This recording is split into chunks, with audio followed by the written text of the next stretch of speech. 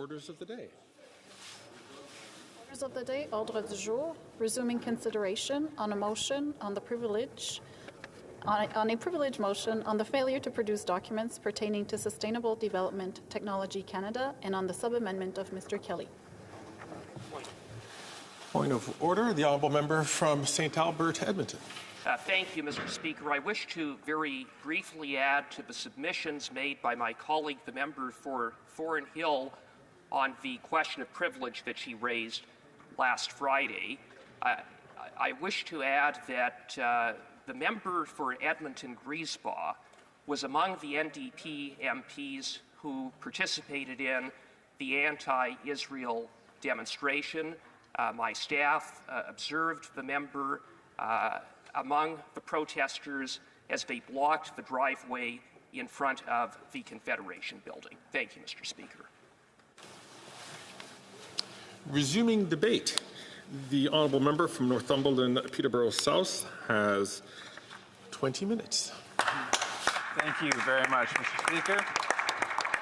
And before I start, I'd just like to wish everyone a Merry Christmas there. So, no problem. And so today we're going to talk, obviously, about the SDTC and some of the actions that happened. So, it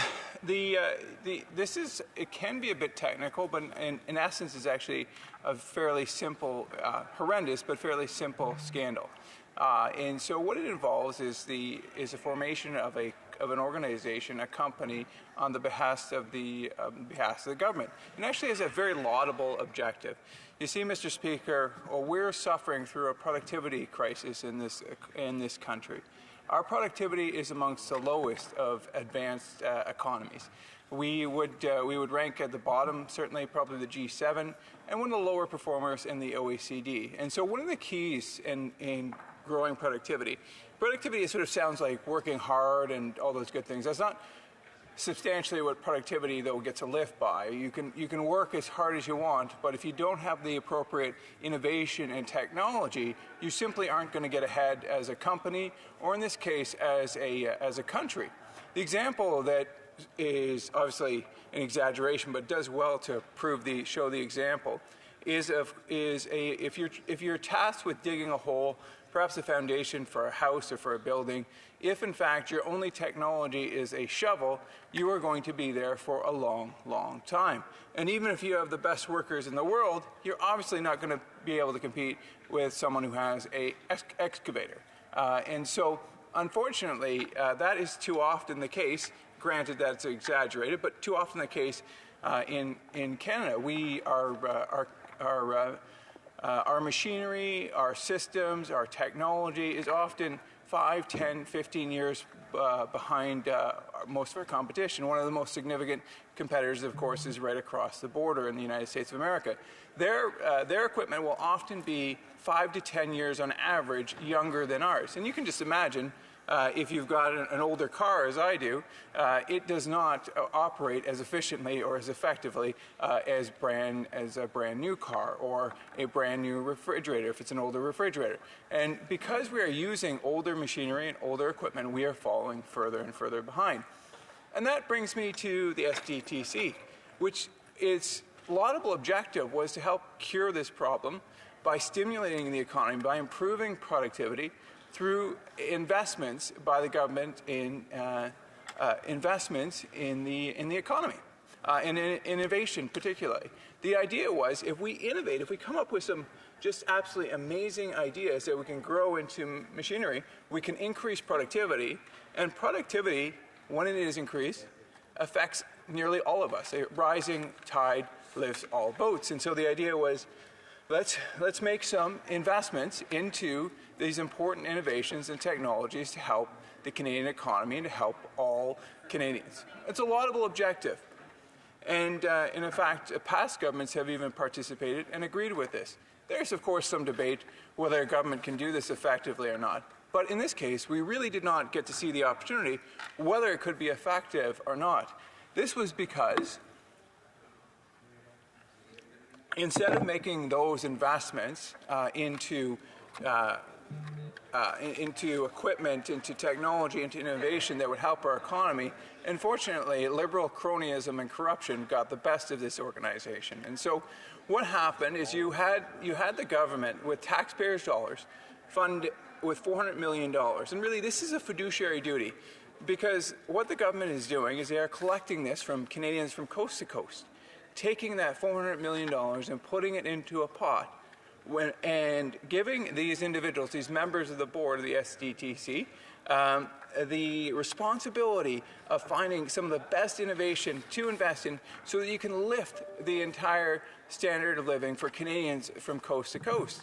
And so this is a tremendous responsibility that these people were given, a real fiduciary responsibility. You're given other people's money to invest on their behalf for the hopeful return of improving the standard of living for all. Unfortunately, nothing could be further from the truth of what happened. You had $400 million, which was basically spent away in corruption and given away to liberal insiders instead of actually helping innovation. So there are a number of different facets, including over $50 million given to ineligible contracts. So that's just saying we've got what you're going to do is you're going to design a framework to give this $400 million away, and in that framework, you're hopefully going to capture and design it well enough where you're going to get those great companies, those great individuals that have those ideas that can help the productivity issue. There were $50 million, they did come up with that framework, and then they decided to take $50 million and not put it within that framework. So totally ineligible. But to me, the most troubling part of this, Mr. Speaker, is that of that $400 million, tens of millions of dollars that was given away in conflicts of interest. And conflicts of interest can sound a bit fancy. Well, what does that all mean? Well, let's go back to that pot of money that has been gathered from coast to coast through income tax, through sales tax, through the carbon tax. All of this money is being taken and put into this pot and given the responsibility to the SDTC to administrate and to award these monies out. What happened is you've got this $400 million, and then you've got this group of people who have to decide where that money's going. Unfortunately, tens of millions of dollars of that actually went to people who were supposed to objectively decide where that money went. And in some cases, here's how it would work. So there would be, of course, there would be an application, and then that application would come before these individuals that would be the arbiters of where that money goes. And so that money would be plunked down, and they would decide. And so what would happen would one board of directors or one of the members would say, hey, I've got a conflict of interest. So that's company A, okay? So they walk out of the room. But all the while knowing that they were actually going to hear from an individual who had ownership or who had an interest in company B that was coming up for application next in line. So here you are sitting here as company B now. You've got an interest in company B. You're looking at the grant from company A, knowing full well that in the next half an hour, they're going to decide whether you get the money or not. The idea that that wouldn't bias someone is just this side of absurd. And so hundreds of millions of dollars that are gone out the door. It's important to note, and this is the part that I think is really underreported and really not expressed enough. That money just doesn't come from the Prime Minister's Trust Fund. That money does not just emerge from the ether. That money is gathered. It is pulled from the hands of hard-working Canadians. It is taken from a single mom. In fact, a single mom earning $40,000 or $50,000 can face a marginal effective tax rate as high as 40, 50, even 60%, Mr. Speaker. With the clawbacks and with income tax, yes, that's absolutely what they pay. You can look it up at the Fraser Institute, or you can look at the CD Howe. They've written numerous papers on it. I trust the members to look at this, review it, because that's the reality of it. And so this money that is being taken from hardworking Canadians is then going and funneled in buckets full, Mr. Speaker, to Liberal insiders. And I want to give one example of where that $400 million could have been spent. and where that $400 million could have done, in my estimation, a great deal of good. We've had, I have the privilege of being the Shadow Minister for Transportation, and we've had in the last couple of Transportation Committee meetings, we've been discussing and studying the Big Dock. Not many of you will know what the Big Dock is, and that's fine. The Big Dock is located in Fort Chipewyan, northern Alberta. There are 2 First Nations groups and also a Métis people that utilize the Big Dock, in addition to a rural municipality as well. This Big Dock is the center of activity. It is where children learn to swim. It's oftentimes where folks, first time a child might throw in their first line to catch that fish.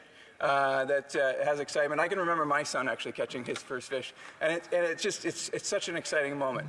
And so you've got this is the center of community. It's also, by the way, the only way that during the winter, the only way during the summer that you can get in and out of the community is through this big dock or wharf that exists. And what we found out at Transport Committee is that this dock and the vicinity is contaminated. It's beyond doubt, and that Transport Canada knew about this at least since 1997. Most recently, a report came in 2017 that said that there were hydrocarbons, that there were arsenic, that there were other heavy metals, other contaminants that I certainly would not want to be having my children swim in or have anyone's children swim and play in. In fact, there are even older reports that perhaps show that there is radiation surrounding this dock. And Transport Canada knew about this. And in the 2017 report, of which they had an obligation underneath the environmental assessments to disclose, you know what they said? They said, well, we were looking at actually divesting this, and as part of a due diligence, we sent 2 out of the 3 Indigenous groups this in a package of due diligence. In a huge package. For those of you who have practiced law, you know what due diligence can look like. It's tens of thousands of documents at times. Tens of thousands of documents. And this government said, the Transport Canada said, that's good enough. We've disclosed it. They didn't disclose it. They kept it a secret. Since 2017, they knew it was contaminated. Worse is that they had to be dragged kicking and screaming. Because what actually happened, how we found out about it, is that the chiefs at the time realized that the dock was actually getting covered, or the water levels were declining because the sediment was building up around the dock. And so they needed to dredge it. And it wasn't just out of pure recreation. Like I said, it is the only way out of the community. And so when the wildfires struck the area, they had difficulty actually evacuating. And so they asked in 2023, and then again in 2024, we need to have this area dredged. Transport Canada was reluctant. They didn't know why, but they knew that if another wildfire hit, they may not be able to get out of their community. They might literally burn to death. And so they said, you know what, we're doing it, whether you want it or not. You know what the response back was from Transport Canada? You know what the Transport Canada's response was? You will be put in jail. If you go ahead and you dredge this, you will go to jail. So they're then left with the terrible position of A, let their people down by not dredging it, meaning the next wildfire could very well be the end of their people, or secondly, to go to jail. And so they actually did a brilliant, what I thought was a brilliant course of actions. They hired their own toxicologist. They wanted to find out what was going on there. And they found out a couple of things, Mr. Speaker. One, it's contaminated. Secondly, after the contamination was discovered, this government did not bother to study it for the effect on human health. This Liberal government chose, through Transport Canada, their agency, that we know it's contaminated. The next logical step from a professional toxicologist was to look, well, what's the effect of that contamination on human health? But instead of doing that and finding out, does this have an impact, what would be the impact they decided, no, we're going to actually keep this as a commercial port, even though anyone who's been to Big Dock would be able to easily tell you this is much more than an area of a barge where we ship off supplies. This is a community hub. This is where children swim and fish. And they chose, we're just gonna turn a blind eye to this. And that's what they did. That's what they did. And it wasn't until that the Indigenous peoples chose to get their own toxicologists, they found out about this contamination. And here we are now, and still dragging, kicking, and streaming. And you know what they asked for? They asked for $25 million, which is a fair amount of money. And goodness sakes, for folks in my community, $25 million sounds like a lot of money. But when you look at that, this government spent $400 million to achieve nothing but to pad the pockets of Liberal insiders. For less than 10% of that investment, you could have cleaned up, remediated the entire area around Big Dock. You could have built a brand new dock so that, one, you had an area where children could go swim and fish and enjoy again, an area where First Peoples, the Chippewa Nation, could evacuate effectively for less than 10% of what this government wasted padding the pockets of Liberal insiders. So, Mr. Speaker, I've been trying to talk to this in a way I hope that most folks can understand. That this isn't just $400, when you hear the number $400 million, like with the billions this government has spent, with a deficit of $40 billion, actually we don't know what the deficit is, because this government won't even tell us what the actual deficit is. They are supposed to have their public accounts due by September at the very latest. We're now in December. We still don't know effectively what the deficit is. And we will hear criticism mostly from this side of the aisle and the folks who are the other side of the aisle and who support them, that sometimes we ask questions that are too aggressive or even seem petty. But I've heard the Leader of Opposition ask a completely substantial and reasonable question. What is a deficit? What is a deficit, Mr. Speaker? What type of government does not respond to that type of question? This is like 6 months after they're supposed to have published it. Do you know what would happen, Mr. Speaker, in a private business if a CEO refused to tell you what their earnings were and what their losses were, or what their revenue or what their costs were for this long a time? I can tell you exactly what would happen. They'd go to jail. They would go to jail. They would be fired, and they would go to jail. Because there is a duty on all of us. This isn't our money. This is not my money that we are administrating. This is not my money that we're negotiating. This is not their money. This is not the Prime Minister's money. This is not the Liberal government money. This is the people of Victoria, of Vancouver, of Calgary, of Edmonton, of Winnipeg, of Toronto, of Orono, of Crammy, of Brighton. These are the dollars that they work day in and day out for. These are dollars that they were hoping to utilize for their children's education. For many of them, a children's education is even so far off, they just want to make sure that their kids can eat at the end of the week. And instead of that money going to where it can best be spent by the people who earned it, it's sent here to the ivory white towers, where these folks who tell you, we know better. We will make sure that you don't just spend your money on beer and popcorn. We will take that money here and we will invest it for the best of you because we know better than you. Well, we've clearly seen that they don't, and that money belongs in the hands of the hard-working people who earned it. It belongs in the hands of our Indigenous communities. It belongs in the hands of our farmers, of our business owners, the job creators, because they earned it, they value it, and they know where best to spend that money. And so the next time you hear about some story of this great Liberal program that's going to come out and revolutionize the world, I want you to think about something.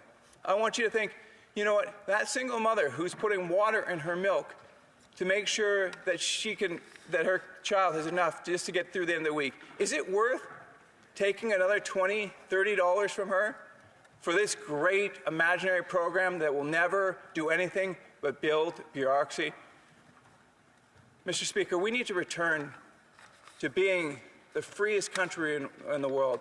We need to return to a country where everyone has opportunity, where it doesn't matter who you are, it doesn't matter where you came from, it matters how hard you work and what you want to accomplish and who you want to be. Thank you, Mr. Speaker. It's been a privilege to rise. Questions et commentaires. L'honorable député d'Alfred Pella. Thank you, Mr. Speaker. I find it quite interesting hearing my colleague across making all these comments this morning. We both sit on the Standing Committee of Transport, and he did a great job in playing with the facts. You know, he says that we've turned a blind eye. But I'd like to remind him when the Conservative Party under Stephen Harper found out about this contamination, they completely not just turned a blind eye, they shut off their ears because they didn't want to know anything about it. And moreover, they were ready to sell it. Can you explain why there was inaction in those years, and why was the Conservative government trying to get rid of this problem and selling it off?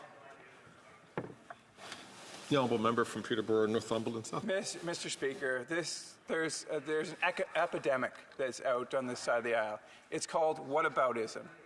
They refuse to accept accountability or responsibility for anything. Quite frankly, I don't care if the contamination can be traced back to John A. Macdonald. The fact is, over the last 9 years, this government knew about it and did nothing. Question. The honourable member from Alfred Pella already had an opportunity to speak. If he wishes to get the floor again, he could also rise to be recognised by the chair. L'honorable député. The honourable member for Berthier-Mesquite-Angers. Thank you, Mr. Speaker. I'd like to thank my colleague for his speech.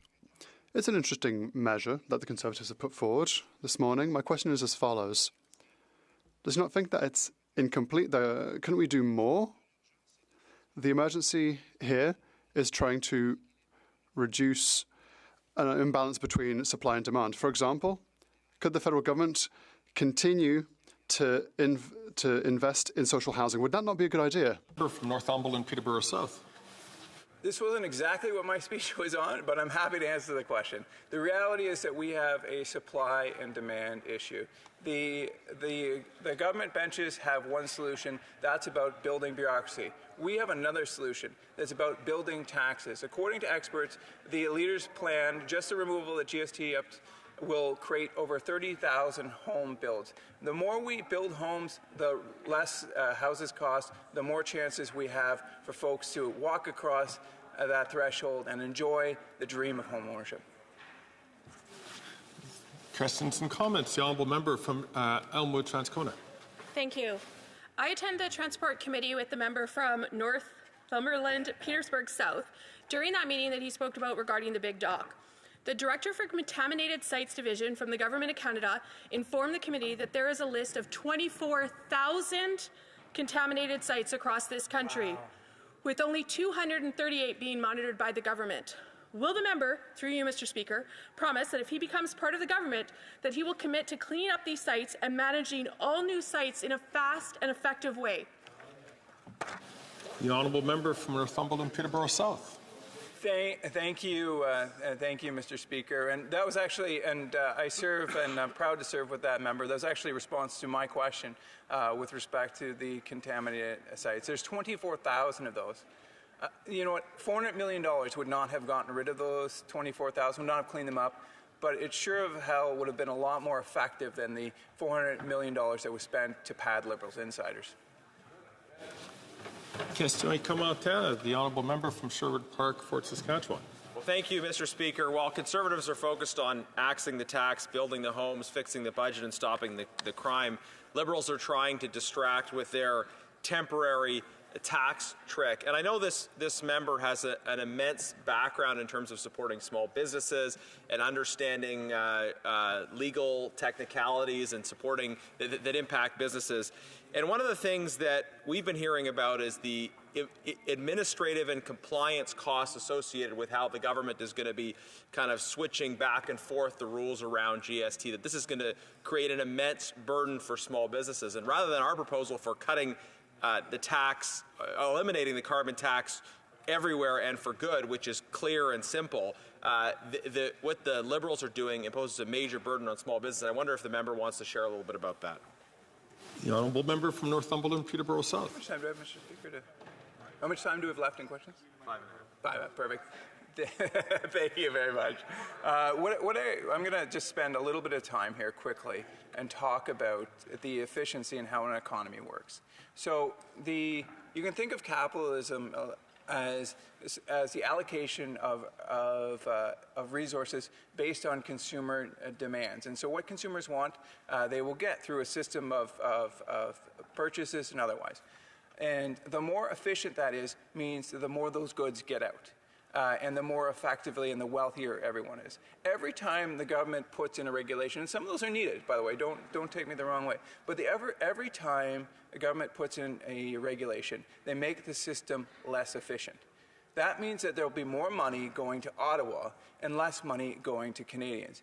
And particularly where you create temporary, short-term distortions, you can actually do a lot of permanent harm to the economy because you disrupt the efficiency of the economy. The buy and sell signals that exist in a capitalist economy are distorted. And so what actually happens, I would love for it to believe that this had a good intention, but I can almost guarantee you that the outcome will be negative for most Canadians. Questions et commentaires. L'honorable député de Preston Chesapeake. Je m'excuse, j'ai oublié le Chesapeake, merci beaucoup. Thank you very much, Mr. Speaker.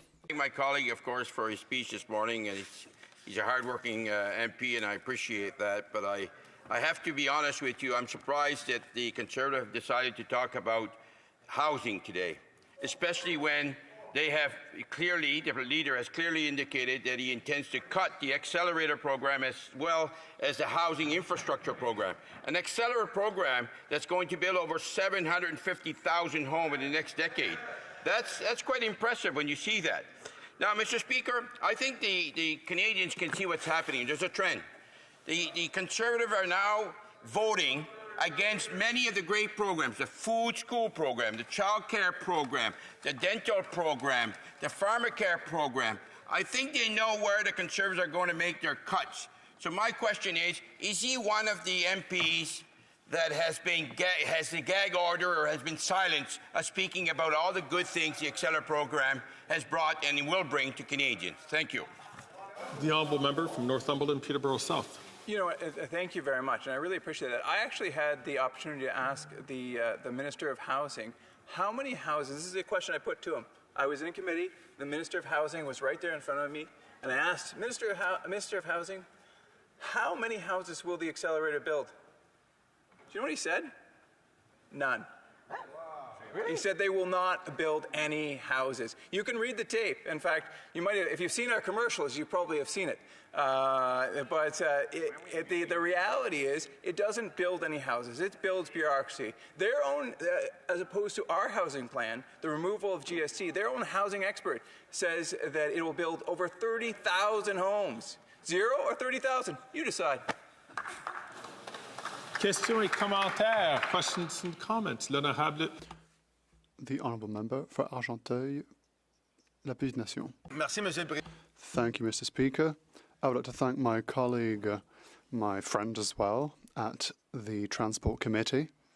I would like to also thank him for his 101 course on how to build the Canadian economy with SMEs. I appreciated when he said that selection criteria would be based on long-term decisions that shouldn't just be made for a 2-month period. My question, why did he vote, therefore, against permanent measures for childcare benefits for breakfast for children or for housing. These are all long-term decisions. Why did he vote against them?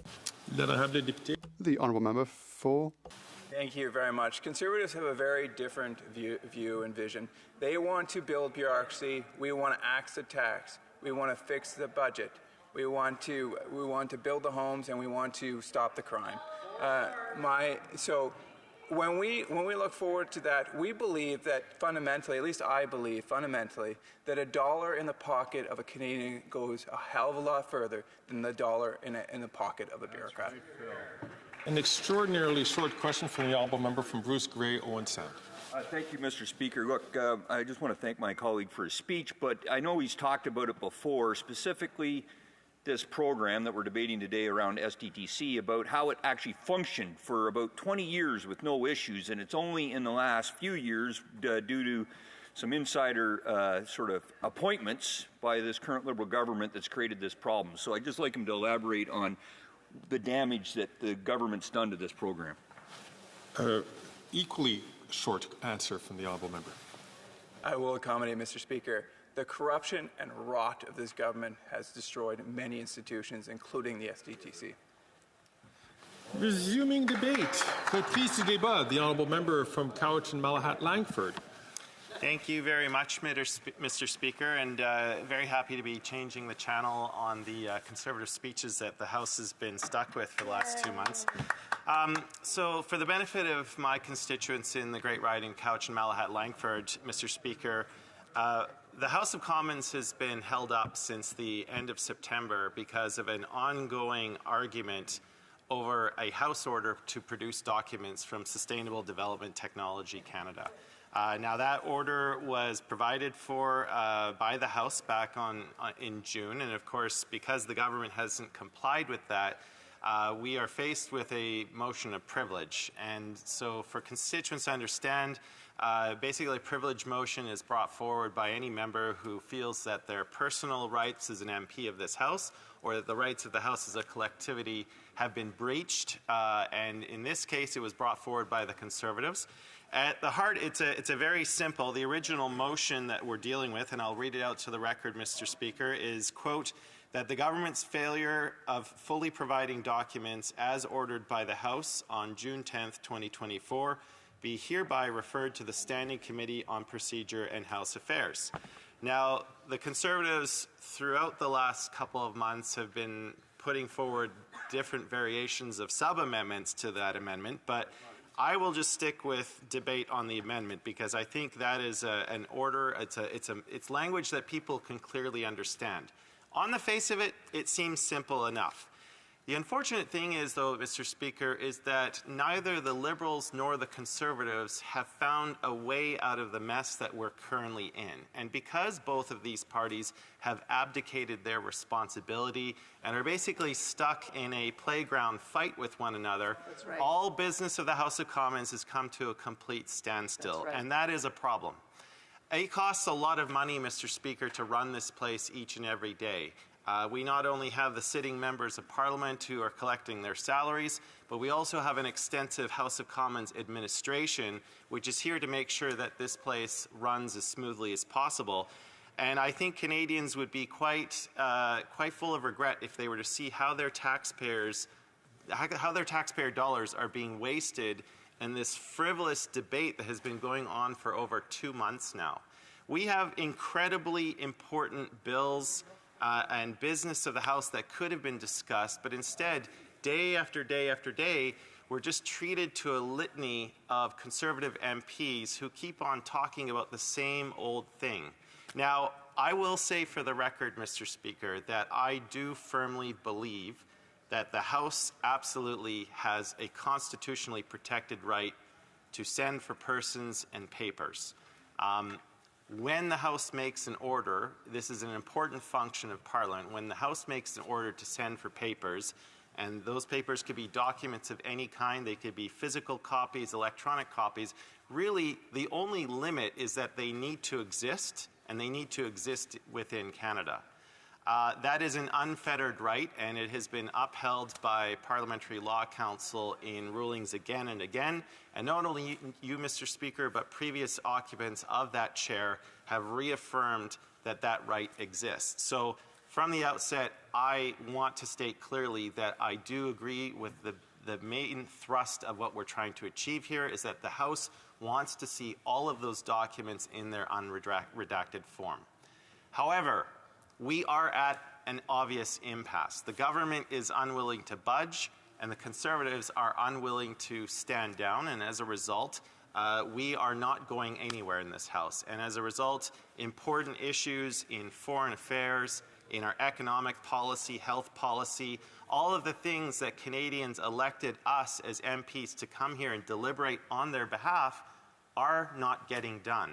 In fact, the only recourse that we have as members of Parliament right now is to bring up the occasional concurrence debate in a committee report that has already been tabled. It's not much of a debate because, of course, those committees have already, by majority vote, agreed to those reports. They have been duly tabled, and so we are left with the only option of spending 3 hours here, 3 hours there, debating a report that has already been deliberated in thoroughness at its respective committee. But again, because that is the only avenue that we have available to us, that is the only way that we have been able to bring forward important subjects on foreign affairs, on health, on economic policy, and again, what Canadians are expecting us to do. So because we're at an impasse, we have to start looking at this and try to be adults in the room, Mr. Speaker. And the motion that the Conservatives have brought forward, and again, I'll remind people, they are filibustering their own motion right now. The motion is to bring this matter to the Standing Committee on Procedure and House Affairs, which, you know, is a very, very important committee. That committee not only determines the membership of other standing committees, but it deals with all of these really, really important issues, because if the House is at an impasse, it falls to that committee to deliberate and find a way forward. And if we were to arrive at a space where we could send this motion, again, a Conservative motion that they brought forward and which they are filibustering, if we could find some way to bring this to the Procedure and House Affairs Committee so that that committee then could deliberate on the way forward, then it would allow this House of Commons to get back to the business of debating the issues that matter to Canadians. Now, there are a few things I want to raise because I have listened to Conservative speech after Conservative speech after Conservative speech on this matter, and it is unclear exactly which way or what details they're looking for. Because on the one hand, there are major problems with how this funding was allocated. The Auditor General has observed that. The committee in its investigation has observed that. There were obviously major problems. Were they criminal? That is not for me to say. Obviously, there was some gross mishandling of taxpayer dollars, and people absolutely need to be held accountable for that. But it's not up to us to determine whether this is a criminal matter. That falls on the independence of the RCMP and also our criminal prosecution services. They are the only ones who can decide whether this proceeds in a criminal way. And there have been some arguments back and forth on, you know, is the House of Commons within its right to hand these documents over to the RCMP, or would that constitute an interference into an independent investigation? Again, this is not a question for which I or the House as a collectivity is best equipped to answer. I have repeatedly asked Conservative MPs after their speeches, because there is this uncertainty about what role the RCMP should play in this, would it not be best to refer this to the PROC Committee, Procedure and House Affairs, call the Commissioner of the RCMP forward as a witness, and provide and get best guidance from the top RCMP official in the land? I take this very seriously because two of the standing committees I serve on, both Public Safety and Justice, I can say that I have dealt with this subject matter quite a bit, and I have a lot of respect for the work that our police do. So again, in an effort to find a reasonable and adult way forward, could we not just break this impasse to find a way for the RCMP to appear that committee, find a way forward, and if the Procedure and House Affairs Committee recommends a path forward, well then, if the House is still not satisfied, we can again continue this privileged debate. But I think it is sincerely unfair for more than 2 months now to hold up the business of the House, debating this now very frivolous motion. And I would lay the blame equally on both the Conservatives and the Liberals. They have obviously been unable to find a way forward. So what I would say, Mr. Speaker, is you know, a lot of the Conservative speeches these days seem to have to fit several criteria as set out by their leader. They have to be full of hyperbole. They have to fit on a bumper sticker, and often they have to rhyme. So I think we are lowering the quality of the debate that could be had in this place. I don't think this House as a whole is rising up to the expectations that Canadians have at this moment. And again, over the last 2.5 months, all I have been witness from both the Liberals and the Conservatives is them pointing to each other saying, well, we weren't as bad as you were while in government. You know, to borrow from Tommy Douglas's fable on Mouseland, it's like the mice are being asked to choose between the blue cats and the red cats. At the end of the day, Mr. Speaker, they're both cats and they're both bad for mice. It is not a good situation that we're in.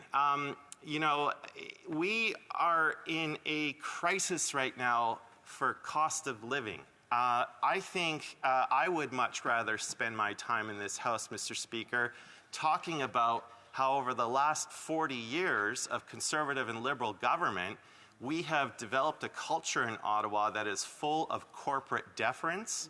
We have seen our corporate tax rate slashed to one of the lowest in the G7. We have seen policies enacted by both Liberals and Conservatives that have allowed the mergers and acquisitions to result in the concentrated corporate power we see in so many of our sectors right now, whether it's telecommunications, grocery retail, even in oil and gas. And so we keep on hearing these arguments saying, well, the Liberals will say, no, you know, we have done so much. Look at what we have done. Why are Canadians not happy with what we've done? Well, they are obviously missing the mark. They are out of tune. They are led by someone who I once described as radioactive. And I hope the Liberals understand they're not going anywhere with the current Prime Minister as their leader.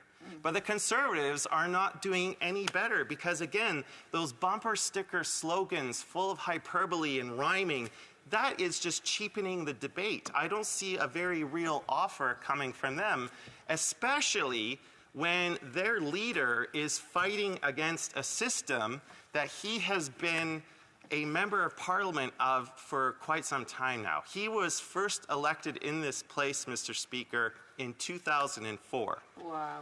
Now I'm the same age as the leader of the Conservatives, so you know when he first got here, he was 25 years old. At that time, I was out in the wilds of British Columbia, breaking my back as a tree planter.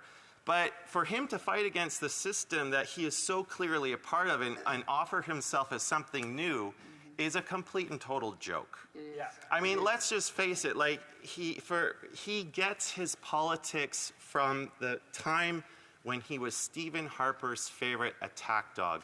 And I'll tell you this, Mr. Speaker, it is people like him who actually inspired me to run in this place, because I remember when I first saw the leader of the opposition on TV, and I could not believe that you could elect someone who was so arrogant, so full of spite, and so just downright nasty. And it's quite obvious from the antics that he displays here and now, he has not changed his ways. And so I will always be inspired to run against that kind of politics. And I will be inspired to run against the politics of the Liberals who believe they are God's given gift to Canada, and why can't everyone just be happy with the incredible work they're doing? The Liberals have let people down. They are not doing enough. The Conservatives are going to bring in the exact same types of policies that the Harper government got tossed out of office with in 2015, and that is a fact. The other thing, Mr. Speaker, is you know, for the Conservatives to stand here and talk about affordability issues when we know that the leader of the Conservative Party, when he starts his fundraising circuit, well, he's already been doing it, they are going to be frequented by the exact same corporate executives who are jacking up prices everywhere and taking in Canadians' hard-earned money. I think many Canadians would agree with me that Billionaires do not need more relief. The working class does. And yet, again, because of the corporate deference policies that we have seen from these two parties over 40 years, we are at a stage now which is the natural result of those policies. Number one, many corporate sectors have seen record profits. Number two, those record profits are happening at a time when Canadians are suffering. It's not a hard stretch of the imagination to link the fact that in 2023, the corporate retail sector, grocery retail, combined, and this is 5 companies that control 80% of the market, saw profits of over $6 billion. At the same time, Mr. Speaker, we have a record number of Canadians having to visit the food bank. The math is simple here, Mr. Speaker. I would agree with my friends that I would rather see dollars in the pockets of my constituents. But the problem is it's not the government removing those dollars, it is corporate profits. Yeah. More and more of their net income is being spent on the essentials of life, on heating, on fuel, on transportation, on housing, on food. That's not the government's fault. That's the corporations who have been unfairly jacking up prices. They are acting like a vacuum cleaner, sucking out the hard-earned net dollars of my constituents to pad CEO bonuses, stock buybacks, dividend payouts. It is a system that needs to be changed. It needs a wholesale cleanup. And we cannot trust the two parties that have built this system. That's right. It is not New Democrats, it's not the Green Party, it's not the Bloc Québécois. It is Liberal and Conservative federal governments trading places, and Canadians need to realize that these two parties, at their core, are but two sides of the same coin. Yeah. They may quibble over the big partisan talking points of the day, but these two parties are two different sides of the same coin. Yeah. They fundamentally believe in that neoliberal economic policy, which over the last 40 years, especially since the greed of the 1980s, has led to deregulation, mergers, acquisitions, and unrivaled corporate power that has put Canadians in the economic situation that they are in today. That's right. Now, I want to talk briefly, Mr. Speaker, about some of the other things that have been held up. And I'll be personal here. I have a private member's bill, Bill C-277. It was voted on unanimously by this House of Commons at second reading in May. It sailed through the Standing Committee on Health, some minor amendments, but again, unanimously adopted by the Standing Committee on Health, reported back to this House. It is being held up by this filibuster. There are even good Conservative bills that are being held up by this filibuster, what? Some of their own legislation. Good bills? And there's some good bills from the government, which again, in those rare occurrences, you can find all-party agreement. But again, we are in a situation now where it's being held up. But for my particular bill, the brain injury community has been without hope for a long time, Mr. Speaker. And this bill, my bill, C-277, is designed to set up a national strategy on brain injuries. I've had compliments from Conservative MPs, from Liberal MPs, across the political spectrum. They have told me that this is a good bill, this is what's needed. The brain injury community's hopes are being dashed right now because of this filibuster. Just last week, I sought unanimous consent because of the support that this bill has to see it reported, go through report stage, through third reading and sent off to the Senate. That was denied by the Conservatives.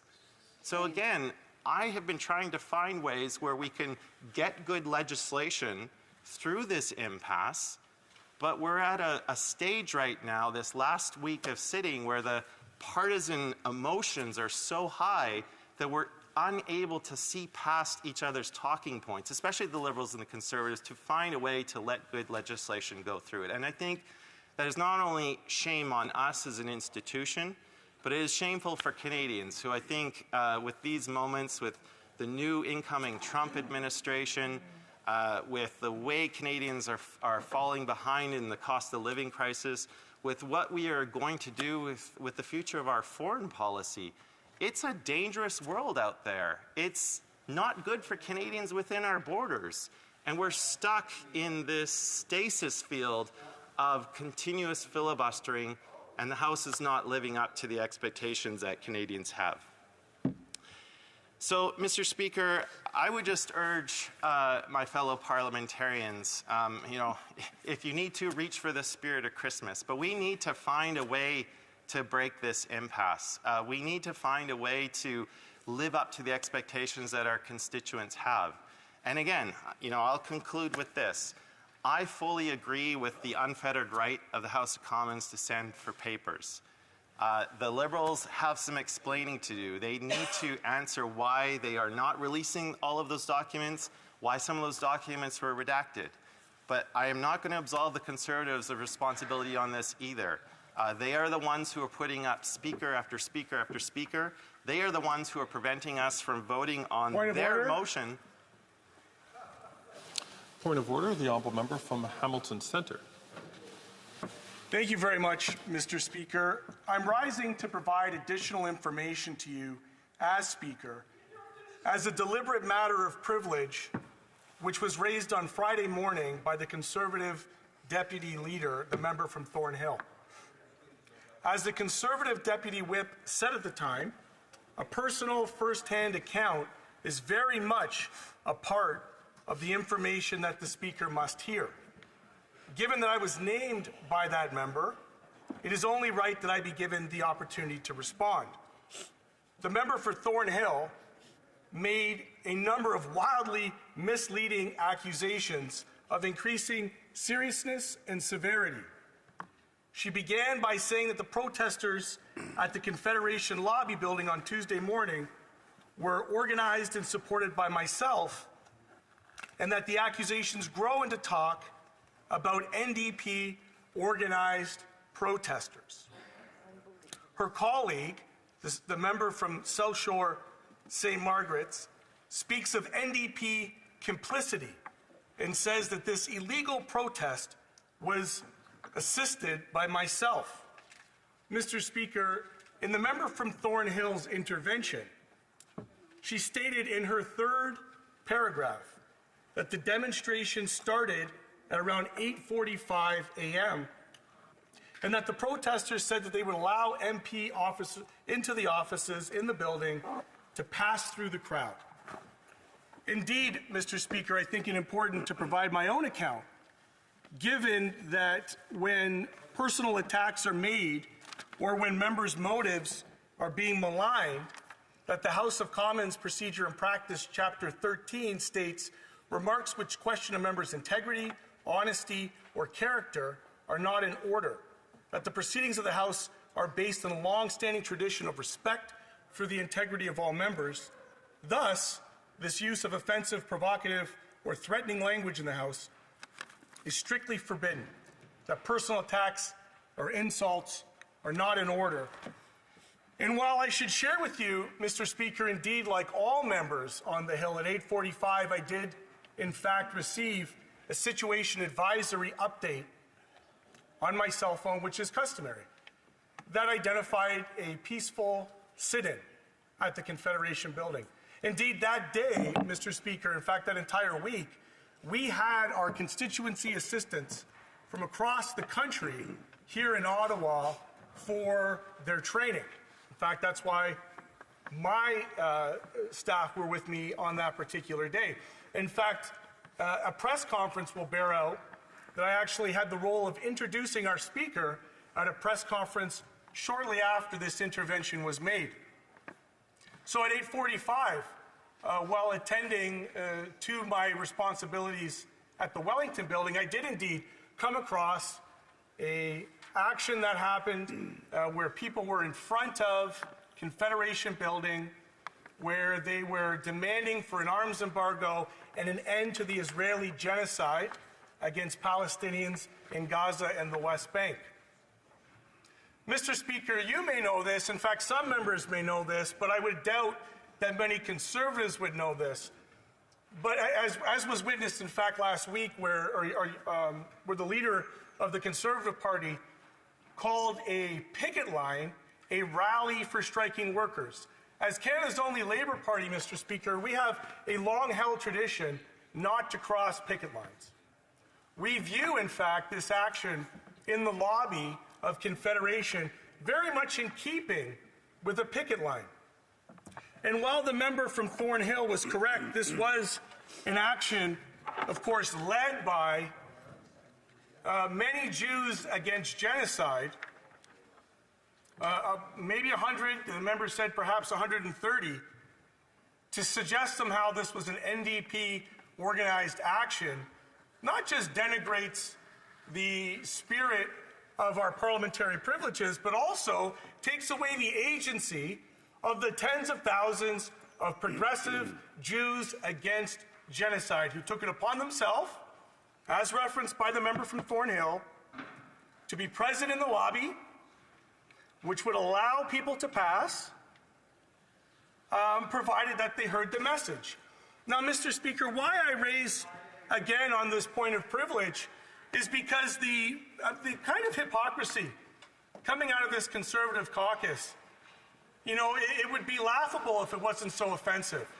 And I refer to you, sir, the action that happened here between January 22nd and February 23rd, which became known as the convoy.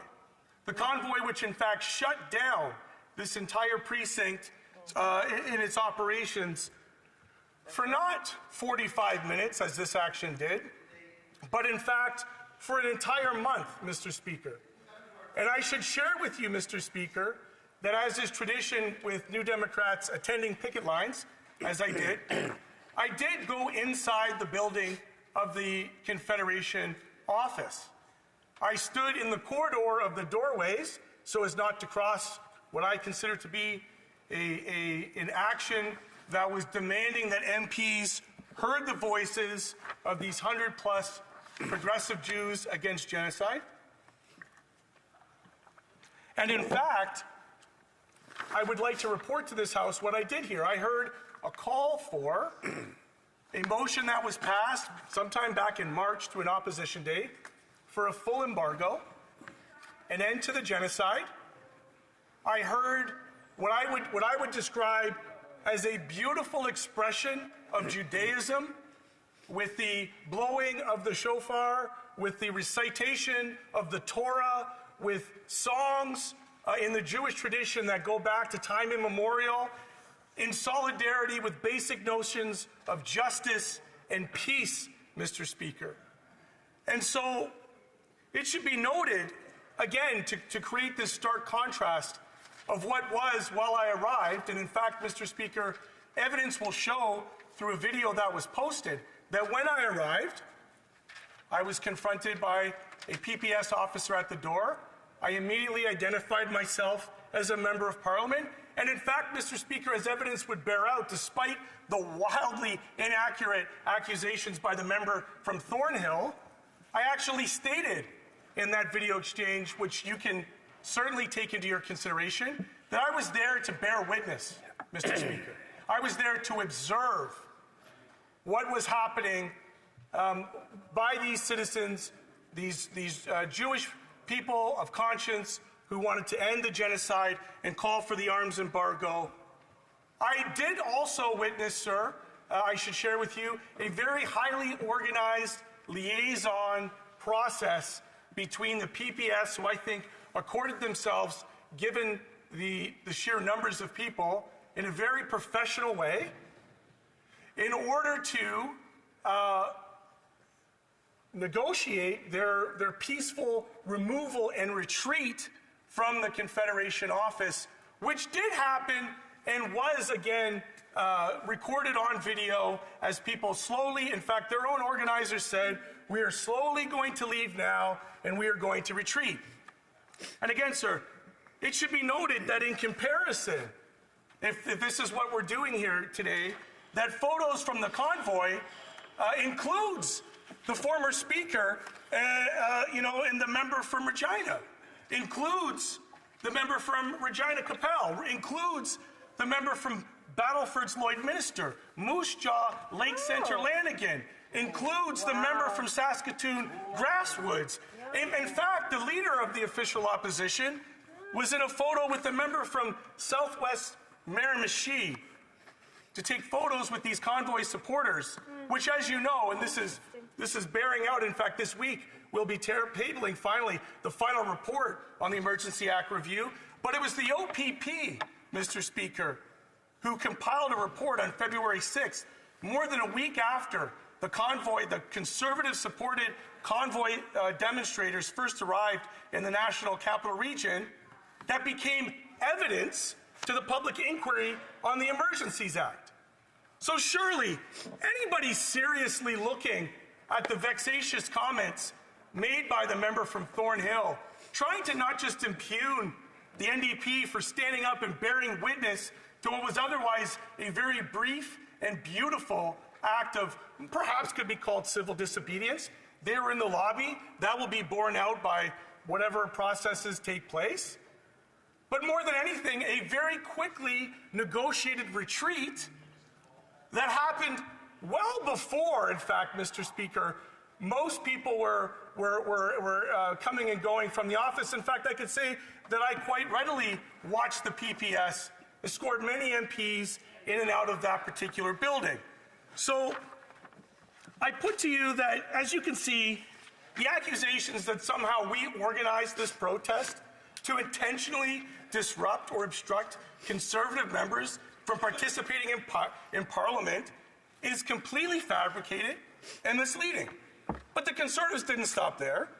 They couldn't help themselves linking this protest to quote-unquote mobs that target Jewish neighborhoods, firebomb Jewish schools, obstruct synagogues, and wreak havoc. How shameful a way to characterize Jewish members of this country in their civil disobedience to genocide. To characterize Jewish members in this way, Mr. Speaker, in my estimation, is a form of anti-Semitism, and it is a disgusting allegation to make. And to liken a group of Jewish protesters to anti-Semitic mobs is beneath contempt, and linking members to Parliament to such by extension to such disgusting acts itself can be considered a form of prima facie breach of our privilege. Those are my remarks. I'm glad that I had an opportunity to finally put that on the record and clear the air on this particular matter. Thank you, Mr. Speaker. The honourable member from Regina Capella's rising on a point of order. The honourable member from Edmonton Strathcona is rising on a point of order. Yes, thank you very much. It's on a question of privilege, Mr. Speaker, and I also would like to take a moment to share some of my thoughts on the matter of privilege which was raised on Friday morning by the Conservative Party Deputy Leader, the member for Thornhill. As the Conservative Deputy Whip said at the time, a personal first-hand account is very much part of the information that the Speaker must have to make a decision on this, and I would like the opportunity to be able to respond. Now, Mr. Speaker, it is up to you to determine whether this action amounted to a violation of privilege of the individual member. But I want to make it very clear, but from my perspective, for my part, I did not experience any violation of my privilege as a member of Parliament. I was able to access my office without problem using the entrance. I was able to have my scheduled meetings in my office without any interruption, and my staff were also able to access their office. I will say that the meeting that I had that day had nothing to do with what was happening in the foyer, and I was able, with my staff, to get to my office. My guest was able to access my office, and we were able to have our meeting, and then my guest was actually able to leave as well. But I want to challenge some of what was said by the member for Thornhill and her Conservative colleagues as they made extreme and misleading allegations that impugn me and my colleagues to suggest that the action was, quote, aided by New Democrat MPs, or that it was, quote, NDP organized, that NDP MPs were, quote, part of this protest in an effort to impede and obstruct the work of fellow parliamentarians. Frankly, Mr. Speaker, that's just completely false. I had no knowledge of this protest action. I learned about it from the PPS email that was sent to all members. I did stop to listen to the protesters on my way in and out of the building, which is where my colleagues and I were photographed listening. Mr. Speaker, this is part of our job. You know, I have to tell you, I am not from Israel. I am not from Palestine. I am not Jewish. I am not Muslim. I am not Arab. I require the perspectives of other people to inform the decisions that I make as a member of Parliament. And frankly, for me, to be in the Confederation building and to see people standing up against a genocide happening against children, it was a moment that I will remember for a very long time. This is part of our job to listen. This is part of our job to understand what is being said by Canadians. I understand that this protest action was organized by a coalition called Jews Say No to Genocide. The protesters, many of whom were Jewish Canadians, were speaking out against a genocide in Gaza, something that I have noted that none of the Conservatives have raised.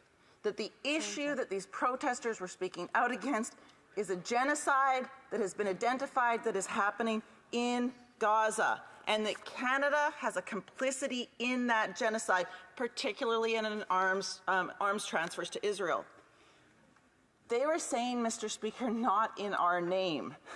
It is well known the New Democrats agree that we are deeply, deeply upset with the Canadians' position, or the Canadian government's position, and Canada's complicity in this genocide. But whether or not a parliamentarian agrees with this argument, or whether or not they are uncomfortable or comfortable with this argument, is irrelevant to the principle, or to the question of privilege. For my part, I believe it is important to hear from Canadians, given the tens of thousands of people who have been killed with Canadians' tacit support, especially children. Mr. Speaker, this is why I stopped to give a few minutes of my time to this group. But to suggest that NDP MPs organized or were part of this protest is entirely false. For my part, I saw a peaceful and very short sit-in. I saw singing. I saw a rabbi speaking to the group about peace. I saw peaceful calls for Canada to end its complicity in a genocide. And I believe that this protest action was over within an hour. Very, very different than some of the protests that we've seen on Parliament Hill that have lasted for weeks and weeks. The same protests that we saw white supremacy symbols shown. The same protests that my racialized staff had to cross to get to my office. But that's not to do with this point of privilege. The member for Thornhill stated, quote, "It is not only my privilege that is breached, but it is everyone who has an office in the Confederation building and those who try to access the parliamentary precinct." I disagree. As I mentioned earlier, I had a meeting in my office in Confederation for an unrelated issue, and I got out and in and out of that building with great ease. As did my guest, as did my staff. My parliamentary work was unobstructed. And for my part, PPS staff were helpful in ensuring that my colleagues and myself got to work without a problem. So I would like to take a moment, Mr. Speaker, to thank them for the work that they do and for their professionalism. I do want to give additional information for you to consider, Mr. Speaker, in response to the speeches made by Conservative members on Friday. First, the term, quote, occupation was used. This was not an occupation by any means. This was a peaceful and very short sit-in. I want to give you some new information on the context of this action, as the Conservatives' choice of words here is really very misleading. Peaceful sit-ins are a common feature of peace and civil rights movements. From the Woolworths lunch counter protests during the civil rights era, to women's suffrage movements, to peace movements. Peaceful sit-ins are a standard tactic of non-violent protest. In July of this year, 400 people with Jewish Voice for Peace held a sit-in in the atrium of the United States Congress to protest the United States' support for the genocide in Gaza. There was a similar sit-in protest last year at the Alberta legislature without incident, again protesting Canada's complicity in the horror in Gaza. At the legislature in Texas, there have been a number of peaceful sit-ins over recent years on issues ranging from sanctuary cities to human rights. Other provincial and state legislatures have also seen sit-in protests on a range of social justice issues.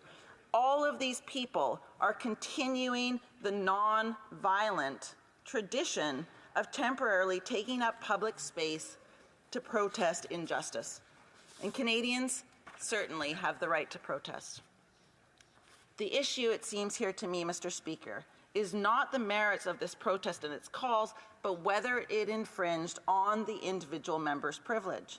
By which I would say again, the second access to the building was open, and I personally had no challenges or issues whatsoever accessing my office.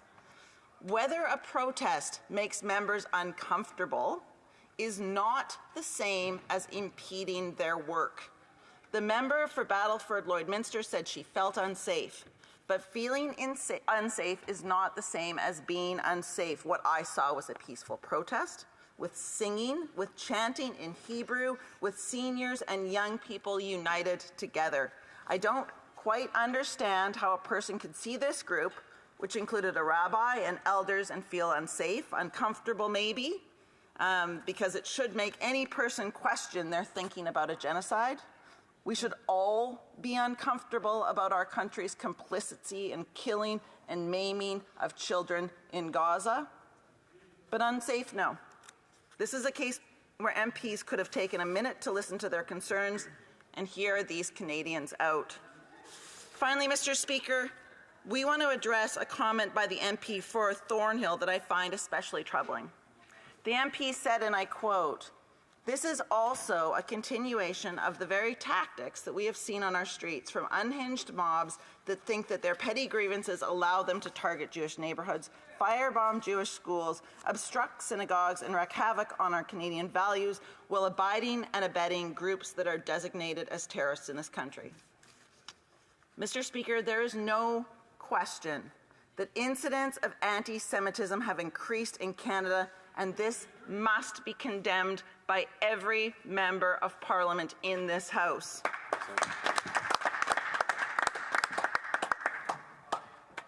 And like all Canadians, Jewish Canadians deserve the right to feel safe in their communities. But this protest, Mr. Speaker, was led by Jewish Canadians who are advocating for peace, for human rights, and for Canada to uphold its obligations under international law. To suggest that these Jewish Canadians are responsible for anti-Semitic attacks is, in my view, deeply, deeply offensive. To suggest that these protesters are part of an unhinged mob with petty grievances is offensive. The member from Thornhill can disagree with them, but to insult these people who are protesting the killing of children, the maiming of children, the starving of children, is wrong. To suggest that these Jewish protesters called for peace, that to call them aiding terrorism, is offensive. And I would ask the member to consider withdrawing these comments. Mr. Speaker, the protest that happened last Tuesday was a peaceful sit-in. As parliamentarians, we have an obligation to listen to Canadians. As parliamentarians and legislators, we should be doing everything we can to amplify their voices, and I'd like you to consider that as part of your deliberations. Thank you very much. Thank the honourable member. Do I see an honourable member rising on a point of order? I imagine it's on the same point of order.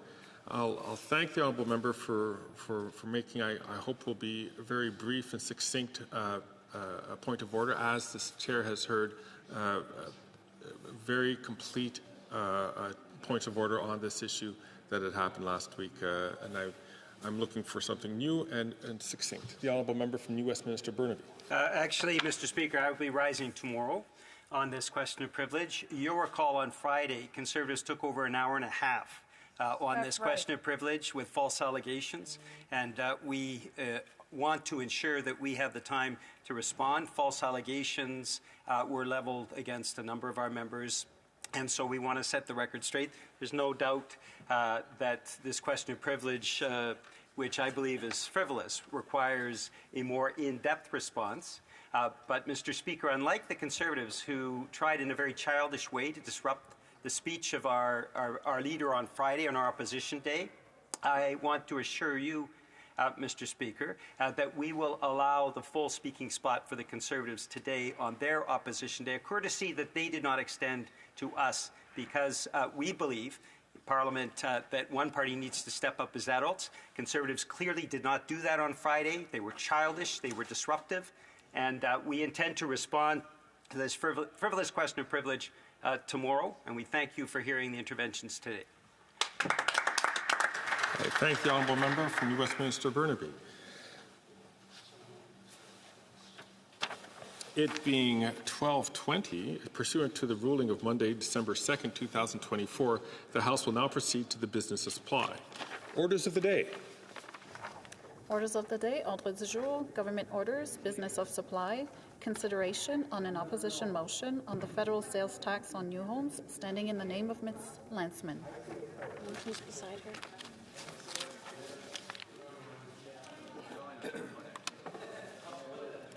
Just one moment, please.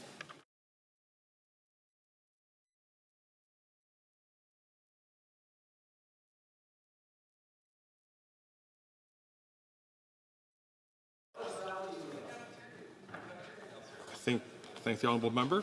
Ms. Landsman, seconded by Mr. Hallan, moves that given that after 9 years of this Liberal Prime Minister, monthly rent and mortgages payments have doubled.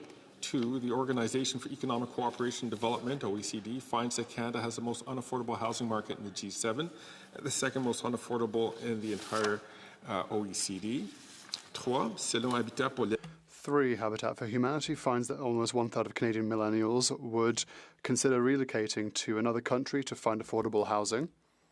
4, the PBO says that chronic homelessness is up by 38% across Canada since 2018, despite Liberal promises to eliminate it by 2030 in order to save Canadian home buyers up to $50,000 or $2,500 per year in mortgage payments.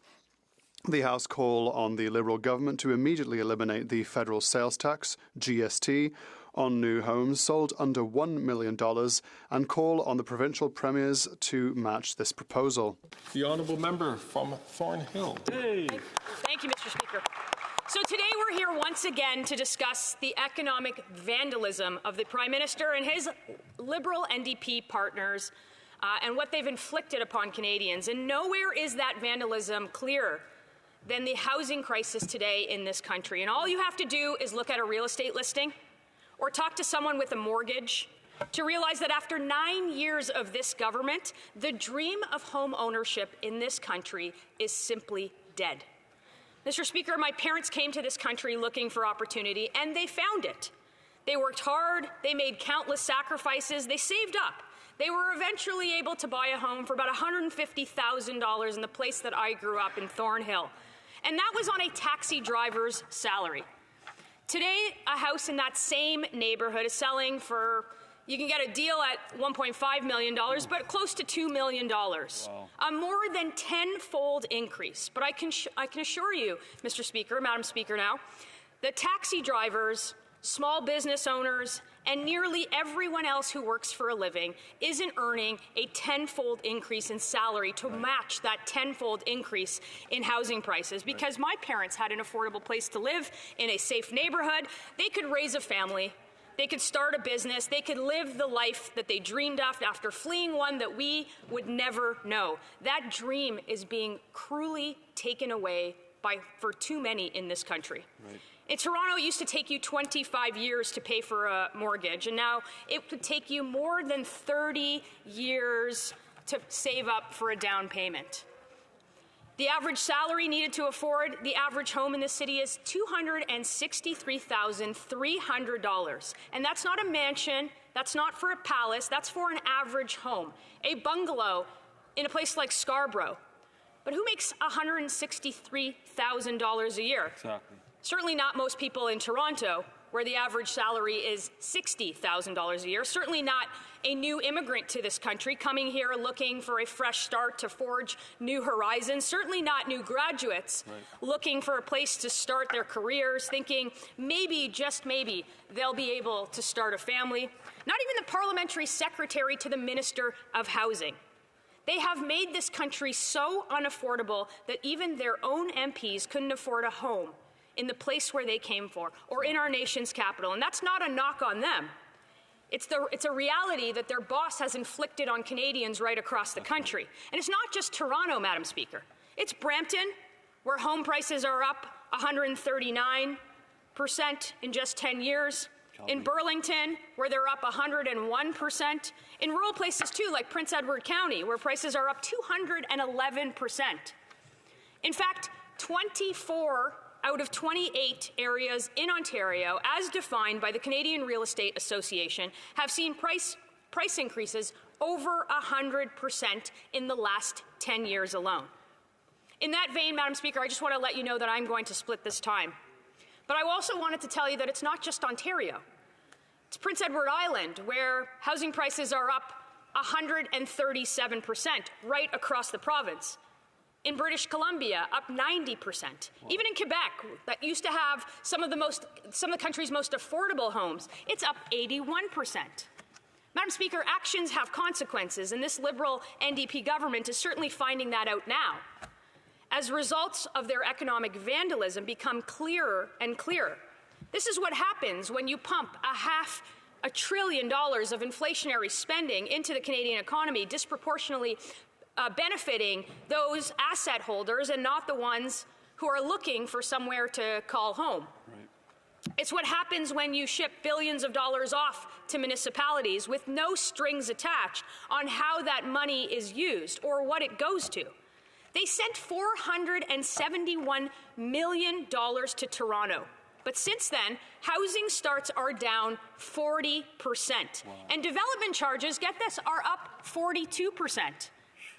That's what happens when your immigration system is broken by a government that can't do the simple math. In 2022, just last year, we accepted 437,000 new citizens, 607,000 permanent residents, but we only built 219,000 new homes. So anybody who would do the basic math on this could have anticipated what happened next.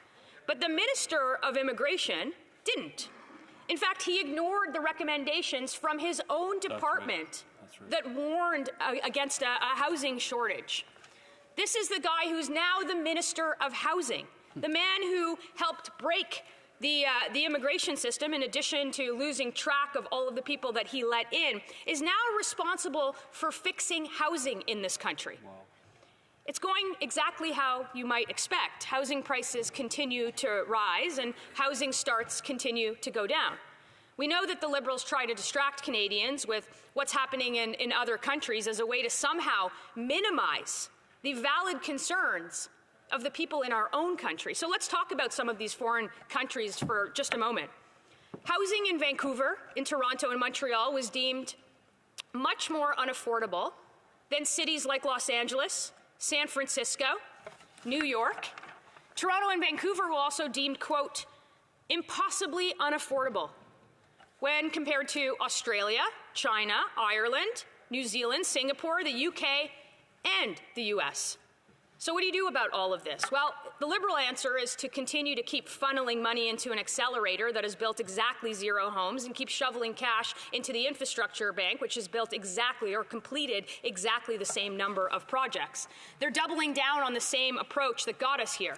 And they're not willing or they're unable to make new housing available while at the same time continuing to mess with the immigration system, a mess that has this weak Prime Minister staring down the barrel at 25% tariffs or a tariff threat from the U.S. Mr. Speaker, common sense Conservatives have a different approach. We're going to cut the GST on new housing construction so it's cheaper, not more expensive, to build units that Canadians need. We're going to make life more affordable by increasing the supply and the availability for places to live from coast to coast. The current Liberal housing minister loves the photo ops. It's most of his job. Big, fancy photo ops, but no meaningful results because you can't argue with the facts. We're going to quit the photo ops and the posturing and replace them with actual negotiation that ties the number of infrastructure dollars that cities receive to the number of homes they build. We'll make sure that high-density housing gets built and near critical infrastructure like public transit. It's a common-sense approach, Madam Speaker, and what you incentivize, you get. The government incentivizes inaction and delay, and that's what they're actually getting. We'll incentivize actual results for Canadians so they can get that dream of home ownership or achieve that dream. Even Liberals approve of the plan. Liberals like the Prime Minister's advisor, Mike Moffat, who called it, quote, bold. He said he was a big fan of the idea. He knows that it's time for real action, as do most other Canadians. It seems like everyone except the ones who sit on the other side of the House know exactly what the solution is. Madam Speaker, we're going to axe the tax, we're going to build homes, we're going to finally bring home a country where hard work pays off once again, where affordable housing gives way to that Canadian dream. And there's much more I can talk about. I could go on about the lowest projected growth amongst advanced economies, the 1.5 million Canadians seeking work that can't find it, the rapid growth of our bureaucracy and the red tape here in Ottawa, the impending quadrupling of a carbon tax, which will delete more than $30 billion from our GDP, or the new capital gains tax, which will send all that money down south. I could go on and on and on. Unfortunately, I'm going to run out of time. But I would much rather have 4 years to come up with the solutions to address this, the problems created by the Liberals and the NDP, instead of the 10 minutes that this debate affords. All Canadians needed a carbon tax election yesterday. That's what we're hearing right across the country. So we can have a common-sense Conservative majority government led by the member from Carleton that will fix this mess, that will axe the tax, that will build homes, that will fix the budget, and that will stop crime. It is within our reach, and we're going to bring home homes that Canadians can actually afford. We're going to bring it home after the next election, after we have a Conservative majority government in this place, led by the member from Carleton. Questions and comments. The Honourable Member for St. John Rothsay. Thank you, Madam Speaker, and thank you, Member Opposite, for her speech. But, Madam Speaker, I do come from the riding of St. John Rothsay that's benefited greatly from programs that we've brought forward, like the Co-Investment Fund, the Rapid Housing Initiative, the Housing Accelerator Fund. And one thing certainly I noticed over the last few weeks was the Leader of the Opposition calling mayors across this country incompetent. And my question to the member opposite is, do you agree with that comment, calling mayors across this country incompetent? And will she also get behind the Housing Accelerator Fund, which is helping to transform communities, setting the table to build houses across this country? Thank you, Madam Speaker. Member for Thornhill. Thanks to my honourable colleague. First of all, he should remember that the accelerator builds exactly 0 homes, and that's an admission by their own housing minister. The second thing I would ask him is, what kind of city takes $470 million from the federal government only to see housing starts fall by 40%, rather and have development costs go up by 42%. We believe that the money belongs in the pockets of Canadians rather than in big bureaucracies, and that's exactly what we're going to do after Canadians elect a new government, after throwing out the most unpopular government in my lifetime. Questions et commentaires, l'honorable député. The Honourable Member for Rivière-des-Mille-Îles. Thank you, Madam Speaker. The Conservatives, were abolishing taxes on new constructions, of this tax, asks Quebec and other provinces to do the same thing, eliminating taxes on new homes. I have a question. Does she not realize that it is not federal jurisdiction, it's provincial decisions to make? What does she have to say? Madam Speaker, what we're talking about here is actually taking the tax off for individuals right across the country, off of homes under $1 million. Not only will that spur a tremendous amount of housing construction around the country, which this government has failed to do, which they have seen housing starts right across the country go down to municipalities where they've pumped millions and millions of dollars in. They've seen development costs go up. I think that's a responsibility of the federal government, one that this federal government has failed Canadians with over the last 10 years, and that is why we are in this crisis, and we are going to fix it. Comments, the honourable member for London Fanshawe. I want to thank the honourable member for her speech. I am a bit concerned, however, that in all of the slogans and the one-liners that we are missing quite a lot of details in terms of this Conservative plan. And I am concerned that when we talk about, and they're talking about the GST off of homes under $1 million, that in one breath, they're talking about that, and in another breath, when we've tried to reduce the GST off of some home essentials, they're calling it inflationary. I'm concerned that people would be confused in terms of that double standard or that hypocrisy, and I would love to hear the honourable member address that. For Thornhill. Nobody is confused about any of the hypocrisy here. What they are confused is the hypocrisy from the NDP that continues to vote with this Liberal government to raise taxes on all Canadians on everything. Our solution is pretty simple. We're going to take the tax off of everything for good for everyone. And I think the member of the NDP can go back to her people and have a carbon tax election where there's one option. She can continue supporting the government of the day like she has, being another part of the Liberal Party. She wasn't elected to do that. Or she can offer a permanent tax cut on everything for everyone. Well said. Questions and comments. Questions et commentaires. The Honourable Parliamentary Secretary. Yes, thank you, Madam Speaker. Concerned that the member wasn't going to get her stars because she wasn't using the slogans, but she caught it at the very end. You know, it's amazing. When we talk about housing, the gentleman that she's sitting beside, Madam Speaker, the leader of the Conservative Party, he was the worst Minister of Housing in the history, well, at least until World War II anyway. 6 homes. That's how many houses he built. Now the Conservatives say, we got an idea. We're going to dump all over affordable housing, that's for sure, Madam Speaker. My question is, how can the members say with a straight face that the Accelerator Fund is not doing anything to construct new homes? That's absolutely ridiculous, Madam Speaker. Does she not understand the principles of infrastructure? Great question. The honourable member for Thornhill, a very brief answer. I'm glad that the member opposite is concerned about my career trajectory, but I'm not going to take lessons from him. What I will say is that for $89 billion, what this government has done, $89 billion of an Accelerator Fund on housing, this government has doubled the price of a home in 10 years, they've doubled the price of rent, and they've doubled the price of mortgage everywhere right across the country. Awesome. Resuming debate, the Honourable Leader of His Majesty's Loyal Opposition. Merci, Madame la Présidente. Thank you, Madam Speaker. We have just finally learned on the 19th of December, the Minister for Finance will table an economic statement. It will be one of the most late economic statements in the history of our country because this government wants to avoid having to reveal the following. This Prime Minister is weak and he has completely lost the plot when it comes to spending taxes, and increasing the cost of living. We have one single message. We are just asking for one thing in this statement. Stop inflationary spending that is increasing the cost of living. Stop tax increases that are killing jobs. Stop adding to Canadians' debt. Stop threatening social programs with irresponsible decisions.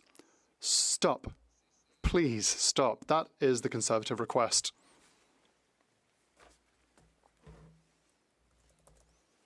And today, we rise to ask the government to stop.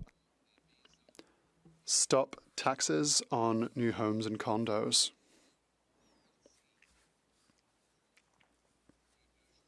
The biggest part of a housing cost isn't the carpenters, it's not materials, it's not buying the land itself, it's the sheer burden of taxes and red tape. taxes from all three levels of government that increase the cost of housing, prices that are now impossibly high for our youth. And that is the reason for which the common sense Conservatives will eliminate GST on new homes to save up to $50,000 for a Quebec family, for example, who just wants a nice home to live in.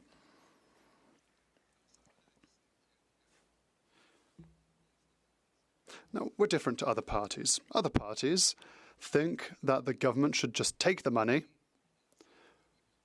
and then give it to other levels of government, who will then give it to another level of government, who will then give that to the bureaucrats, who will, at the end of the day, approve housing after all that process. Now, we believe that the shortest line is a short highway from point A to point B, and that is why we want money to be sent directly into the pockets of those who are buying the houses by reducing the tax burden. Government statistics have shown us the following with regards to eliminating GST on housing, on apartments. According to these statistics, we can estimate that this will stimulate 30,000 more condos being built every single year. Less of a tax burden, more building. Now that's a solution that will truly deliver for everyone. And the aspect that I'm the most proud of is that we will eliminate the Housing Accelerator Fund, or as I call it, the Disaccelerator Fund, which is actually slowing down construction. I am very proud to announce that we're going to scrap that program. A program the Liberals spent $8 billion on in order to bloat the bureaucracy and to give more money to greedy politicians. I find it frankly pathetic that the housing minister calls up mayors to say, look, I've given you a big check. You need to send a letter asking for my program to stay in place, even if it actually slows down housing construction. And of course, those politicians say, yes, well, I want that taxpayer money. I want the checks. Of course, politicians want money. But we are not here to work for other politicians. We are here to work for taxpayers and for youth, young Canadians who want to buy homes. Alors, c'est avec beaucoup de fierté que je vais éliminer.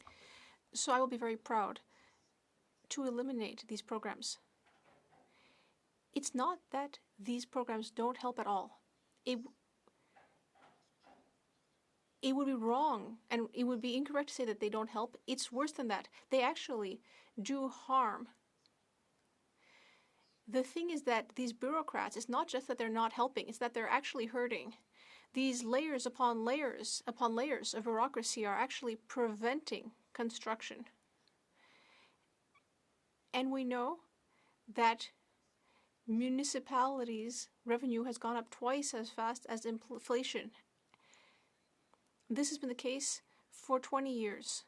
So if giving more money to municipalities actually sped up the construction of affordable housing, we would have the most affordable housing in the world. But that's clearly not the solution. The solution is to eliminate red tape, to scrap taxes, to leave the money in the pockets of people who are building and buying homes. And that is what we will do by scrapping GST on new builds, to end up saving up to $5,000 per Canadian family. Speaker, we now learn that the Minister of Finance is finally going to introduce her fall economic update on December 19th. She calls it a fall update. Santa Claus will already have been preparing to lift off from North Pole. The snow will have been falling. The leaves have long disappeared into the earth. Madam Speaker, and they have disintegrated and biodegraded because it has been so long since those leaves actually fell, Madam Speaker, and yet we are waiting until the 19th because she wants to hide the fact that the weak Prime Minister has lost control of deficits, has lost control of spending, has lost control of our economy. We will see if she keeps her solemn commitment to a $40 billion deficit or whether that promise will also go by the wayside. That's why we have only one request. Stop. Just stop. In the name of God, stop the inflationary spending. Stop doubling debt. Stop driving up taxes on starving Canadians. Stop everything you're doing until we get a carbon tax election, at which time common sense conservatives can axe the tax, build the homes, fix the budget, and stop the crime. And they can stop taxing new homes. That's why common sense conservatives are proposing to get rid of the GST on new homes, to save up to $50,000 on a home for a young family trying to start out. After this government doubled the cost, it's the least that we could do. Now, they would rather have the money go to bureaucrats. They believe in trickle-down government. They take from the people, give it to one government, that gives it to another government, that gives it to a third government, that gives it to some bureaucrats, and these bureaucrats apparently are going to start shuffling papers more quickly to eventually approve some homes. It's not that this program, the Housing Accelerator, that I plan with delight to get rid of, it's not that it hasn't helped. It is that it has made the problem so much worse. Because when you give more money to bureaucrats, it's not that they don't do helpful things. It's that they stand in the way and cause even more harm. Listen to one developer who said just the other day, over the last 10 years, the list of application requirements has increased exponentially, and so has the number of bureaucrats looking at your application. And there's often a pattern of staff waiting till the last day. On the day 29 of 30, they write back with a comment pertaining to something minor, which triggers another cycle. Imagine 3 or 4 such reviews of cycle, Madam Speaker. The more of these bureaucrats, the more layers, the more delay. We need, by getting rid of this program alone, and doing nothing else, we will speed up housing construction. And yes, there will be greedy, fat cat, big city politicians who will whine and complain because they had expected to have that money to build their empires. My message to them is, go on whining and complaining, because I'm not here to build your empire. I'm here to build homes for Canadians.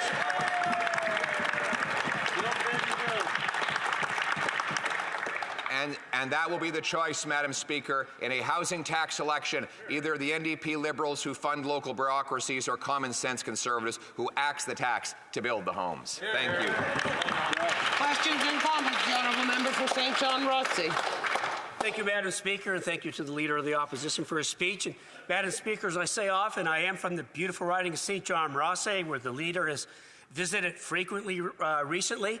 But one thing that I do want to talk about, Madam Speaker, is the pride I have in our programs, like the Housing Accelerator, like the Rapid Housing Initiative, like the Co-Investment Fund, that have benefited my riding greatly. But one thing that's certainly come to notice of late is the Leader of the Opposition calling mayors across this country incompetent, amongst other things.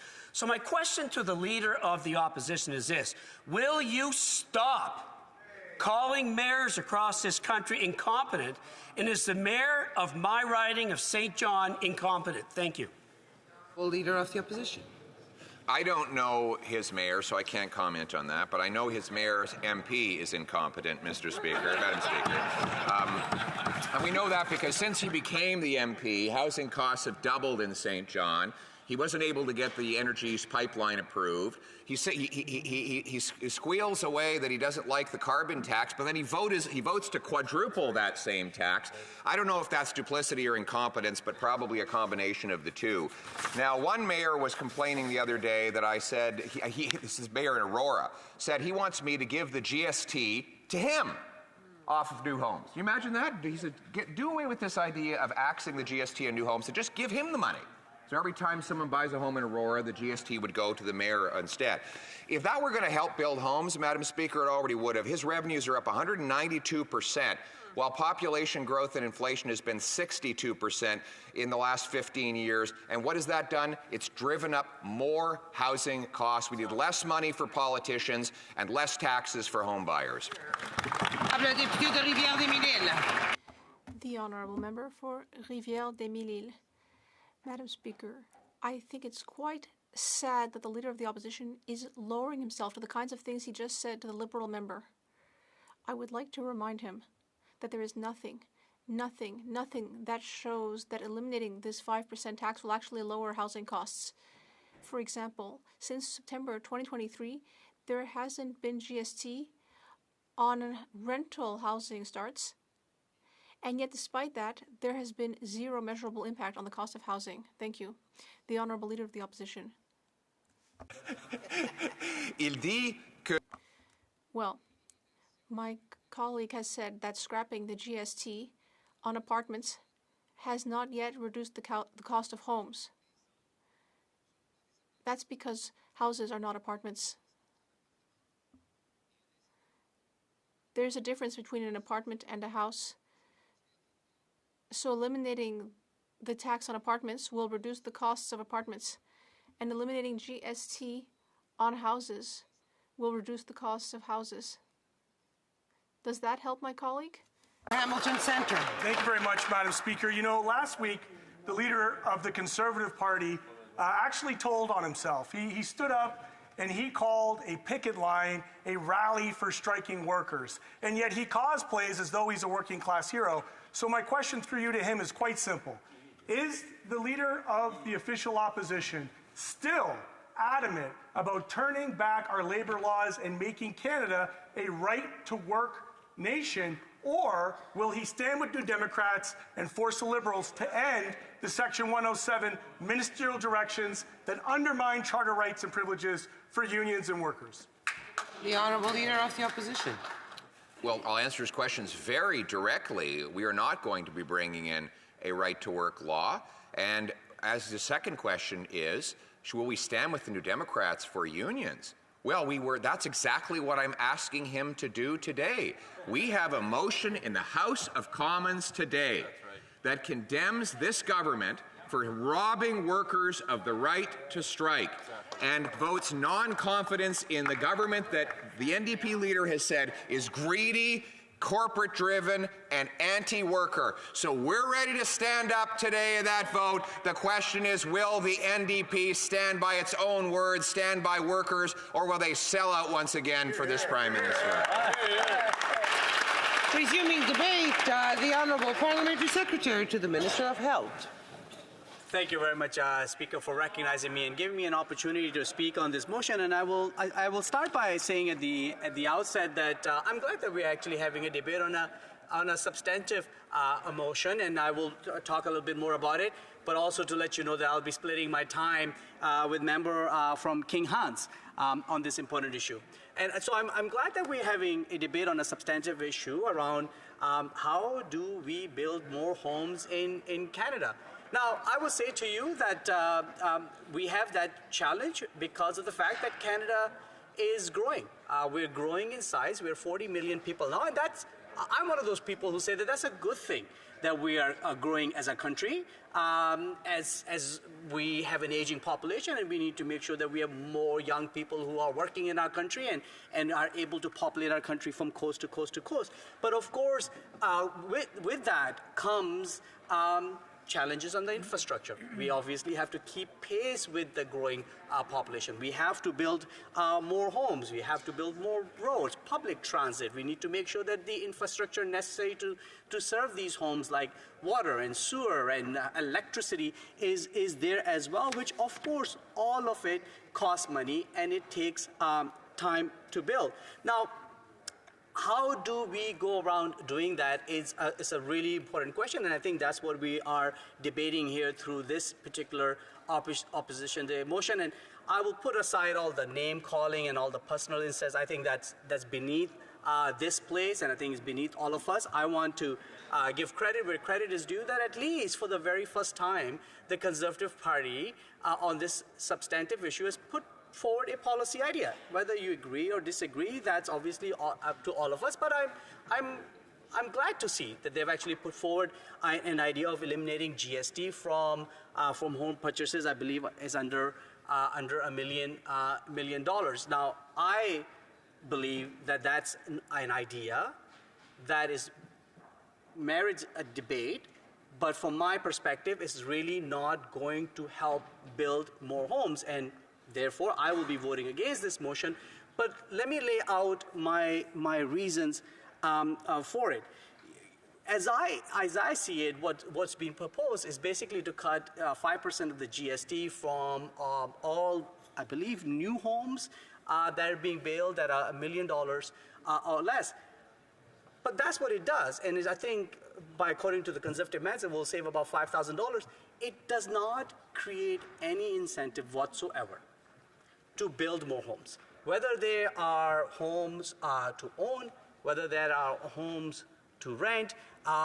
Definitely what it does not do is create any incentive whatsoever to build homes that are affordable for people who are not able to rent a home or own a home and need some sort of a subsidy, some sort of support in order to have a roof over their heads. And so that particular element is missing. In fact, we know what we have heard from the Leader of Opposition just right now, that they have said that they will cancel all programs that exist, all kinds of supports and funding that exist that is going to help build affordable homes that we are seeing across the country. And I will, in a very quick moment, will speak to affordable housing that's being built in my community of Ottawa Centre alone.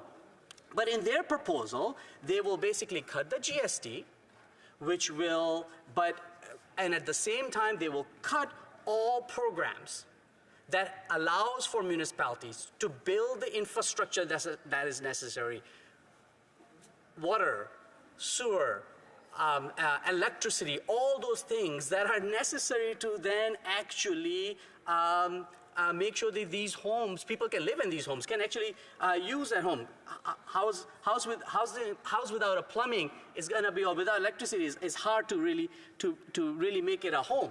So that is a very significant challenge that we are seeing, and that's why you're seeing a lot of other levels of government, provinces and municipalities, by the way, who play a bigger role in building homes, opposed to their idea. They don't support that idea because they see the challenge it causes. Now, the Leader of the Opposition can make it all about how he doesn't want to support politicians creating empires, etc., etc.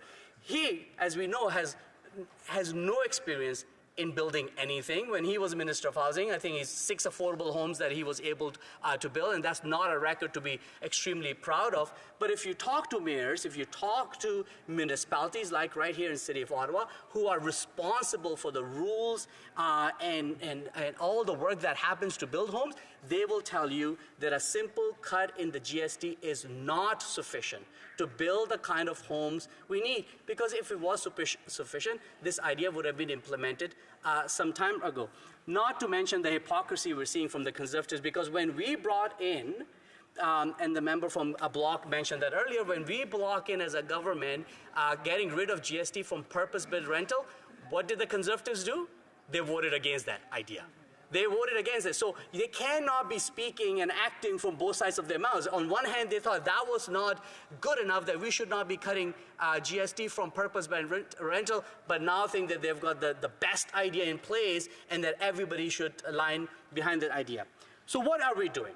What we are doing is we're trying to do a mix of both those ideas. On one hand, we have cut GST from purpose-built rental so that we can induce more building of rental properties. And in fact, we're seeing the result of that. We're seeing rents coming down across the country. But at the same time, Speaker, we are creating incentives for municipalities to enable to build more homes. And that is the essence of the Housing Accelerator Fund. What we have done through that fund is 2 things. One, we have using their money to build more affordable housing in our communities, in our municipalities, all of the municipalities, and we know there's about 15, 16 Conservative MPs who've been lobbying the Minister of Housing over time, and I can give you the full list if you want to, Speaker, but I don't want to take away from my important time, who have written letters to the Minister of Housing saying, please give that money to our municipalities because they need those dollars in order to support, to build more affordable housing in their respective communities. Like right here in Ottawa, for example, if you look at my community of Ottawa Centre, we are seeing affordable housing being built at Rochester Heights, which is, maybe 10 minutes drive from here. We're seeing a whole new village, we call it the Gladstone Village, which is starting to develop, that is being supported through the Housing Accelerator Fund. Or most recently, we made an announcement at LeBreton Flats called LeBreton Dream with Multi-Faith Housing Initiative, where affordable housing along with for-profit housing going in side by side. We're talking about, at least in my riding alone, Speaker, about 1,000 affordable units that are starting to get built because of the Housing Accelerator Fund. That would have not happened. These are homes for real people, people who can only afford market rate, people who cannot afford market rate. These are people who will be able to call downtown Ottawa their home. But that would have not happened if we had not given $176 million to City of Ottawa. But what's the second thing we're doing through the Housing Accelerator Fund? We also said, hey, city, hey, municipalities, if you need that money, you need to change your rules to allow for more density. You need to get rid of rules that say, not in my backyard. What we need is for you to allow for, at the least, for example, 4 units per lot. Now remember, we're the federal government, Speaker, so we don't have any authority. The province does. They can change the Planning Act, but we as the federal government does not have any authority to go and change municipal rules as to how much housing they should allow for. But through the Housing Accelerator Fund, we had created that incentive for municipalities to change the rules so that we can allow for more density. And that's exactly what we are seeing right now. Not only we are able to build more affordable homes, we are for developers, and ask any builder, any developer who likes more density, we have required municipalities to change their rules so that they can create and build more housing. That is smart policy, Madam Speaker, and that is why the approach that we have put forward is actually paying dividends. We are starting to see more housing starts as a result. We're starting to see more affordable housing being result. The solution that is being put forward, worthy of debate. I'm glad that they've finally put an idea together, but it's not going to solve the problem of cutting housing. It's a great slogan. It's great for the leader of the opposition to give fiery speeches and do his really bad acting. I think he needs to get some lessons there. But it's not going to build the kind of housing at the magnitude of the housing we needed, and that's for that reason, Speaker, I will be voting against that motion. Questions and comments. Questions et commentaires. The Honourable Deputy House Leader. Thank you very much, Madam Speaker. I listened with interest to the comments that the Parliamentary Secretary just made, because he told a much different story than what the Leader of the Opposition is saying. Leader of the Opposition is being very accusatory that there's bureaucracy and red tape at city halls, which is preventing building from occurring. And nobody, I think, is really denying that. And the example that he gave of a developer talking about going back and a planning application had to be reviewed and then reviewed again, nobody's denying that. But what we're saying is that the Housing Accelerator Fund is specifically designed. I know in Kingston, the money that was given to the municipality was tied to reducing that red tape to ensure that more would get built quicker, to reduce exactly those kind of problems that he indicated. I'm wondering if the Parliamentary Secretary can provide some of his thoughts into that, and why it's so important, and more importantly, why there's over 15 Conservatives who want and have been advocating for this money for their ridings. Clearly, they must see that it works. At least the correspondence that they sent to the Minister indicated that they thought that that money would work for the intended purpose. Otherwise, why would they be asking for it? Good point. The Honourable Parliamentary Secretary. Thank you very much, Speaker. I want to thank the member from the Kingston Islands. I think he's absolutely right, and he cited Kingston as an example. I can cite Ottawa as an example. In fact, I wonder, the leader of the opposition, the member for Carleton, he and I share the same city as home, whether he's spoken with our mayor, Mark Sutcliffe, about this issue and what Mayor Sutcliffe's response would be, because the money that we have given, for example, very small part of that money is going towards streamlining the entire process of approving projects, which builders and developers actually want. They want a simpler process, and we are able to use that money to create that incentive, not only to change the bylaws, to build more density, so that on a lot you're not seeing just one house going, but up to 4 houses going as a right by default, not to mention even higher density on bigger size of lots, so that you can leverage the infrastructure that's available. But then a larger proportion of that money is going towards actually building affordable housing. That's the point. We are able to accomplish it both. What he is doing essentially, in many sense, by cutting the GST only, is raising the margin of profit for developers, because they're not going to pass those savings to the consumers. Questions and comments, the Honourable Member for Bruce Grey, Owen Sound. Thanks, Madam Speaker. I got 2 quick questions and a comment for the member opposite. So he was expounding on the importance of the Housing Accelerator Fund. It's supposed to be an equitable fund out to all ridings across the country. I'd just like him to name one Conservative-held riding in Ontario that got a single penny of the Housing Accelerator Fund. Number 2, because he thinks this is such a great fund, how many houses have been built in his riding with the Housing Accelerator Fund? And my last point, Madam Speaker, is just a comment. He mentioned that our proposal, the Leader of the Opposition's proposal, that it will save $5,000 on a $1 million house. 5% of $1 million is $50,000, not $5,000. Thanks, Madam Speaker. Parliamentary Secretary.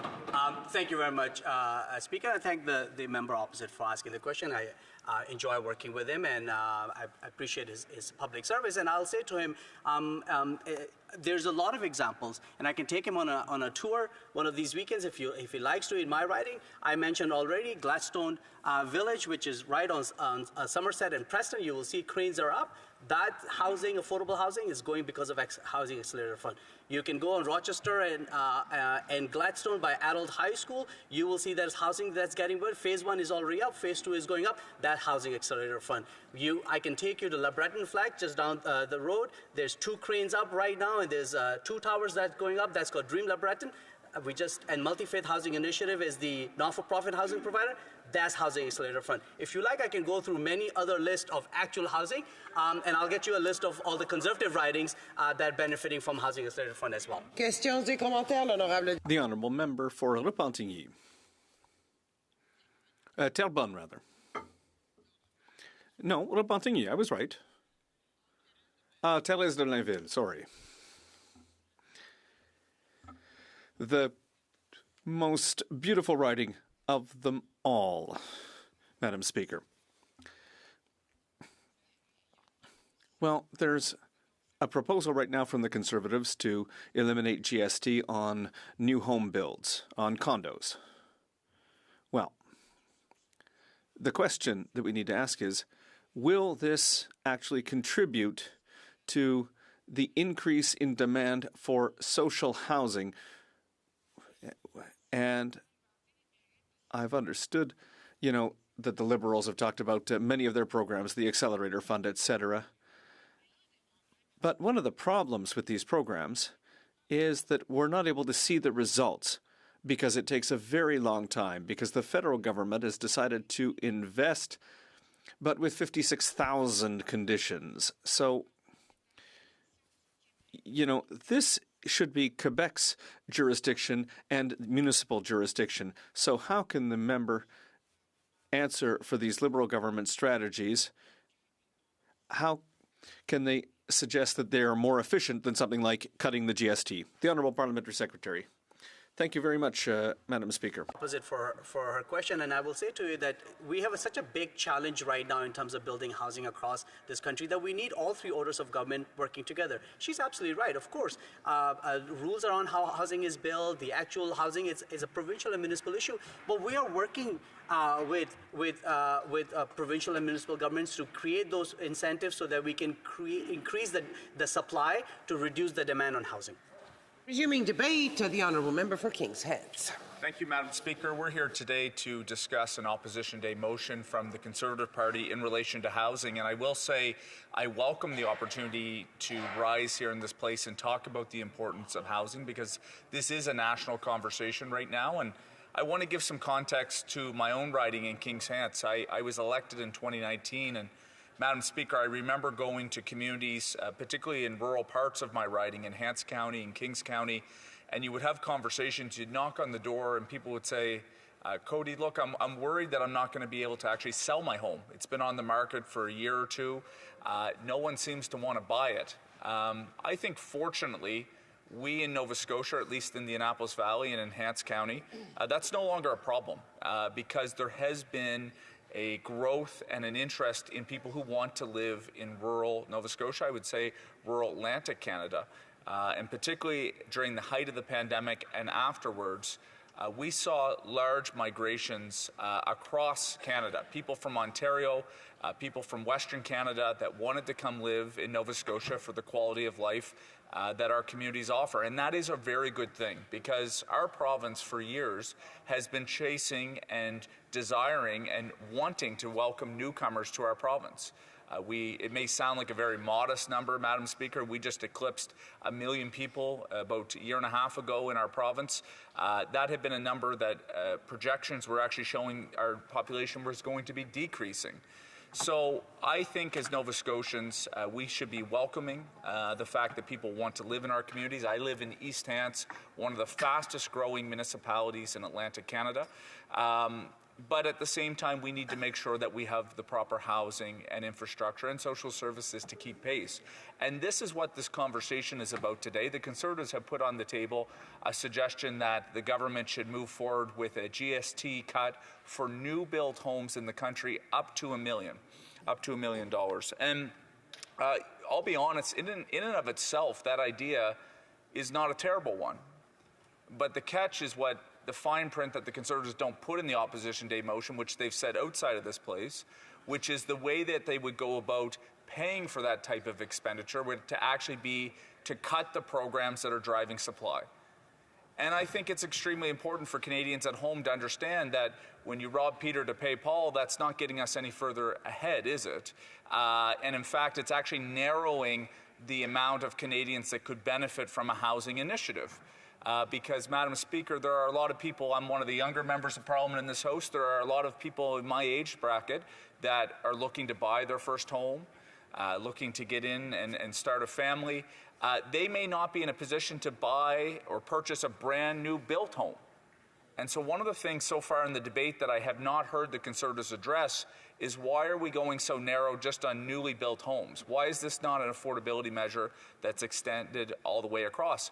And why are they proposing to actually get rid of the programs that are increasing supply that could actually help support this initiative in the first place? Because by stunting the ability to actually build the supply, they're narrowing the benefit that they would even be offering as part of their public policy choice to Canadians. So I think that that is first and foremost. The Conservatives have to be able to be clear.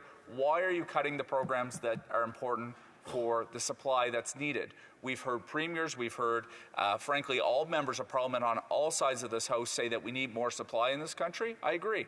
So why are we taking away the programs that are doing just that? And I do think that this gives us an opportunity to examine the programs that the government has put out. Madam Speaker, I would suggest, I'm not the housing minister, but I would suggest that the government kind of has 4 different cadres of initiatives that they've put out.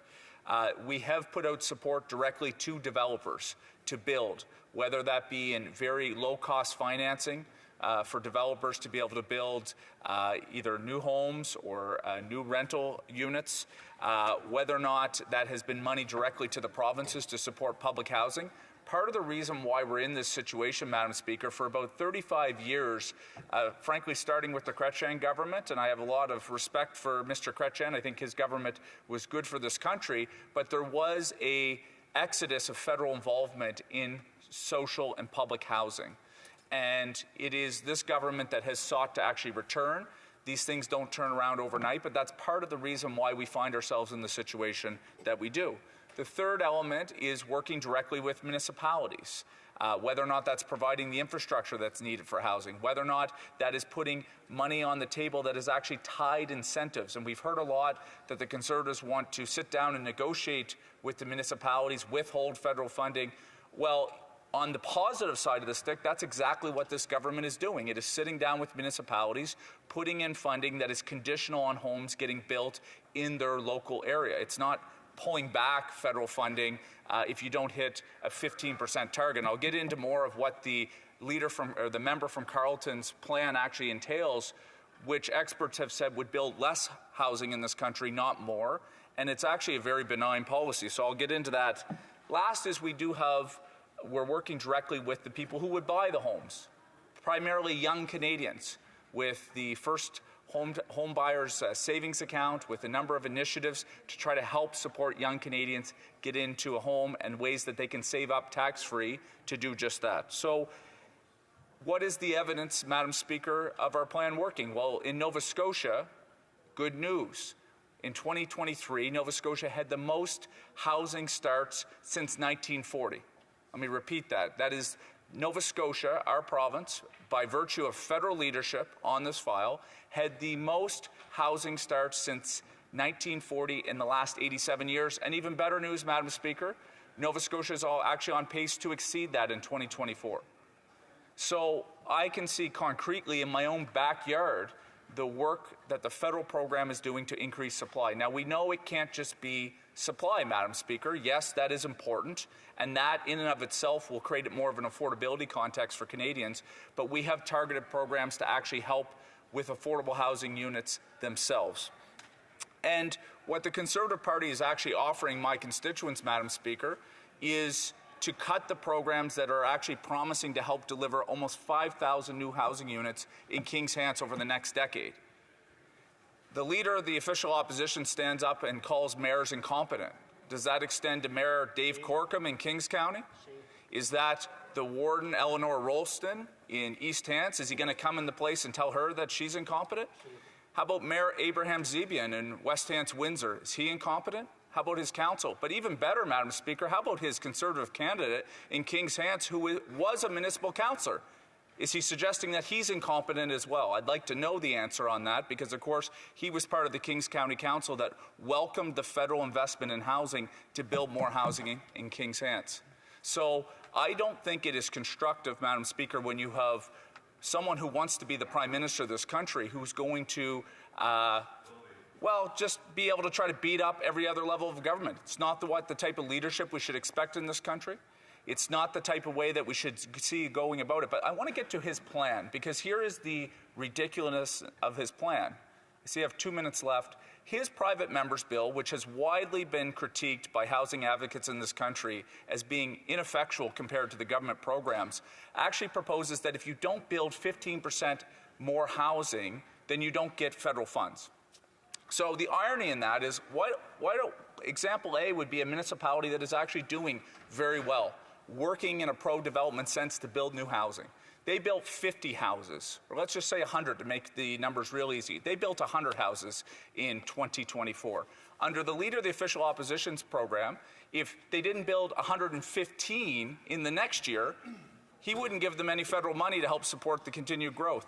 But yet a municipality that perhaps was underperforming, doing terrible, standing in the way, the big bureaucracy that he screams against, would only have to build, let's say they built 5 houses. They'd only have to build 1 more in order to get his 15% funding on the Government of Canada side. It makes absolutely no sense, and it is the result of policy and slogans being written on the back of a napkin, Madam Speaker. It is not good public policy.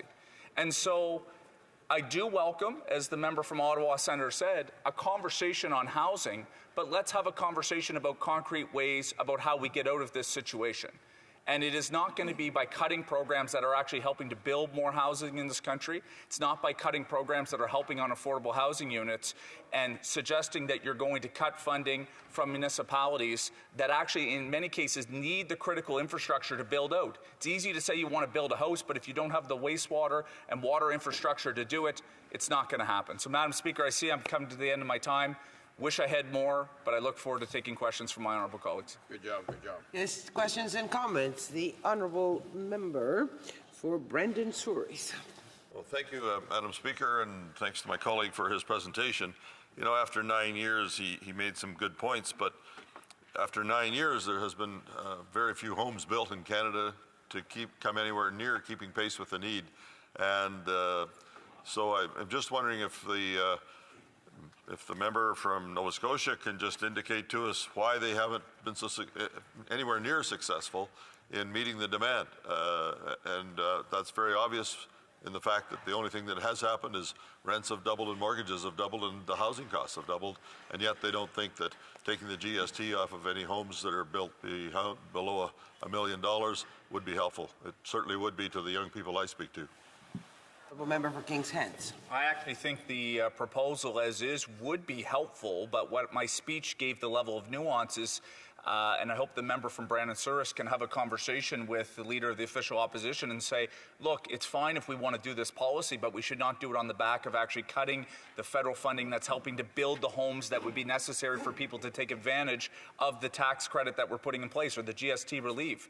And so we have built 500,000 homes in this country, Madam Speaker. There are a lot of good initiatives. There is issues around Western liberal democracies right now around home building. A lot of it came on the backside of the pandemic, where we did not have supply by virtue of almost 30 years of governments of Canada, successive, liberal and conservative, getting out of the space of federal housing.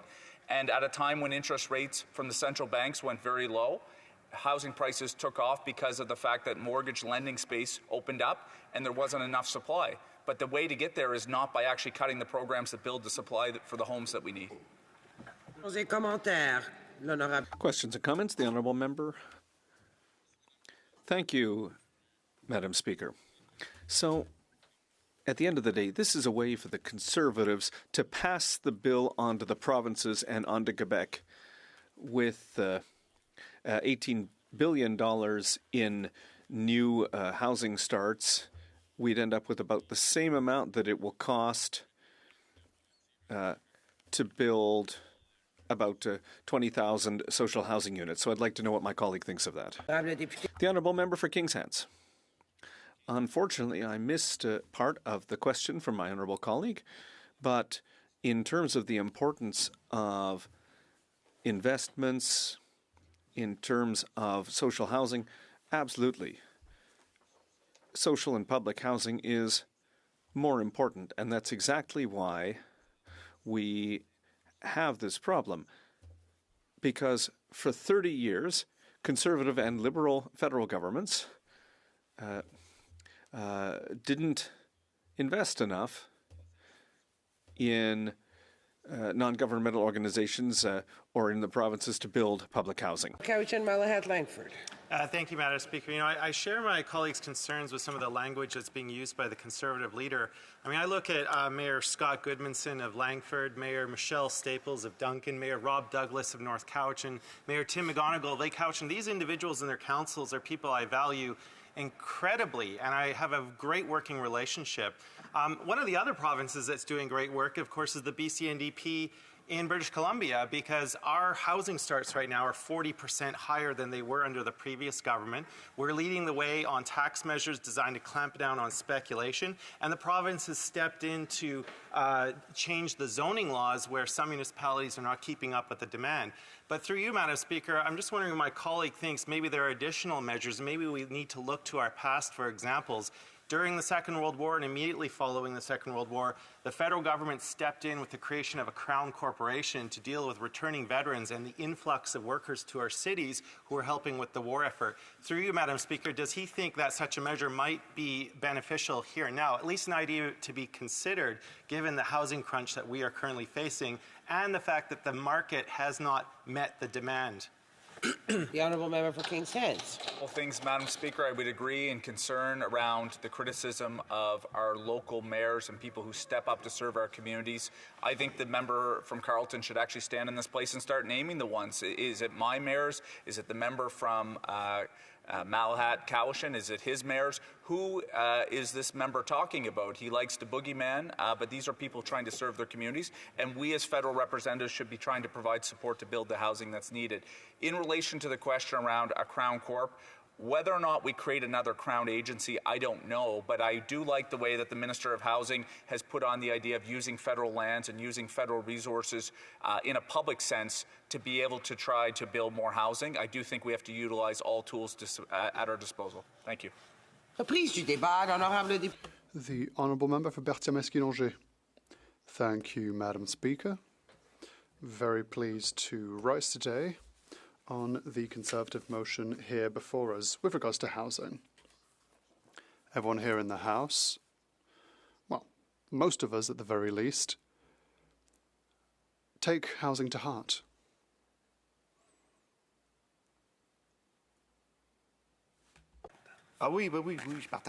Yes, I'll be sharing my time. I was getting to it, Madam Speaker. Everyone here has housing at heart. We all have different ways of getting to the results we want. Someone that will give us great information on this is the legendary member for Jonquière, who is recognized for his strength in speech giving, and I'll be sharing my time with him. So, Madam Speaker, we agree with the principle of this motion. We agree with the principle, but we have problems with the way it has been drafted. When provinces are being asked, for example, to abolish provincial sales tax, this motion asks Quebec to abolish the sales tax for new homes. But it's not up to the federal government to tell provinces and to tell Quebec what to do. It's especially not the federal government's job. In the current tense situation, the desperate situation of budgetary imbalance between the levels of government. One of the best illustrations of the fact that we are in a budget disbalance is that just a few days ago, the Prime Minister made an announcement. He said he wanted to see a 3-month GST reduction or elimination for a whole range of products. He also wants to give a $250 check to everyone who earns $150,000 or less net. A rather ridiculous measure, if you ask me. But that very same day, Madam Speaker, this actually happened. The Quebec Finance Minister deplored the fact that there was not enough money to fund the healthcare and education system. So he was asking his provincial departments to follow their budget strictly because there needed to be some kind of balance. So, on the one hand, we have Father Christmas, who's spending left, right and centre, and provinces who are finding it hard to meet ends meet. And that is the Canada we live in today, and we've lived in this Canada for far too long. Things have to change. That being said, the federal government cannot tell the province what to do, but it can still eliminate GST on new builds, which could be a positive thing, federally. Only 30% of the market on new houses, so it'll have a limited impact on the market. What we must not also forget is that the housing market in Quebec and in Canada in general is currently in a situation where there isn't enough supply. It's a hot market. there's been a huge inflation of house prices. 68% increase in Quebec over the last 3 years, Madam Speaker. 68%. That's a lot. Huge increase. Where does that come from? Well, it's because for every house there's 22 buyers. They offer a price, they know they'll be in competition with others, and so they increase their bids, which increases the prices, and this will have an impact on future house prices and future house transactions. So this is a very important issue. Removing GST on new builds could perhaps allow for some breathing room, but we're afraid that this amount, these savings will only go into the pocket of builders and sellers. So we're concerned. We can't be against motherhood and apple pie. So making housing easier to access, well, we can't vote against that. And that's why we will support this motion with major reservations. We could amend the motion so it doesn't talk about the provinces. Madam Speaker, there's a crying need for housing units in Canada. Now let's talk percentages. The Liberal government implemented a number of programs to make access to housing easier. The Conservative leader wants to cut these programs as quickly as possible to reduce to allow this GST reduction. I don't think that's the right way of doing things, but even in these programs, Quebec doesn't get its just part. Quebec represents 22% of Canada's population, but only received 14% of CMHC monies. So 22% of the population, but only 14% of the money. And for affordable housing, it only received 6% of total funding. For a population that represents 22% of Canada, these numbers are terrible. But it gets even worse, Madam Speaker, because the CMHC states that Canada's housing needs are 31% of Canada's housing needs are in Quebec. Quebec is always expected to pay more for programs in other provinces because there might be a lower population elsewhere. We want there to be universal services from coast to coast to coast. But when it's time for Quebec to get its just part,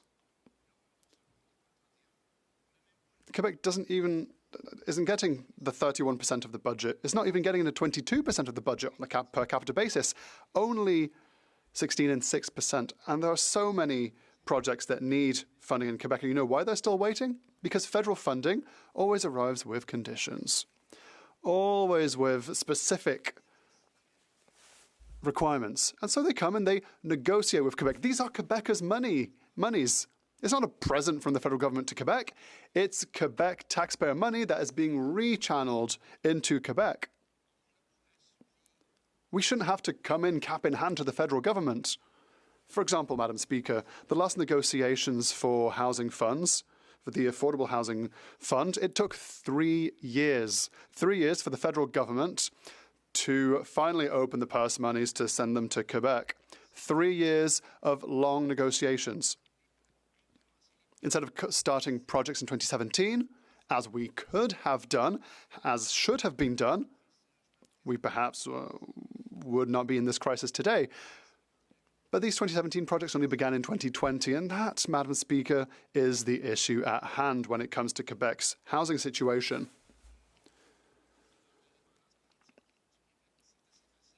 It's rather easy to find arguments for a politically independent Quebec.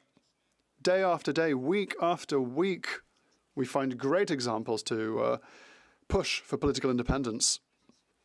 On top of that, we have the Liberals who make promises and other promises with tiny little programs that don't really do much. Then the Conservatives say, we're coming next, we're going to cut everything, no taxes, and the market will regulate and balance itself. It's night and day, but they're both of the same ilk. It's just two very unfortunate shades of grey for Quebecers. We need drastic measures, clear measures, Madam Speaker, for housing. And I would, if I may, in my last minute, I would like to note what the Bloc Québécois had in its previous platform, that 1% of federal monies be put in truly affordable housing. That's one other thing that we don't have time to mention in 10 minutes. Affordable housing isn't affordable if people can't afford it, simply put. We moved as well that all surplus federal properties be devoted as a priority to the development of social housing. We proposed the creation of a tax on real estate speculation to stop flippers just trying to look after the next profit. We wanted there to be a reform of the home ownership system, creating an acquisition fund to help first buyers put money aside and have a down payment.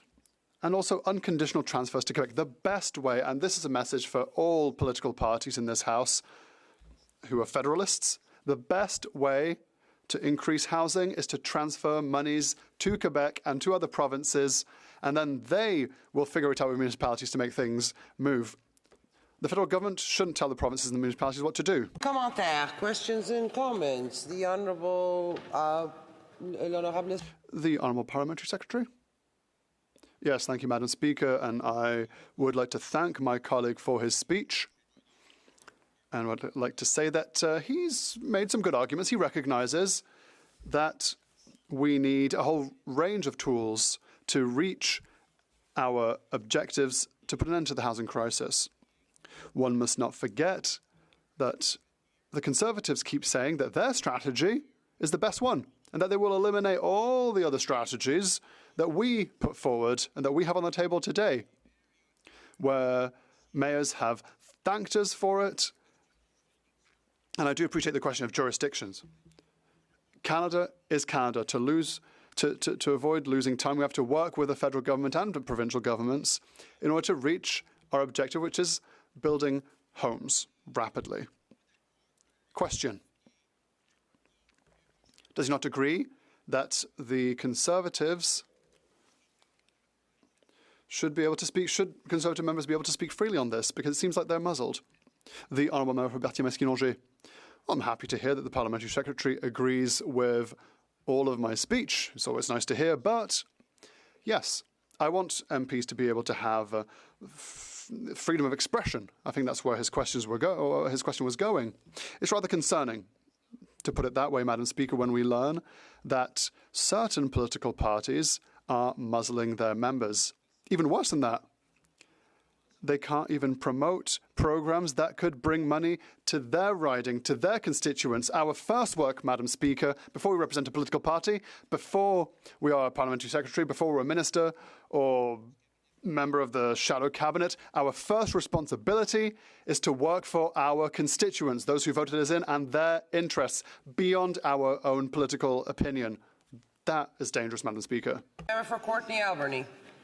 Madam Speaker, we know in 1992 the Liberals pulled out of the National Housing Strategy at a time when we were building 25,000 non-marking housing units a year. Madam Speaker, I grew up in co-op housing, to answer my colleague who just heckled me. But Madam Speaker, those 25,000 units, 32 years without building those 25,000 units has obviously left us in a huge deficit. In fact, right now, we're the lowest in the OECD in non-market housing at 3.5%.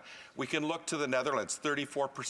Look to Denmark, 21%. France at 17%, and their goal is 20%. Does my colleague believe that maybe this would be better if we took the GST, returned that back to communities where the GST was collected to build non-market housing? Because he talked about not telling communities what to do, but putting it back in the hands of community for non-market housing so that we could scale up. Maybe he could speak to the importance of that. Thank you. The Honourable Member for Berthier-Masquinongé. Thank you, Madam Speaker. I'd like to thank my colleague for that excellent question. Yes, that would be marvellous. What I want to see, and what I mentioned in my speech, is that the federal government shouldn't impose conditions on provinces. the GST amount should be sent back to communities directly to fund housing. Community housing, affordable housing, for example. Yes. The issue he raised in his question goes deeper than that. He talked about housing deficit. Our governments are only thinking in the short term on a 4-year basis to try and get elected next time. $250 is a perfect example of this. That's just ridiculous. It's short-term, short-sighted. We have to see things long-term. And for housing, I mean, we shouldn't be in a problem now because long-term planning should have started a long time ago. And I taught this in secondary school, in high school, to my students. I said, we're going into a labor shortage, for example. I knew it, so how did our leaders not know it? We need to work in the long term, Madam Speaker. Brandon Souris. Thank you, Madam Speaker, and I want to thank my colleague from Quebec for his presentation today as well, and I'm really glad to see that he agrees with me in regards to our conservative idea of taking some of the government buildings that we have today and turning them into use for affordable housing. I think that is proven to be the area of most need in Canada, and I wonder if he could just expand on anything else that he thinks besides using those buildings for affordable housing would be a benefit to those who cannot afford a home today, and what he thinks of the idea of taking the GST off of homes built by anyone, but particularly new younger people in Canada that are under $1 million. The Honourable Member for Berthier-Masquis-Langeais in 30 seconds or less. That's not a lot of time, but I'd like to thank my colleague for his question. Yes, we agree with any measure that could help access to housing, Madam Speaker. He asked me if I had any other ideas. We have a whole range of them. In 30 seconds, I would like to repeat the main point.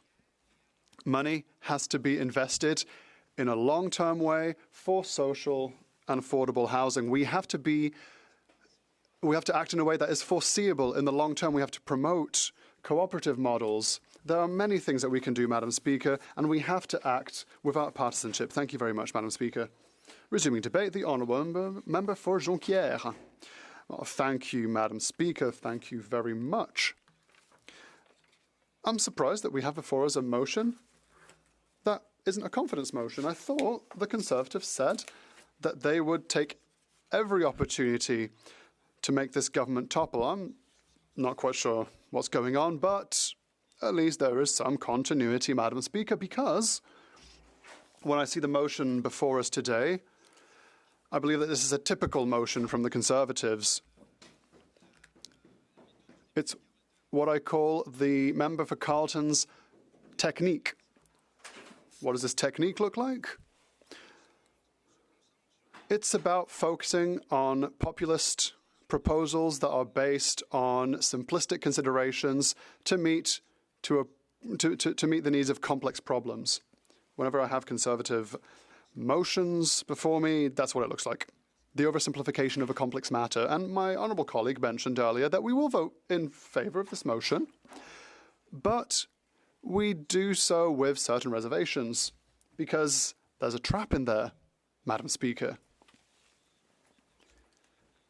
Perhaps lower taxes could increase the housing supply, but we have to go further than that. And that's why I believe that we have to go out of the Carleton method, the oversimplification of complex matters that seem to just be political pitches that are easy to communicate. They're great for the media. In my opinion, during the last electoral campaign, they chose a leader who would be better in an advertisement agency. I don't say that in a mean way, but he's great when it comes to creating slogans. Well, when it comes to finding innovative solutions, we haven't seen any. That's symptomatic of what we've been experiencing in this House for some time. This Conservative policy seems to be nothing more nor less than a series of slogans. You know how sometimes people get together in a group and try to cast a spell by chanting together? That's about what this amounts to. And what do these incantations amount to? We already know that they talk about axing the tax, build the homes, fix the budget, and stop the crime. I don't know exactly what you need to fix the budget. A drill and a screwdriver or what? Whenever I hear the leader of the Conservative Party, I think about the filmmaker Truffaut. There's a film by him called Les Baisers Volés with a character called Antoine Doinel. He desires Fabienne Tabar, and so during a lengthy scene in the film, he keeps repeating in front of the mirror. He keeps repeating the name Fabienne Tabar, Fabienne Tabar. He thinks that he's going to make progress with her by just repeating her name in the mirror. And yet, in the end, his lubricious desires come to nothing. I feel like this is a cheap remake of a Truffaut film when I hear the leader of the opposition repeating his political slogans ad nauseum. And yet, in the end, all we're really getting from him are cosmetic solutions. Because when you have a complex political situation, you need structural solutions. And although we will be voting for the Conservative motion, however, I don't think this is a structural idea. First of all, I listened to the Conservative speech earlier. He said that we need to do something about red tape.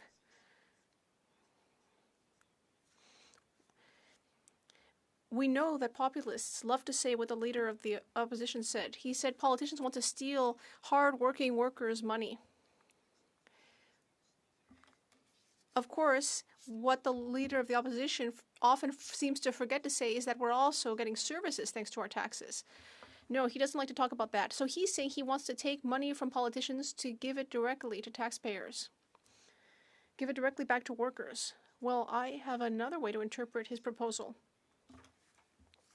My sense is that what the leader of the official opposition is doing is trying to fund a populist measure on the backs of provinces. Because if you look at the end of the motion, what you see is that the member for Carleton clearly wants to ensure that provincial premiers would also remove their provincial sales taxes on new housing builds. It's problematic. Think of the Quebec context. Housing starts projections for next year are projected to total $18 billion. Now, if you take the provincial sales tax off that, there would be a $1.8 billion gap for Quebec. So the leader of the opposition doesn't mention it, but in his motion, he's asking the government of Quebec to give up $1.8 billion at the very time when the deficit has reached nearly $13 billion.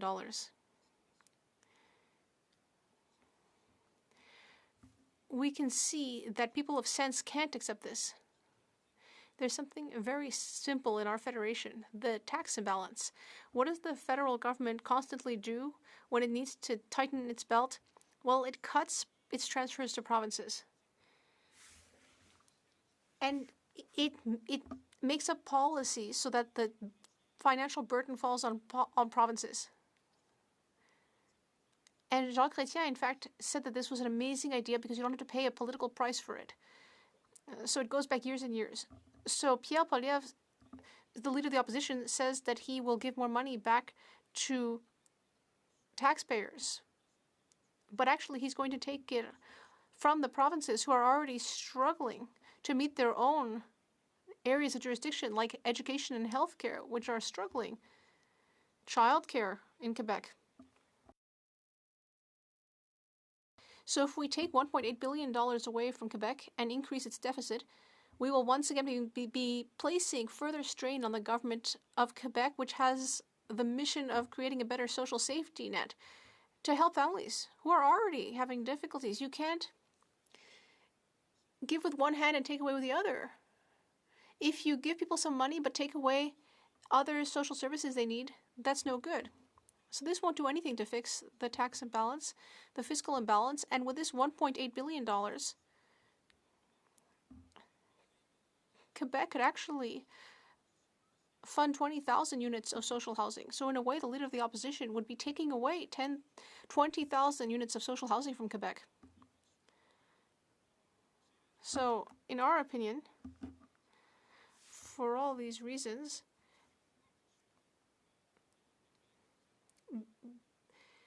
this Conservative motion could perhaps be amended. I'll get back to you on this. And why is this not a structural policy? Because our Conservative colleagues never seem to do something about the actual problem. What led to the housing crisis in Quebec? Immigration created a large amount of the problem. I have never heard my Conservative colleagues get up to criticize the Century Initiative. The Liberal Party's seeming desire to ensure that we ultimately completely lose control over immigration to Quebec and place unprecedented pressure on its social services. And yet the Conservatives don't seem to want to do anything about that. The Conservatives aren't doing something about the central problem. Actually, they've brought it up a little bit recently, but basically they don't. And another thing they haven't mentioned is the problem raised by the Canadian Construction Association, who at various meetings clearly stated that we need infrastructure. You can't just treat construction as if it exists in a silo. And the cost of infrastructure would be so high that we might actually need $128 billion in order to build that infrastructure. And we also need to consider the fact that if we want better municipal infrastructure, we also need to help municipalities get the funding they need. So I think we should therefore amend the motion as follows, Madam Speaker, that the motion be amended by removing the words and call on the provincial premiers to match this proposal. C'est bien? That's the amendment. Is that good?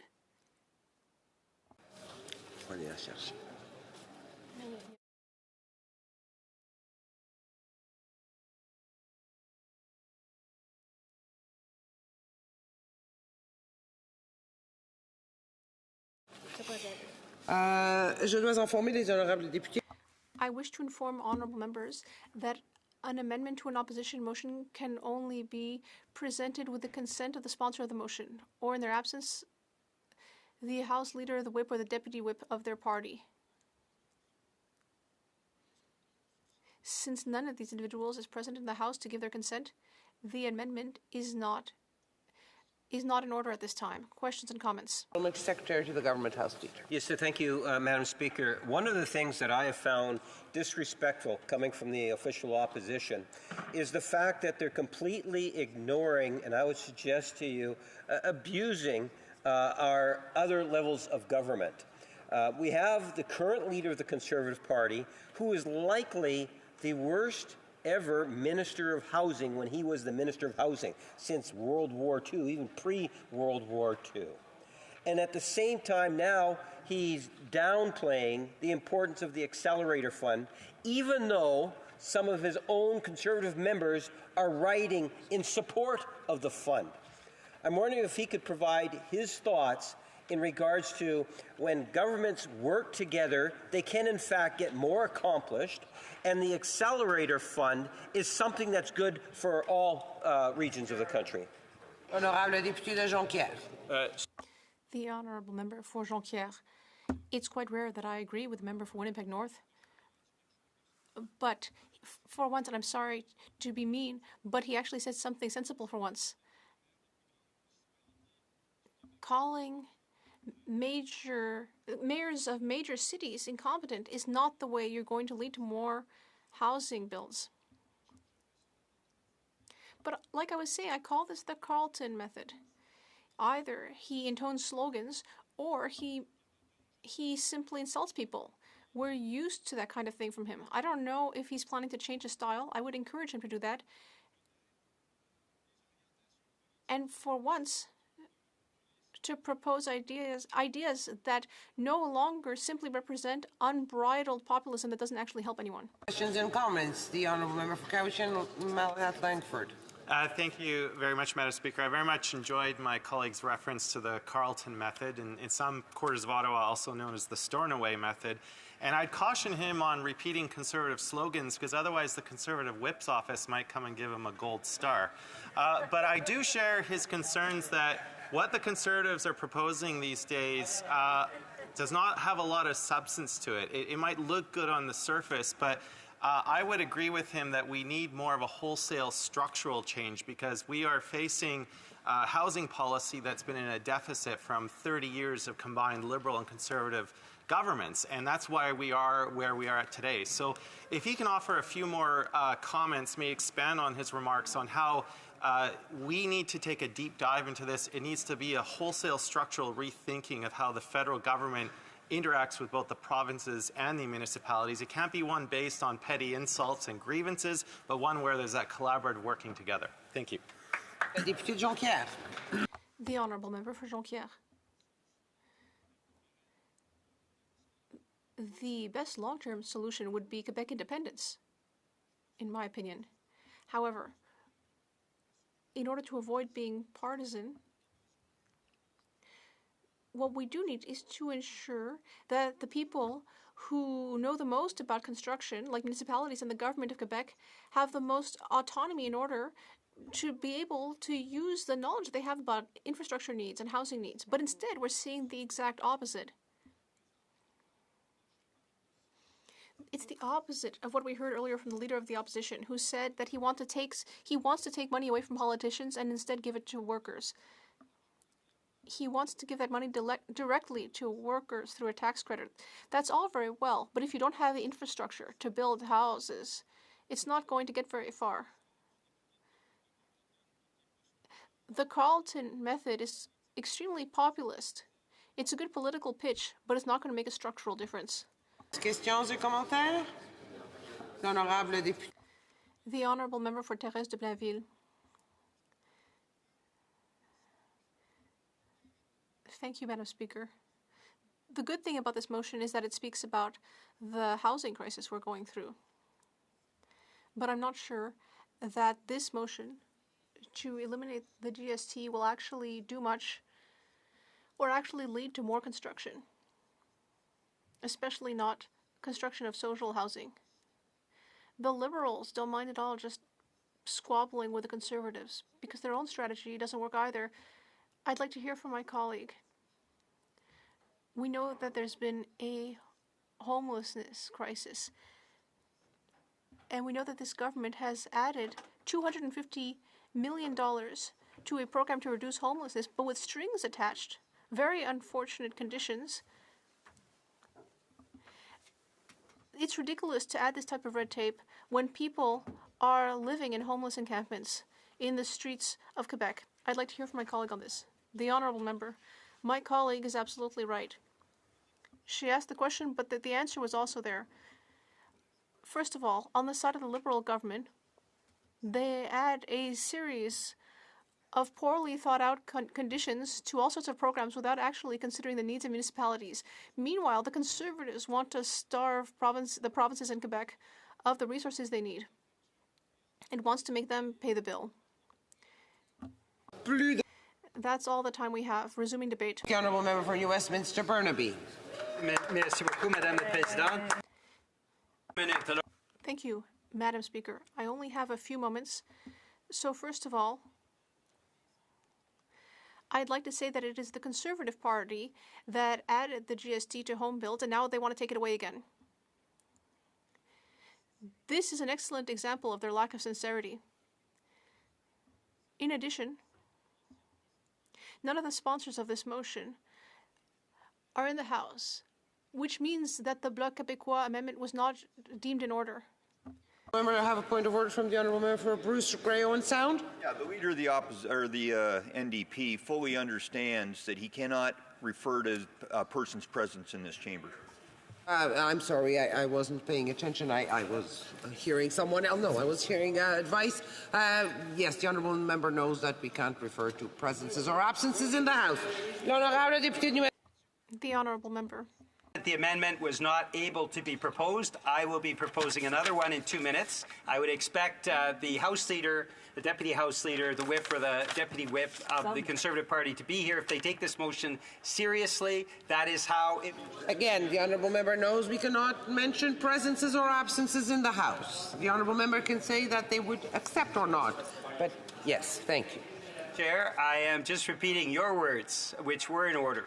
And that is why I'm going to be proposing the motion. But the fact that the Conservatives imposed the GST on new homes, and now they're proposing to take it off, is, I think, a bit passing strange. The Conservatives have never apologized for doing that. Neither have they apologized for refusing to support what the NDP has been pushing on taking the GST off family essentials, off telecom, off home heating, all of those things that Conservatives, they say that they're concerned about the cost of living, but aside from 12 words that they use in their multiple slogans, they haven't shown sincerity in any of these cases in actually doing something that helped people.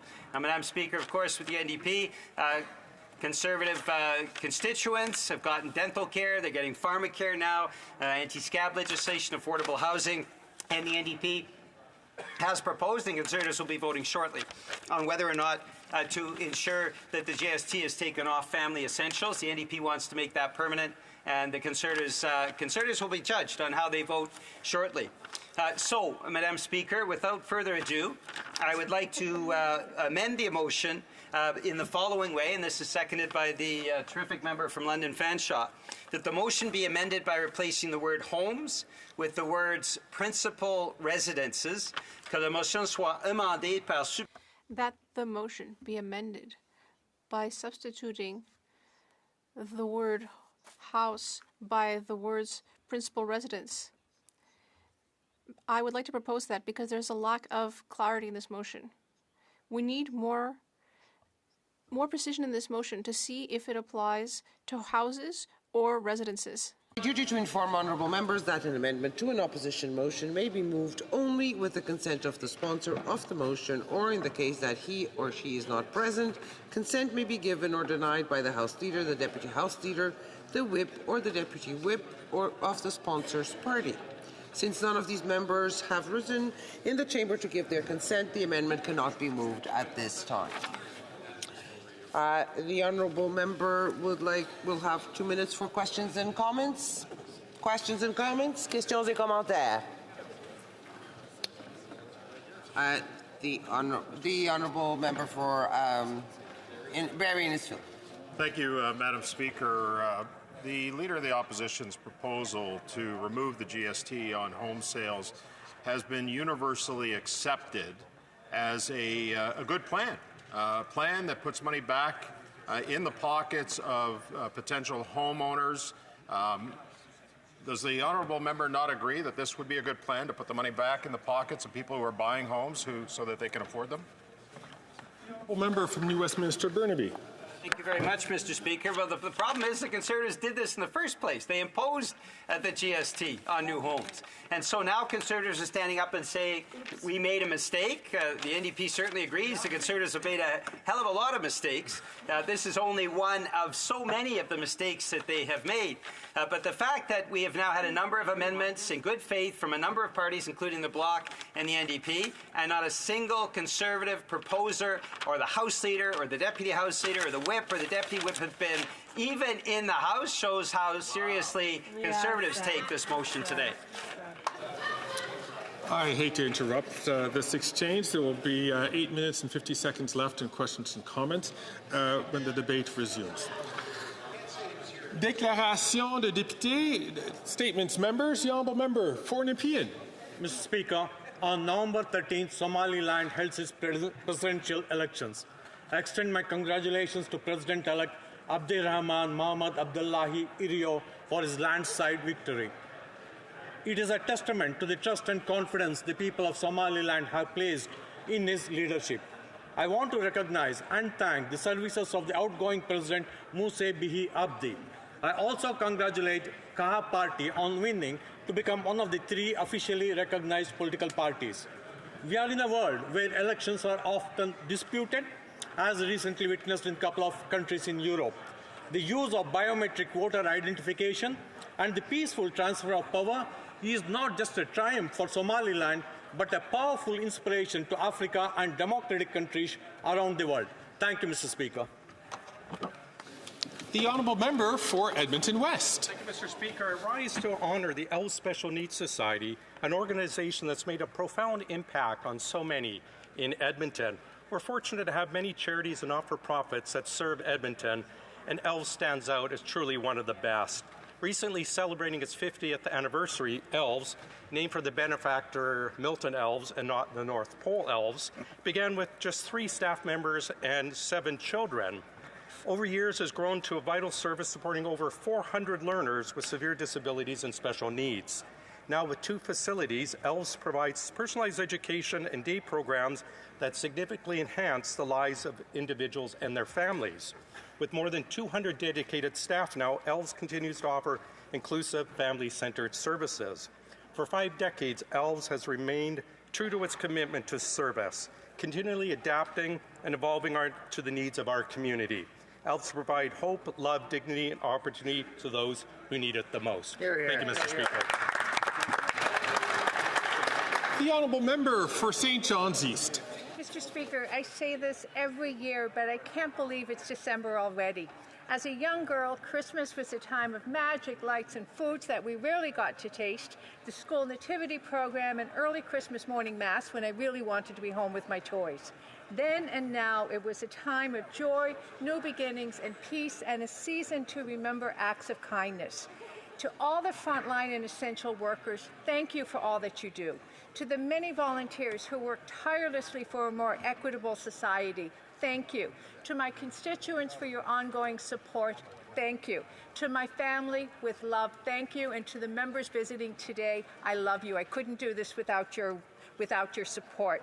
To my colleagues and all in this House, I wish you all a Merry Christmas. Oh. Merry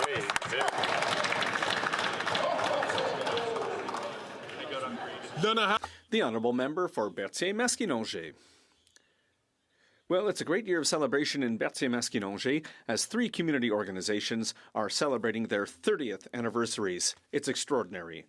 The mission of the Réseau des Aidants Naturels d'Autrey is to improve the quality of life of caregivers by offering services and a place where caregivers can exchange ideas and break their isolation. In Saint-Jean-de-Mata, the Maison des Jeunes Le Gros Orteil welcomes young people from the community.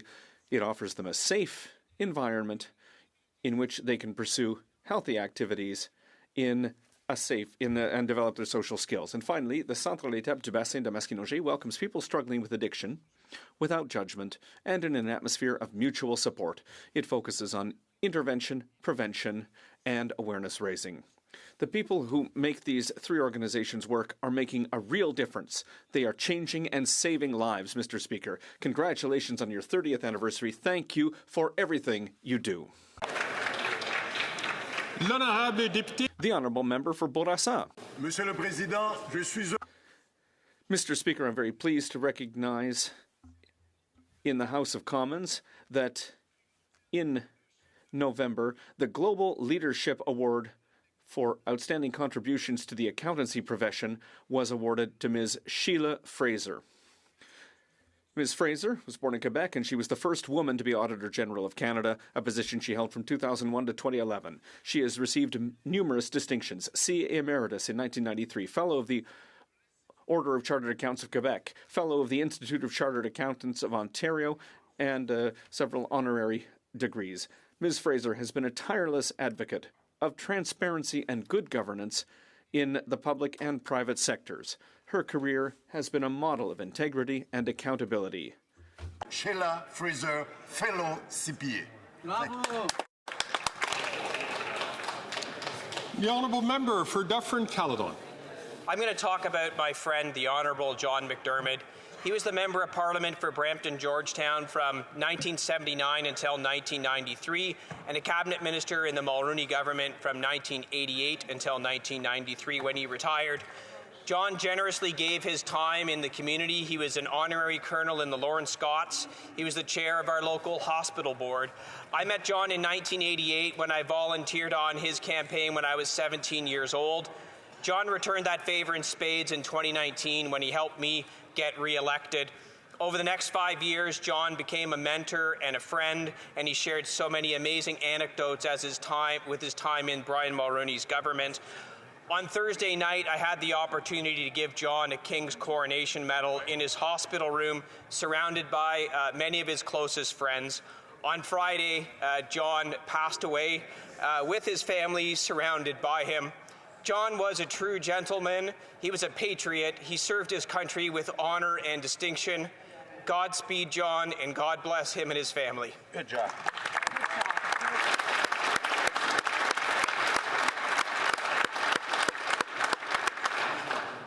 The honourable member for Newmarket Aurora. Mr. Speaker, on November the 12th, the 28th annual Holiday Heroes Toy and Food Drive by York Regional Police officially kicked off. Over the years, it's helped over 100,000 Canadians in need by collecting donations of cash, gift cards, toys, non-perishable food items, and children's clothing. Thank you to the Newmarket Soccer Club for hosting, and thank you to the York Regional Police, and thank you to the partners, the Salvation Army and Victim Services of York Region, who play a key role in distributing these items throughout the community. Thank you also to our community. We live in a place I am proud to call home, proud of how we support each other, and proud of our willingness to give. To quote Dr. Seuss, Christmas Day will always be just as long as we have we. Thank you, Mr. Speaker. The honourable member for Humber River Black Creek. Mr. Speaker, the persecution of Ahmadi Muslims is a harsh reality in many parts of the world, where they face violence, discrimination, and the denial of their basic rights simply for practicing their faith. This injustice highlights the importance of religious freedom. Here in Canada, we are fortunate to live in a society that values and upholds this freedom. Every individual has the right to worship without fear of persecution. I am proud that many in the Ahmadiyya community, under the leadership of National President Lal Khan Malik, have chosen Humber River Black Creek to call their home. Our community is undoubtedly better for having the Ahmadiyya community amongst us, as they inspire us to their values of peace, tolerance, and community service. As Canadians, we must appreciate and protect religious freedom for all, ensuring a world where respect, understanding, and inclusion flourish. Love for all, hatred for none. The honourable member for Red Deer Lacombe. Mr. Speaker, will the NDP leader stand by his words, or is he just a walking, talking pile of contradictions? Remember when the NDP leader said that he was going to rip up his supply and confidence deal? Oh, right, that was just a stunt for the Elmwood-Transcona by-election. As it turns out, the Prime Minister names the tune, and the NDP leader is happy to sing along. The NDP leader was happy to sing along to the tune of doubling housing costs. The NDP leader was happy to sing along to letting dangerous criminals out on bail. The NDP leader was happy to sing along to the tune of driving food bank use to an all-time high, leading to 2 million visits in just 1 month. And the NDP leader is going to sing along to the tune of quadrupling the carbon tax, driving up the cost of gas, groceries, and home heating. Will the NDP leader start singing his own tune and finally vote non-confidence so Conservatives can axe the tax, build the homes, fix the budget, and stop the crime? Or will the NDP leader sing along with the Liberals so that the Prime Minister gets the power, he gets his pensions, and Canadians get the bill? Hear,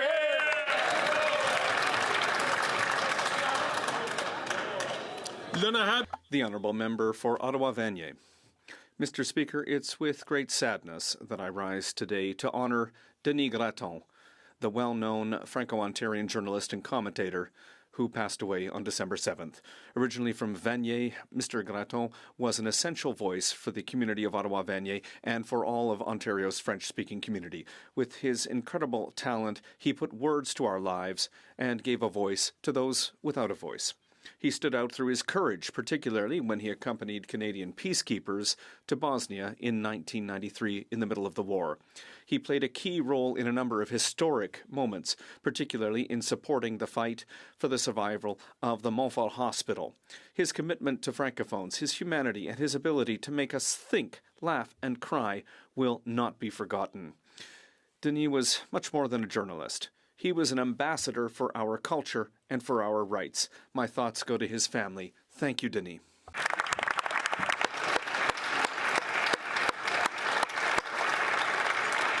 The honourable member for Peterborough Kawartha. The leader of the NDP gets his $2.2 million pension, while Canadians get the misery and the bill. The leader of the NDP continues to keep a Prime Minister in power who has doubled the cost of housing, doubled rent, created record high usage of food banks, and record high increases in child poverty. That's right. Why haven't we had an election? Because the leader of the NDP continues to keep that Prime Minister in power. He told Canadians he was ripping up the supply and confidence agreement, yet here we are again. You know, don't take my word for it. I'll quote the leader of the NDP. Here are his exact words. The fact is, the Liberals are too weak, too selfish, and too beholden to corporate interests to fight for people. There is only one person responsible for keeping that Prime Minister in power despite the genuine suffering and misery Canadians are having, and that is the leader of the NDP.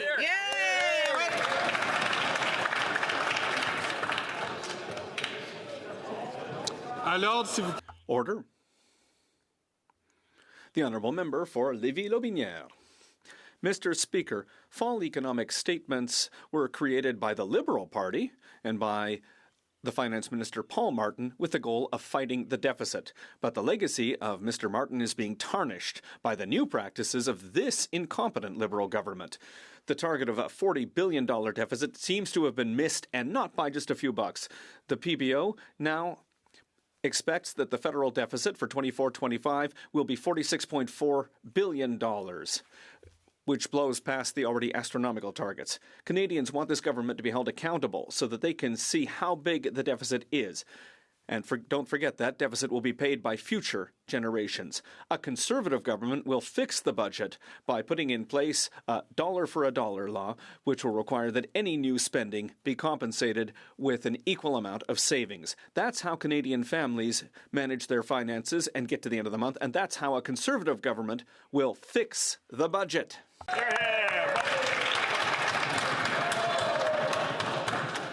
The honourable member for London North Centre.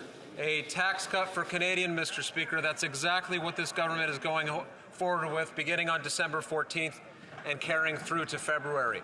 We've heard from Canadians. We know the challenges that they've been through previous years. And in the pandemic and into the modern day, we stand with them. I stand with my constituents during this time. I know what this will mean for them. Lifting GST, HST off of the cost of groceries, off of the cost of a night out for a meal, for a family of four. Imagine what that will do at a family restaurant. Imagine what that will do, Mr. Speaker, for the entrepreneurs in those restaurants, Mr. Speaker. It's no surprise that restaurant owners across the country, including restaurant associations, are completely behind this measure. Think about a young family also, Mr. Speaker, a young family looking forward to bringing home a new little boy or girl into the household. Those car seats are expensive, Mr. Speaker. I have personal experience in that. Lifting tax on that, Mr. Speaker, is going to go a long way. That's why we did it. We're going to continue to stand there for the people of this country. Right on. The honourable member for North Island, Powell River. Mr. Speaker, I stand with all postal workers across Canada and in my riding of North Island, Powell River. Imagine being paid so little you can't afford the very basics for living while your bosses make hundreds of thousands of dollars every year. Why is it that management feels comfortable padding their pockets and then point the blame at those who strike? People brave enough to put themselves in a place where they are not getting paid and now have lost their benefits. Shame. I have stood on the picket line with some of these folks, and when I get home, I will join them again if they are still not able to do the jobs they desperately want to do. The Conservatives will never stand on the picket line fighting alongside those brave union members who have made this country better for every single Canadian with their actions. The Liberals need to stop interrupting the process and allow for fair negotiations. Thank you to the postal workers who are still collecting letters for Santa and delivering, in some cases without pay, checks to the most vulnerable. Solidarity.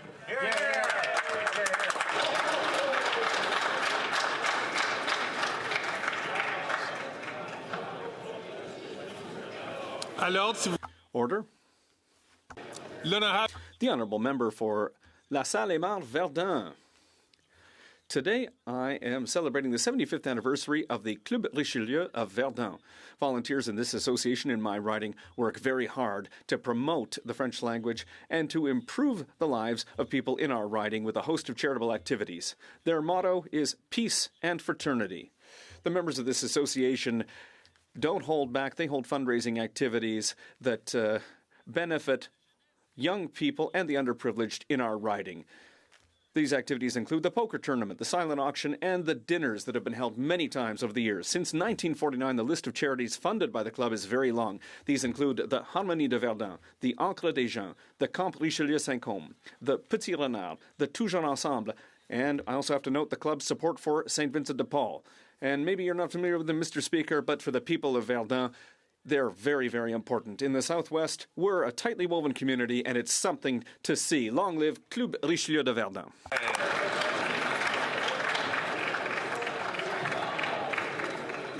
The Honourable Member for Charleswood St. James, Assiniboia Headingley. Common sense Conservatives have one simple request for this Prime Minister. Please just stop. Stop the tax hikes, especially the job-killing carbon tax.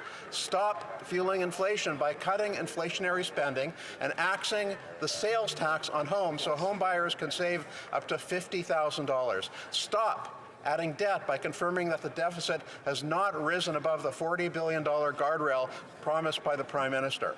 Never before has so much been spent to achieve so little. This Prime Minister has spent so much, he's added more debt than every other Prime Minister in Canadian history combined. Even former Finance Minister Bill Morneau agrees that inflationary spending has driven up the cost of everything. Mr. Speaker, there's an old adage, once you've dug yourself into a hole, it's time to stop digging. It's time for a carbon tax election so common sense Conservatives can axe the tax, build the homes, fix the budget, and stop the crime.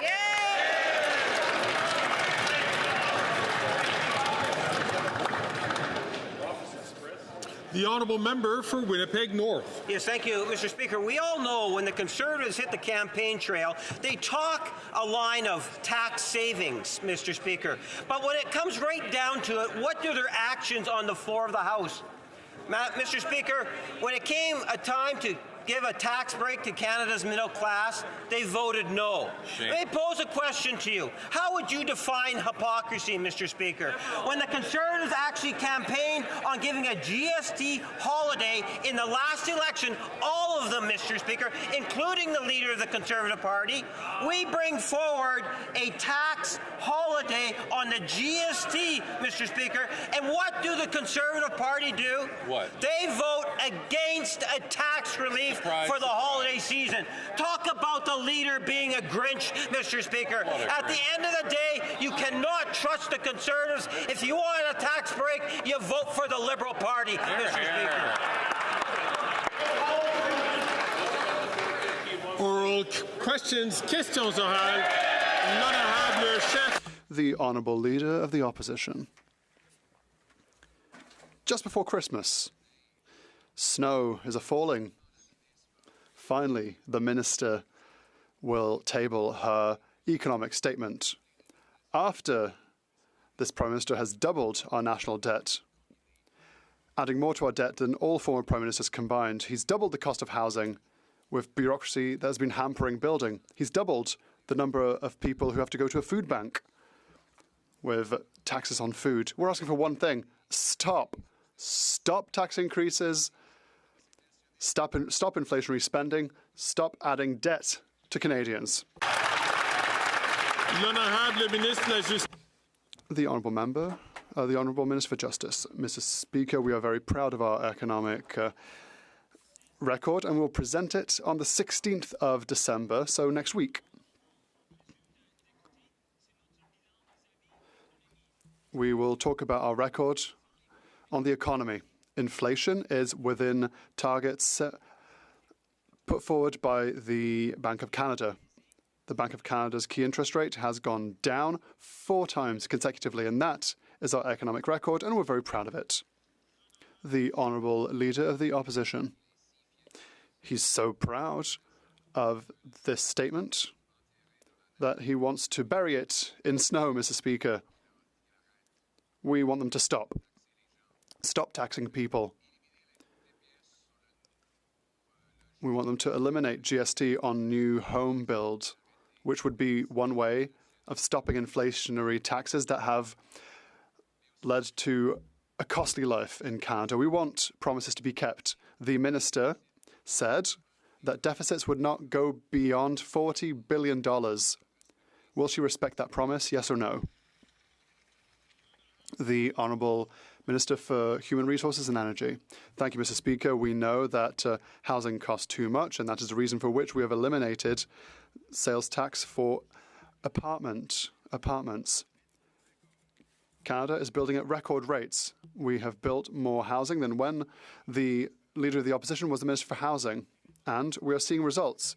The cost of rent has gone down this year in big metropolitan areas like Montreal. The Conservative leader wants to bring back taxes on building. His plan will increase the cost of housing. The Honourable Leader of the Opposition. Mr. Speaker, after doubling the debt with inflationary spending, doubling the cost of housing with more bureaucracy that blocks building, doubling the number of people using food banks with carbon taxes on farmers and truckers who bring us our food. Finally, they're planning a fall update, but they'll do it in the snow on December 16th. Our message is stop. Yes. Stop the inflationary spending. Stop the tax increases on food and homes. Stop indebting Canadians. Will they please just stop? The Honourable Minister of Justice and Attorney General. Mr. Speaker, on the 16th of December, we will present our economic record in this chamber, and we will talk about the fall economic statement. And I anticipate that you're going to hear a lot about the economic record that we've amassed. One thing that I anticipate you'll hear about is what we've done with respect to childcare. On childcare, an economic affordability model, we've brought it down to $10 a day in 8 provinces. That has resulted in 110,000 women joining the workplace. What is that record, Mr. Speaker? 85% of women are now participating in the workforce in Canada. That is a record high. That is what we stand behind on this side of the House. The Honourable Leader of the Opposition. Mr. Speaker, what they've amassed is a lot of debt. In fact, they doubled the debt. This Prime Minister has added more debt than all prior Prime Ministers combined, which has caused the worst inflation in 40 years, inflation that is now rising as the debt is rising. Now, the Finance Minister said that she had a guardrail for the deficit. It would not go beyond $40 billion. If you go up to $40 billion, that means you've hit the guardrail. And if you go higher than $40 billion, you've gone through the guardrail. What's on the other side of a guardrail? A cliff. Yeah. Is this minister leading us off the cliff? The Honourable Minister of Justice and Attorney General. Let's talk about the spending that our government is doing. Let's talk about what observers are observing. Tiff Macklem, I'm pretty sure he knows who that is. The Governor of the Bank of Canada says we're no longer trying to get inflation down. Government spending is not pushing against getting inflation down. We have already brought it down. Let's talk about David Dodge, the former Bank of Canada Governor who was in place when that member was in Cabinet. He said because it was obsessively focused on reducing the federal deficit over fiscal years 2011 to 2016, the Harper government unnecessarily contributed to a slower rather than a more muted recovery. We're not going to follow that playbook because it didn't work. And ask colleagues to please not take the floor so that we can hear the answer to the question clearly. The Honourable Leader of the Opposition. Mr. Speaker, in the spirit of nonpartisanship, we have put forward a motion inspired by the leader of the NDP. That's right. He has said that this Prime Minister is weak, is greedy, is selfish, and is beholden to corporate interests. He has pointed out that this Prime Minister has violated the rights of workers. So we took the NDP leader's words, we put it in a motion that includes non-confidence. Will the Prime Minister allow this NDP leader a free vote so that he can vote non-confidence for Canadians?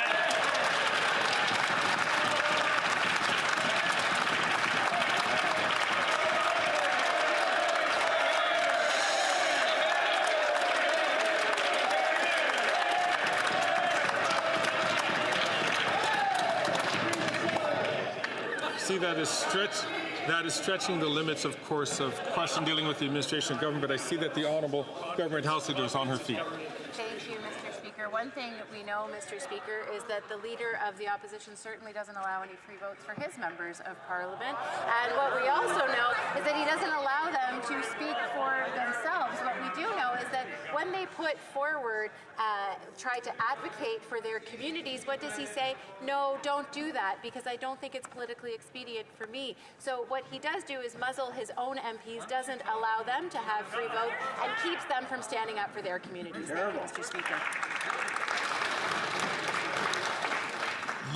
The Honourable Member for La Prairie. Saint-Maxime School is in the news for prayers in class, homophobic comments, and students rejecting sex education in classes, among other things. The Quebec government has had enough of attacks upon secularism. It is asking Ottawa to put an end to religious exemptions in the criminal code and wants to tighten up Bill 21 on secularism. Ottawa's doing the opposite. It's challenging Bill 21. It's just beat around the bush about religious exemptions. When will this government stop undermining secularism in Quebec? The Honourable Minister for Public Services and Procurement. Thank you, Mr. Speaker. My colleague no doubt knows that education is a provincial matter. If he wants to talk about education and the way to protect children in the school system in Quebec, then he has to turn to Quebec City. This forum isn't quite where education is discussed. The Honourable Member for La Prairie. Quebec is a welcoming society that extends its arms to those who choose to integrate. And to integrate successfully, we all want to share the values that unite us and bring us closer together. Equality between men and women, separation of religion and state, French as a common language, the right to love whoever we want. Canadian multiculturalism says the opposite. There's no need to integrate, no need to adhere to any values. Don't change a thing about yourselves. Does the federal government realise that its multiculturalism is harming the integration of new Quebecers and harming Quebec's ability to live together? The Honourable Minister for Public Services and Procurement. Thank you, Mr. Speaker. Unity is exactly what the Canadian Federation is encouraging, and that's why in Canada and in Quebec we are proud of being a united party that defends the rights and freedoms of everyone, so that they can do what they believe is right for them. Once again, Mr. Speaker, education is a provincial matter, so we ask our colleague to turn to Quebec City instead of here about education. The Honourable Member for Burnaby South. Imagine this. A woman in her 70s, she's worked her whole life, raised her kids, done everything right. Now she's retired and her pension doesn't go far enough and she's got to skip meals. The Prime Minister believes that someone earning $140,000 a year deserves a check of $250,000, but that she doesn't. Why? Hear, hear, hear. The Honourable Minister of Justice and Attorney General. Mr. Speaker, we're going to stand by our record of defending seniors. On multiple occasions in this chamber over the last 9 years, we've done things like change the retirement age from 67, as proposed by the Harper Conservatives, back down to 65. We've made targeted investments to improve old age security for those over the age of 75. Most recently, we put in place a dental care plan for seniors that has had, despite assertions by the Conservatives that it doesn't even exist, 2 million people sign up and over 1 million people actually receive services for the first time in decades. That's a record of serving seniors and assisting seniors and meeting them where they are. We'll stand by that record. The Honourable Member for Burnaby South. That the minister didn't answer the question why they don't deserve checks of $250. Imagine someone else living with disabilities, someone who can't make ends meet. The Prime Minister believes that this person doesn't need a helping hand. Will the Prime Minister finally see sense and include people with disabilities in their $250 check? The Honourable Minister for Justice. The measures that we have made on this side of the House targets poverty and helps people living with disabilities. We've added a benefit for them and them alone. what we want to do over the last few weeks is to make changes to GST that will help all Canadians. We'll always fight against poverty, and numbers show that we have managed to do so with a reduction in the poverty rates in Canada. Thank you. The honourable member for Leeds Grenville, Thousand Islands and Rideau Lakes. Today, the NDP leader has a chance to prove that he didn't sell out Canadian workers for his own pension. Now, he famously promised Canadians that he ripped up his coalition with the Liberals, saying they, quote, were too weak, too selfish, and too beholden to corporate interests to fight for people. Now, Conservatives agree, and Canadians want a carbon tax election. So, will the Prime Minister allow the NDP leader to vote for his own words, or did the PM whip the NDP vote to block a carbon tax election?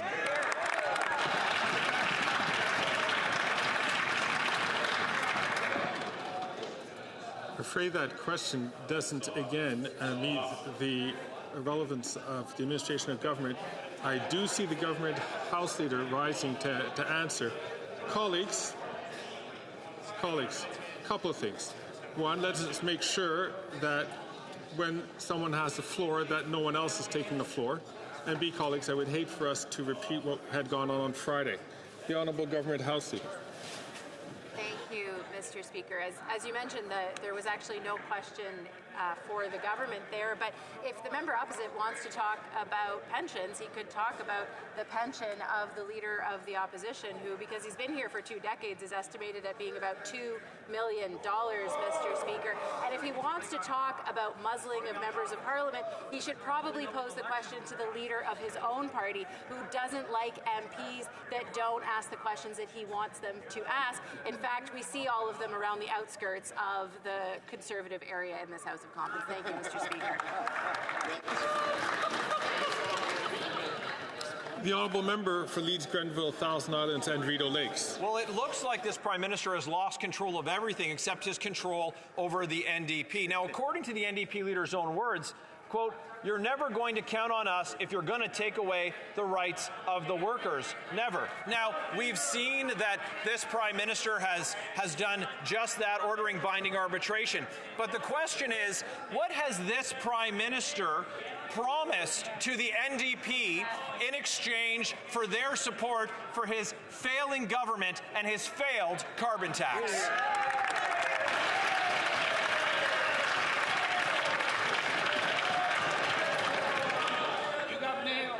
Again, that is not relevant to the administration of government or about the...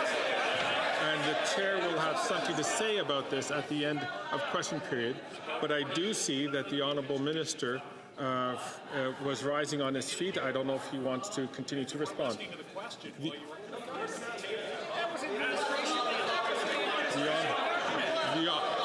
I see no minister rising. The Honourable Member for Calgary Nose Hill. Mr. Speaker, every time that there's a ruling about the government on this issue, there's an absolutely material question, which is the Liberal or the NDP say one thing over and over again, and then come in and support the Liberals. So asking what the Liberals have promised the NDP in favor of their support after time and time again saying all of these things, they keep supporting the government. So what has the government promised the NDP to avoid a carbon tax election?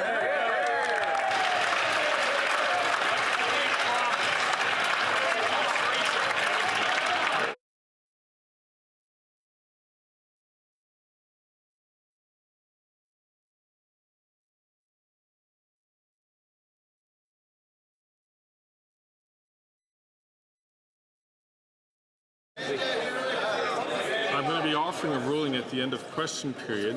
Perhaps I wish I could have done it earlier, but I see that the Honourable Minister is rising on her feet to answer. The Honourable Leader of the Government in the House of Commons.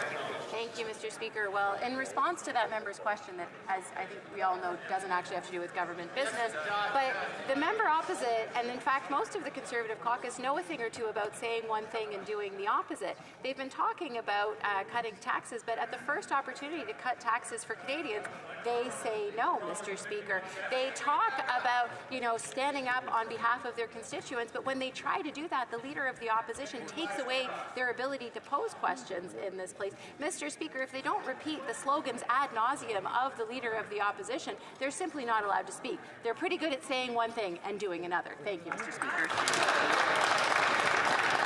The honourable member for Calgary Nose Hill. To be very clear, Speaker, the Leader of the NDP has gotten up and railed against the Liberals for the GST measures, against workers, every possible thing. The NDP has said the government is incompetent. They said they can't vote for him. Yet every time there's a confidence motion, the NDP stand up and do what? They vote for the government. So it is the business of this place. How much is it costing Canadians? What has this administration promised the NDP to get them to vote against their leader's own words?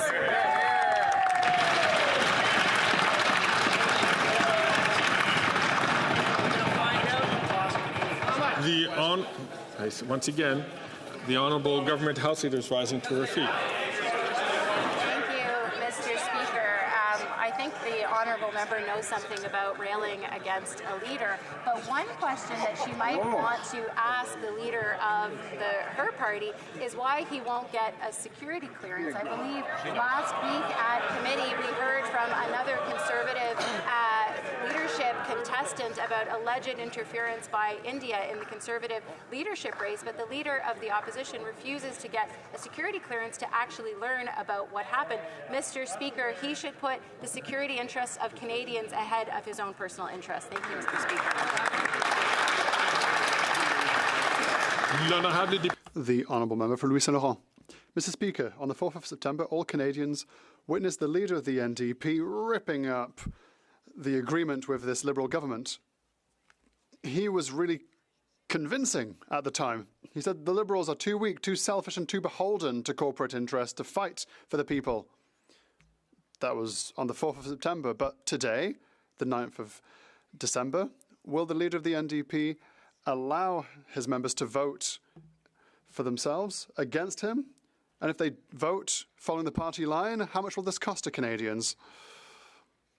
Once again, I would like to encourage all members to refrain from speaking when they're not recognised in the House of Commons. Once again, we are in a situation where the speakership is not in the most enviable position, because the question doesn't have to do with government, the government and its operations, but the Honourable Minister is rising. Well, the question is not relevant, Mr. Speaker, but one relevant question is why this honourable member can't speak for himself and speak for his constituents. His Conservative leader claims that affordable housing that are built in his riding and in other Conservative ridings simply don't exist. That's a bit odd. He says that housing projects don't exist, where there are hundreds of affordable housing units that are currently being built and that are built in Conservative ridings. Once again, before the honourable member stands to take the floor, I would like everyone to refrain from speaking unless recognised by the speakership. The honourable member. Well, my question was very simple. How much will it cost Canadians? The minister doesn't know how to count, but the minister loves to spend. So the problem is the NDP added another layer to this. The leader of the NDP said that the Liberal government will always give in to corporate greed and will always intervene to ensure that unions have no power. That's our motion word for word, Mr. Speaker. So what does the Prime Minister think of a leader who might vote against him? This Prime Minister, who has never respected his word for deficits when he announced to Canadians that there would be a budgetary balance. The Honourable Minister for Public Services and Procurement. I know how to count. 1, 2, 3, 4, 5, 6, Mr. Speaker. That's the number of affordable housing units that were built under the Conservative leader when he was Minister for Housing. 8,000 are being built right now just in Quebec, thanks to the $2 billion agreement between the federal government and the government of Quebec. And hundreds of these housing units will be in Conservative ridings. There are 50,000 that we have built throughout the country over the last few years. The honourable member for Saint-Hyacinthe-Bagotte. Mr. Speaker, yet another fiasco for the CBSA, with the failures of the CBSA Assessment and Revenue Management application, or CARM. 22 breakdowns in 1 month for an application that took 14 years to develop and that cost taxpayers $556 million. $500 million with just a 50% cost overrun, not to mention the fact that the agency hid important documents from parliamentarians. Today, the Committee for Trade voted unanimously to ask the Auditor General to investigate this latest Liberal fiasco. Will the government support our request for an inquiry? The Honourable Minister for Public Safety. Mr. Speaker, my colleague knows full well that the government does not give instructions to the Auditor General, and we respect the free will of committees to study what they want and to invite people, such as the Auditor General, to study important files for Canadians. We believe that the CARM system replaced one that was old. It was 36 years old. And we understand the private sector's concerns, and I have full trust that we will rectify this very rapidly. The honourable member for Saint-Hyacinthe-Bagotte. There's a real cost to the agency's fiasco with the CARM. There's one for taxpayers, $556 million, but there's also one for entrepreneurs. Their imports are paralysed at the border. They're suffering billing errors, they're being double paid for direct debits, and there are in-terminal delays for them. They have absolutely no customer service when the CARM crashes. And it takes weeks for the agency to correct its mistakes. What is the government doing today to stop making businesses pay for its fiasco? The Honourable Minister for Public Safety. Once again, Mr. Speaker, we, of course, share the concerns of our colleague. We will support Canadian businesses to make sure that they pay the right amount in an efficient way. That was the objective of modernising this technology. That started in 2010. So it's not just one government, it's two governments that decided to improve a system to make it easier to access, but also make customs easier to navigate. We will correct the errors. The honourable member for Saint-Hyacinthe-Bagotte. The CARM application fiasco is not a first for the CBSA. The agency was also behind ArriveCan. Let's not forget the application that was supposed to cost $80,000, but that ended up costing $60 million. Clearly, there's a fundamental problem at the agency when it comes to transparency, monitoring of spending, and cost overruns.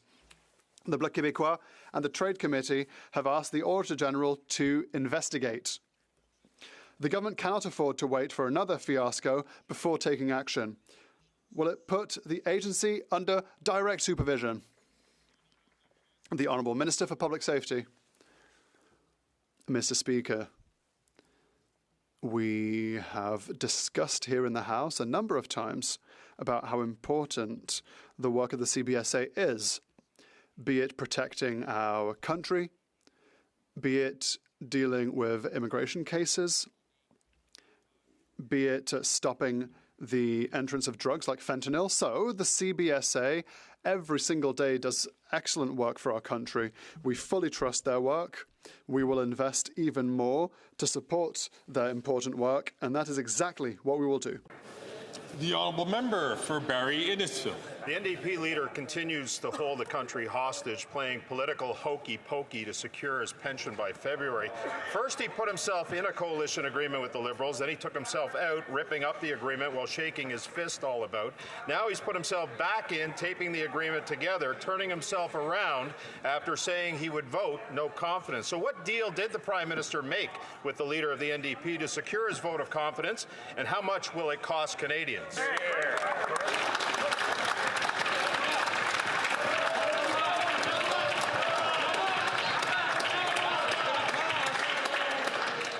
out December 16th.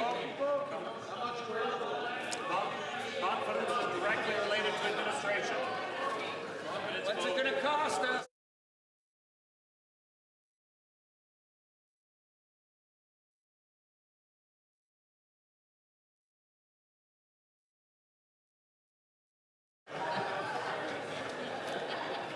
in the opinion of the chair, this actually question is pertinent to the administration of government.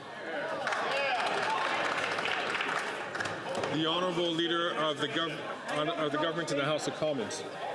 Thank you, Mr. Speaker. Mr. Speaker, when it comes to the Conservative members of Parliament, all they can do is say one thing and do another. They're pretending to support workers' rights when in reality it's the Leader of the Opposition who brought forward some of the most draconian anti-worker legislation in this country's history. Mr. Speaker, we're going to continue to stand up for workers right across this country. It's a record we are proud of. It's not something the Conservatives can say that they have ever done. Thank you, Mr. Speaker. The Honourable Member for Barrie Innisfil. Words matter. The Leader of the NDP said he ripped up his supply and confidence agreement with the Liberals, saying the Liberals are too weak, too selfish, and too beholden to corporate interests to fight for people. Speaking to poor workers before the Liberals violated their right to strike, he said, if there's any vote in Parliament that in any way impacts your rights, I can tell you right now, we'll vote no, whether that vote is a confidence vote or not. So what did the Prime Minister, what deal did he make with the Leader of the NDP to secure his vote of confidence, and how much will it cost Canadians?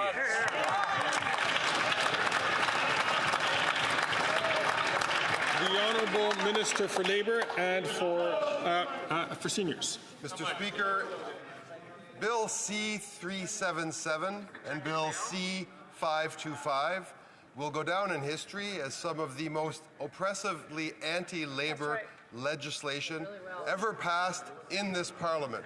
One of the very first acts of this government was to repeal both of those pieces of legislation. The author of those pieces of legislation was none other than the Leader of the Opposition, its chief architect, its chief salesman. He's the most anti-worker leader ever elected to this House of Commons.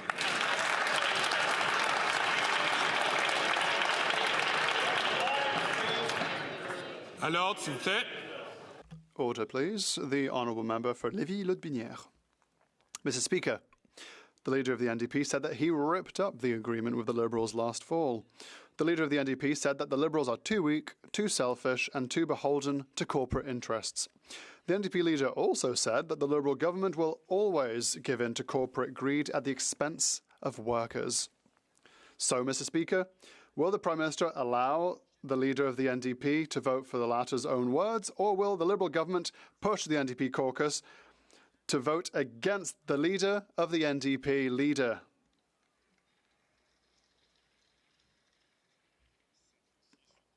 This time I'm not particularly convinced that this is a pertinent question to government operations, but the Honourable Minister for Labour and Seniors is rising. Mr. Speaker, in the previous Parliament, Bills C-377 and C-529 were some of the most anti-union bills in Western history. The main spokesperson and the main architect of these bills was none other than the current Leader of the Opposition. So, he is the most anti-union leader in the history of Canada. I ask him to ask the Honourable Member to ask his leader about his leader's opinion. For Winnipeg Centre. Mr. Speaker, Women's Shelters Canada says that the housing shortage is trapping people in abusive circumstances, especially in cities where the rent is skyrocketing. In Saskatchewan, victims are fleeing to rural areas with cheaper rents, but with fewer social supports and public resources. And shelters in the Greater Toronto area are overwhelmed because rents are out of reach. Liberals have let people down. Survivors need affordable housing to seek safety from abusers now. When will the minister deliver affordable rent-geared to income housing to save lives? The Honourable Parliamentary Secretary to the Minister of Housing, Infrastructure and The Communities. colleague is right, Mr. Speaker. We do need more affordable housing in Canada. We do need more shelters in Canada. And that's why this federal government has put forward the National Housing Strategy that is doing just that. The member began her question by pointing to vulnerable women. I sympathize in my own community and communities across the country. It remains not just a challenge but a crisis, and that's why the housing strategy that I mentioned just now has placed a focus on ensuring women are housed who have experienced domestic violence. Why the Rapid Housing Initiative is doing the same thing. We have more to do, and we will do that work in partnership with any interested party. I know the Conservatives won't be there, Mr. Speaker. The honourable member for Nanaimo Ladysmith. Mr. Speaker, families in Nanaimo Ladysmith are trying to get by, but times are tough, with more and more people relying on food banks. Loaves and Fishes and its many volunteers have gone above and beyond, but they require funding to expand and meet the growing need. Despite ample attempts, the Liberals have not delivered. So, Mr. Speaker, I will ask again, will this government finally provide Loaves and Fishes with the funding required so people on Vancouver Island are not left to go hungry? The honourable Minister for Families, Youth and Social Development. Thank you, Mr. Speaker. I often take the opportunity to meet with volunteers at food banks in my community here in Ottawa and across the country. And what I hear consistently, Mr. Speaker, is what a difference the Canada Child Benefit has made for families that are relying on a food bank for service. The Canada Child Benefit provides monthly support for families up to $7,800 a year per child. This is timely support, which we know the Conservatives would oppose. The honourable member for Scarborough Agincourt. Mr. Speaker, the government is introducing a 2-month tax break for all Canadians. After all their talk about cutting taxes, you would expect the Conservatives to walk the walk and support this measure, but they voted against it. Can the Minister of Small Business speak more about what the government is doing to make life better and safer for Canadians and businesses? Good question. Yes. Good question. The honourable Minister for Small Business. Mr. Speaker, the Conservatives are all talk and no action. Starting December 14, Canadians will get a GST holiday.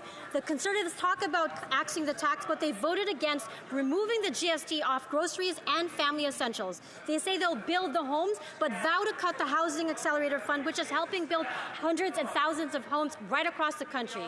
They say they will stop the crime, but they vote against our gun control measures. As you can see, Mr. Speaker, the Conservatives are the ones that are putting a stop to the measures that are helping Canadians and small businesses.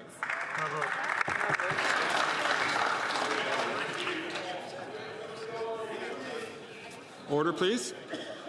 The honourable member from Calgary Forest Lawn.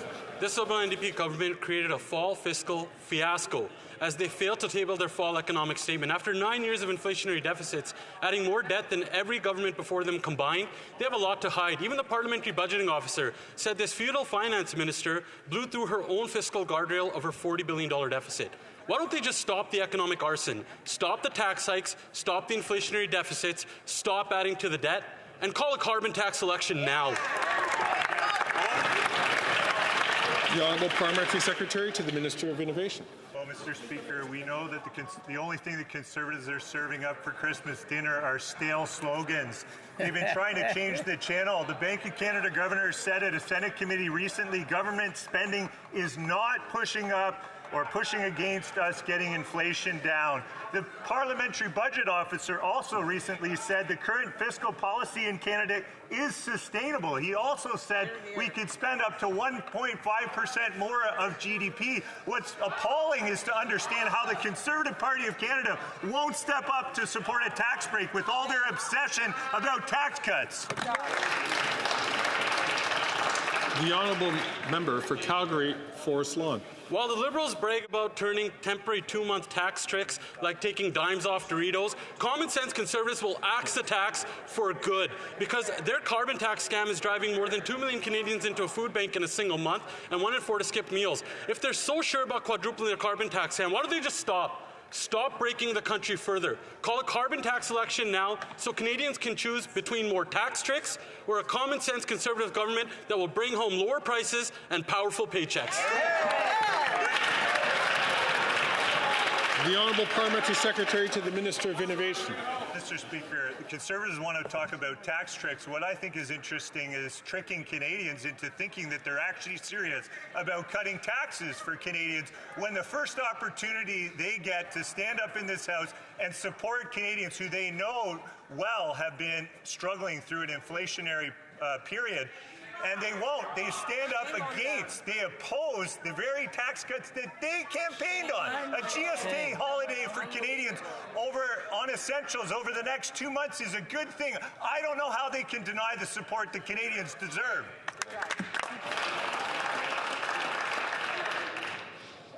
The honourable member for Simcoe North. Mr. Speaker, last year the finance minister said that the deficit would be less than $40.1 billion. And now Parliament's still waiting for the public accounts to confirm whether the minister kept that promise. Can the minister spare us the suspense and tell us what the deficit was for last year? The Honourable Parliamentary Secretary to the Minister of Innovation. Mr. Speaker, our government has stuck to our fiscal guardrails, and that's exactly why inflation has come down for 11 months in a row, has been within the Bank of Canada's target range for 11 months in a row. We were the first in the G7 to cut interest rates, and we've had 4 consecutive rate cuts. And we're looking forward to this Wednesday with the Bank of Canada. We'll have another meeting and looking forward to their announcement. Thank you. That's right. Colleagues, especially the honourable member from Abbotsford, please do not speak unless recognized by the Speaker. The honourable member from Simcoe North. Mr. Speaker, what is the point of making promises that you don't intend to try or even keep? In 2020, the finance minister said that when the need for stimulus was over, it would be withdrawn. They didn't withdraw it. Then it was that the debt to GDP ratio would continue going down, except 1 year later, it went up. And then she said the deficit would be less than $40.1 billion. And lo and behold, we find out she's broke that promise too. So when will someone at least admit that these folks are committing economic vandalism and tell us what the deficit is, or are they just worried that it's going to shred all the credibility that she has left? The Honourable Parliamentary Secretary to the Minister of Innovation. Our government will stack up and compare our record to the Conservatives and run on that any day of the week and twice on Sundays.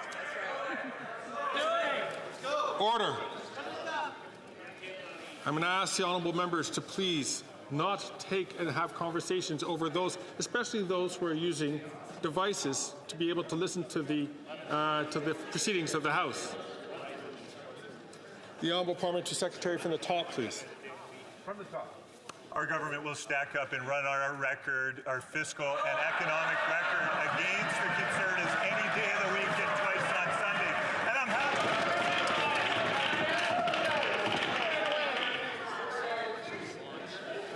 happy. Colleagues, the more time that the Speaker has to spend on his feet, the fewer questions we have to get through in question periods.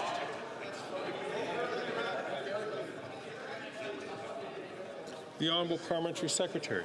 Thank you, Mr. Speaker. Our government will run on our record on economic policy against the Conservatives any day of the week and twice on Sundays. We have a AAA credit rating, the lowest deficit, the lowest net debt to GDP ratio. We have seen that the Stats Canada has revised the forecast for Canada for the last 3 years up, which is significant. And we're also rated by the IMF to have the strongest GDP growth in the G7. I think that economic record stands for itself, Mr. Speaker.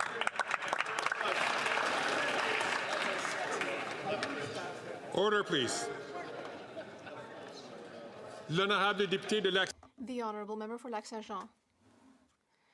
Mr. Speaker, ever since in 2023 the Safe Third Country Agreement was renegotiated, the Bloc Québécois has been sounding the alarm because there's a loophole that enables people who cross the border illegally to claim asylum after hiding for 14 days. And a CBSA report obtained by the media on Friday confirms that 1,900 people used that loophole and claimed asylum. That's just between April and September 2023. According to the CBSA, the real numbers are almost certainly higher. Will the government finally take action and do something about this 14-day loophole? The Honourable Minister of Immigration, Citizenship and Refugees. Well, if I understand correctly, Mr. Speaker, my colleague wants me to take action instantly here on the floor of the House of Commons without even letting the U.S. know. Of course, we care about safety and security at the border. We will continue to take action to guarantee that. I hope the Bloc Québécois will support our reform to the asylum system, which we'll be bringing forward soon, because last time, despite the fact that we were supported by the government of Quebec, they said no. It's really inconsistent, Mr. Speaker. The honourable member. Well, it's his job to answer questions. This is question period, Mr. Speaker. Anyway, this government has known for more than a year that this 14-day loophole is being exploited. It has known that for more than a year, thousands of people are illegally crossing the border to claim asylum, and it's known that that entire time, human traffickers have been abusing vulnerable people to the tune of $45,000. And yet the government has done nothing. It's inexcusable. It's inhumane, Mr. Speaker. Why have we had to wait until Donald Trump started making threats before this government would finally do something about illegal immigration and organized crime? It's known about this for more than a year, Mr. Speaker. The Honorable Minister of Immigration. Looking at recent history with bringing the visa back on Mexico, Mr. Speaker, the Bloc Québécois was pleased with this, and we've been tightening things in the immigration system for over a year, and it's working. In November, the number of interceptions at the border was at the lowest level, and we will continue to secure our border.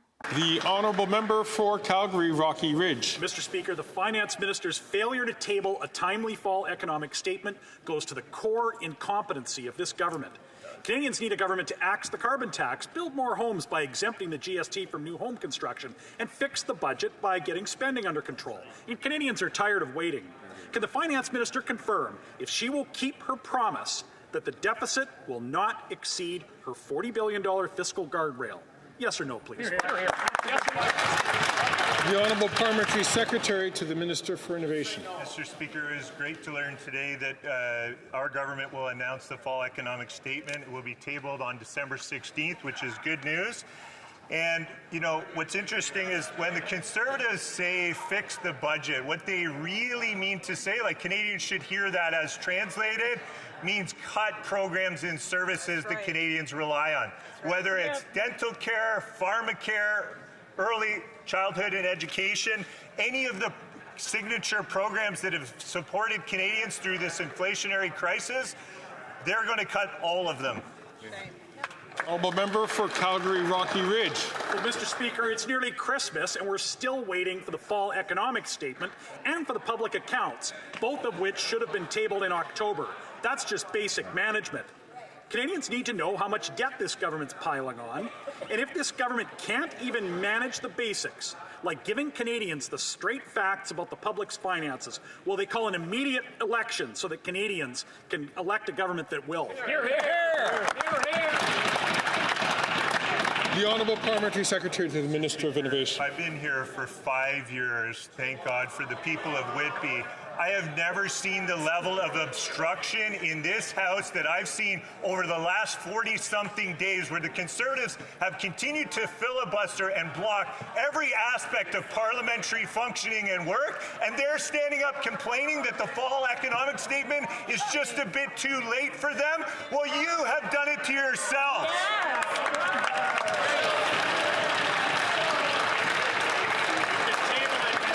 I remind all members to making sure that they pass all comments through the chair. À l'ordre, s'il vous plaît. Order.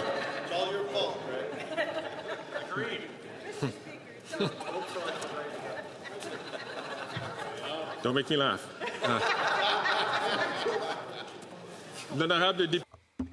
The Honourable Member for Bellechasse-Lévis. We need to stop these tax hikes and the skyrocketing debt and inflation, but that doesn't seem to matter to the Liberal bloc.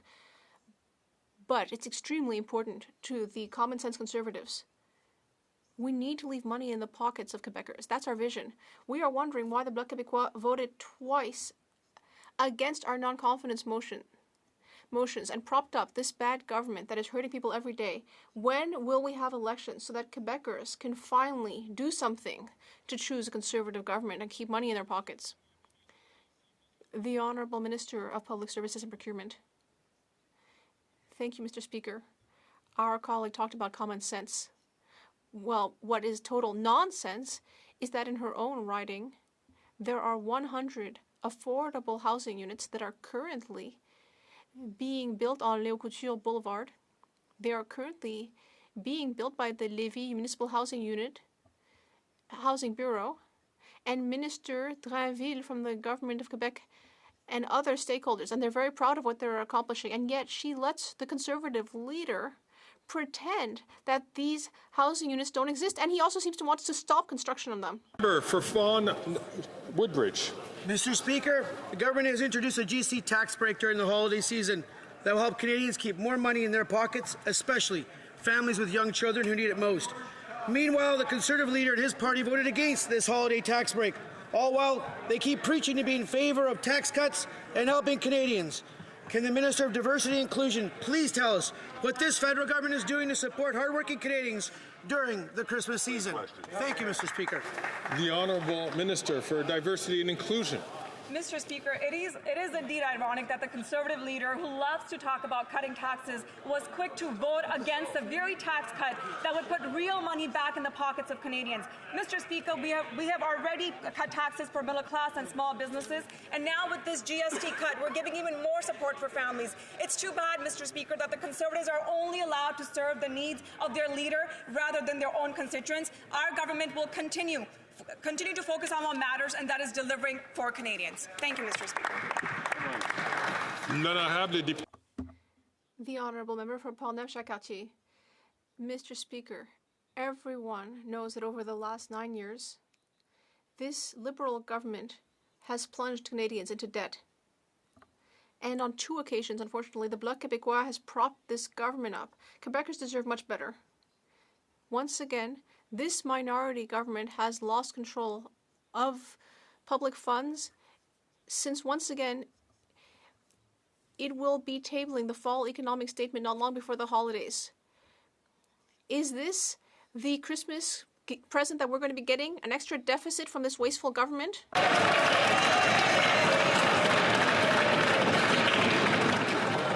que je reconnaisse l'honorable ministre, juste inviter tous les députés. I would just invite all members to not take the floor unless they've been recognized by the chair. The Honourable Minister of Innovation. Mr. Speaker, I'd like to thank my colleague for his question. I know that the holidays are coming up, and the Conservatives love hearing children's stories and slogans, but even the member for Portneuf-Jacques-Cartier, a person I respect, but he knows perfectly well that we've made record investments. In 2023, Canada was the third country on the list of the countries that received the most investment, and we are investing in Canadians, in industry and Canadian workers. Mr. Speaker, we should be celebrating the investment that is being made in Canada. The Honourable Member for Edmonton Mill Woods. Harshandeep Singh, just 20 years old when he came to Canada to build a better life. He got a job like many other students as a security guard in Edmonton. Just 3 days after starting this job, he was murdered on the job. Our heartfelt condolences go out to his family and friends at this very difficult time. But Mr. Speaker, his killer was a violent criminal with past police interactions and a potentially long criminal history. This government changed the laws to make it easier for repeat violent offenders to roam free in our communities. Right. When will they take the safety of our communities?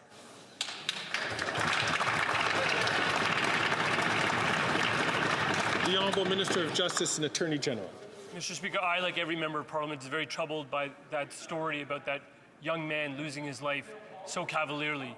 And our condolences go to his family and to his entire community. What I would say with respect to keeping Canadians safe, what we're doing is working on multiple fronts. Part of that deals with gun control, and that's assault weapons and handguns. Another part of it is the bail reform, which we implemented at the behest of the provinces. And if there's more that needs to be under the criminal code, we are open to that. What we're also keen on is seeing in the province of Alberta and in other provinces investments being made in courtroom spaces, in police officers, in JPs, and in Crown attorneys, so we can all do the work we need to keep Canadians safe.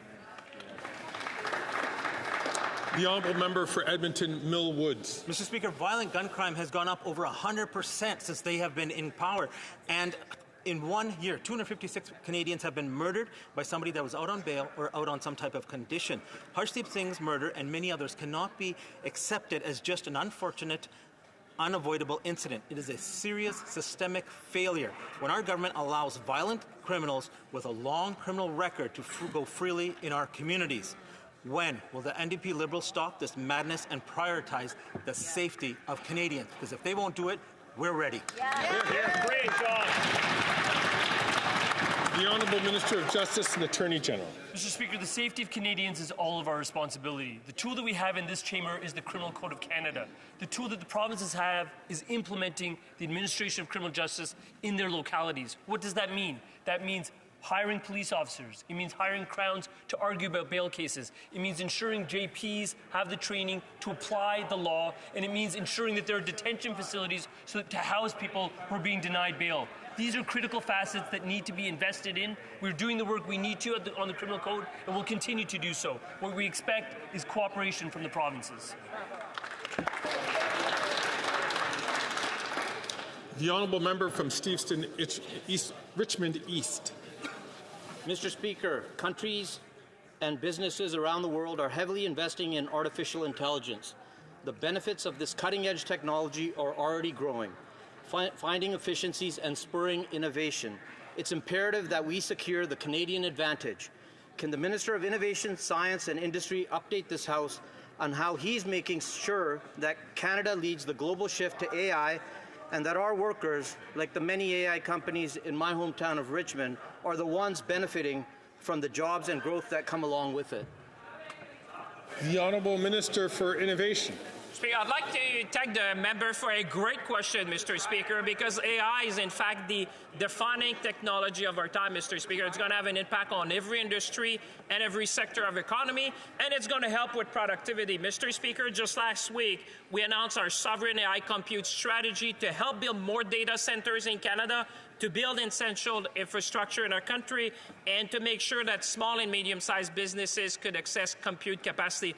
Mr. Speaker, we're going to work on this side of the House to make sure that we continue to be leader in AI, in responsible AI, attracting investment, attracting talent. Let's celebrate Canada, Mr. Speaker. L'honorable député de Rose. The honourable member for Rosemont-la-Petite-Patrie. Mr. Speaker, with the help of the Liberals, private investors have bought Norgate Apartments in Montreal. That's the biggest housing purchase in Quebec in 2024. And yet there is a housing crisis happening. People are very concerned about the fact that the Liberal government has let them fall through the cracks. Montrealers can barely afford rents as it stands. Instead of helping private investors get rich, the government could have helped build more affordable apartments. Why place the interests of private investors ahead of those of Montrealers? The Honourable Minister of Tourism. Thank you, Mr. Speaker. I'd like to thank my colleague for his question. It gives me an opportunity to tell him, if he doesn't know already, that we have just made an announcement, in fact, in my writing, to bring 720 units outside market pricing. That's 720 new affordable units, because we don't just want to build new affordable housing. We want to make it sustainable and ongoing. The honourable member for Kitchener Centre. Mr. Speaker, the Canada Council for the Arts has not only had its funding cut in recent years, but significant inequities remain, leaving communities like mine dramatically underfunded. Today, MPs from 4 parties in this House have co-signed a letter, again bringing this to the attention of the Minister and calling for action.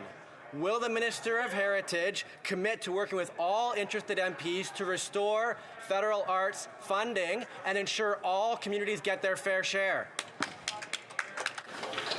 The Honourable Parliamentary Secretary to the Minister for Canadian Heritage. Thank you, Mr. Speaker. Whether it's funding for the Fringe Festival in Vancouver or the Mermaid Theatre in King Hence, our government will always be there to support the arts. And I want to assure that member that I will work with him. We will work with him and any members that are interested in ensuring long-term sustainable funding for the cultural sector in this country. This afternoon, I'll be meeting with the CEO of the Canada Council for the Arts. We'll take this conversation up as well. But, Mr. Speaker, unlike Conservatives who believe that arts are only an elite topic, our party and at this side of the House, we believe that arts are the soul of a nation, and we will be there to support artists and the cultural sector at every turn.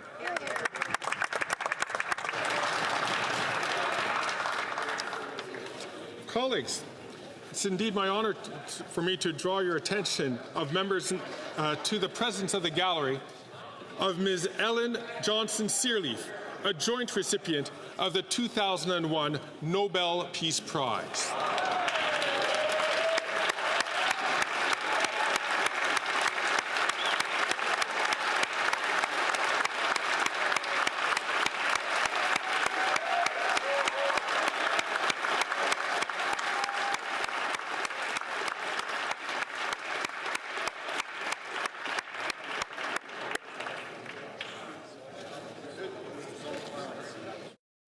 Being 3:16, the House will now proceed to the taking of the deferred recorded division on the motion of Mr. Poilievre relating to the business of supply.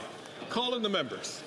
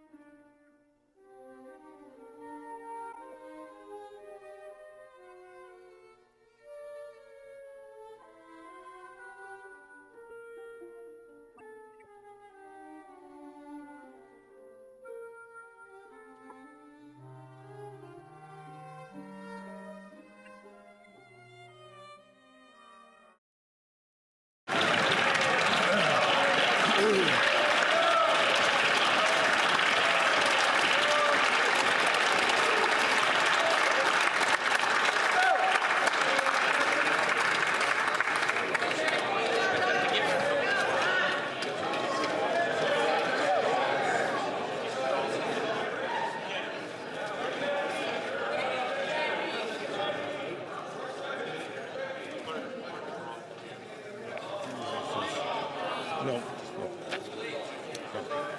There's no point of order at this point. Before the House proceeds to the taking of this deferred recorded division, colleagues,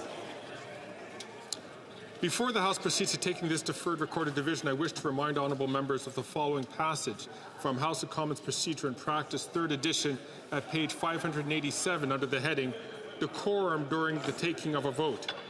Quote, from the time the Speaker begins to put the question until the results of the vote are announced, members are not to enter, leave, or cross the House, nor may they make any noise or disturbance. End quote. Je suis convaincu. I'm convinced that honourable members will comply to this indication to make sure that our operations can happen in an ordinate way. The question is as follows.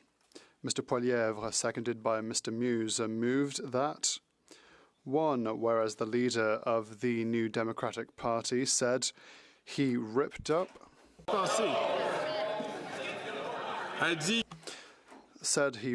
his supply and confidence agreement with the Liberal government. 2. Whereas the NDP leader said the Liberals are too weak, too selfish and too beholden to corporate interests to fight for people. 3. Whereas the NDP leader said that the Liberal government will always cave to corporate greed and always step in to make sure the unions have no power, in response to the Liberal Labour Minister's referrals to the Canadian Industrial Relations Board that ordered the workers of Teamsters Canada Rail Conference and the ILWU 514 to resume their duties, violating their right to strike. Puis-je dispenser? Therefore, the House agrees with the NDP leader, and the House proclaims that it has lost confidence in the Prime Minister and the government. La période. The 10-minute voting period for members voting electronically has started, and the House will now proceed to the vote for members participating in person. All those in favour of the motion will please rise.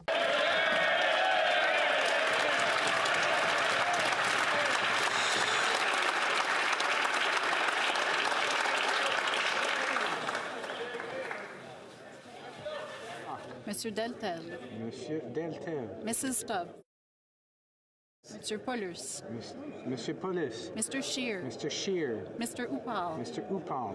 Miss Landsman. Ms. Landsman. Mr. Hallan. Mr. Hallan. Miss Lewis Haldeman Norfolk. Ms. Lewis Haldeman Norfolk. Mr. Barrett. Mr. Barrett. Mrs. Gray. Mrs. Gray. Mr. Barlow. Mr. Barlow. Ms. Dancho. Ms. Dancho. Mr. Ellis. Mr. Ellis. Mr. Kelly. Mr. Kelly. Mr. Baldinelli. Mr. Baldinelli. Mr. Cooper. Mr. Cooper. Mr. Kimmich. Mr. Kimmich. Mr. Kurek. Mr. Kurek. Mr. Jennis. Mr. Jennis. Mr. Small. Mr. Small. Mr. Lawrence. Mr. Lawrence. Mr. Duncan Stormont Dundas South Gungary. Mr. Duncan Stormont Dundas South Gungary. Monsieur Bertol. Monsieur Bertol. Mr. Workington. Mr. Workington. Mr. Chong. Mr. Chong. Mr. Abul Taif. Mr. Abul Taif. Mrs. Kuzi. Mrs. Kuzi. Mr. Seaback. Mr. Seaback. Miss Ferrari. Miss Ferrari. Mrs. Block. Mrs. Block. Mr. Stewart Miramichi Grand Lake. Mr. Stewart Miramichi Grand Lake. Mr. Chambers. Mr. Chambers.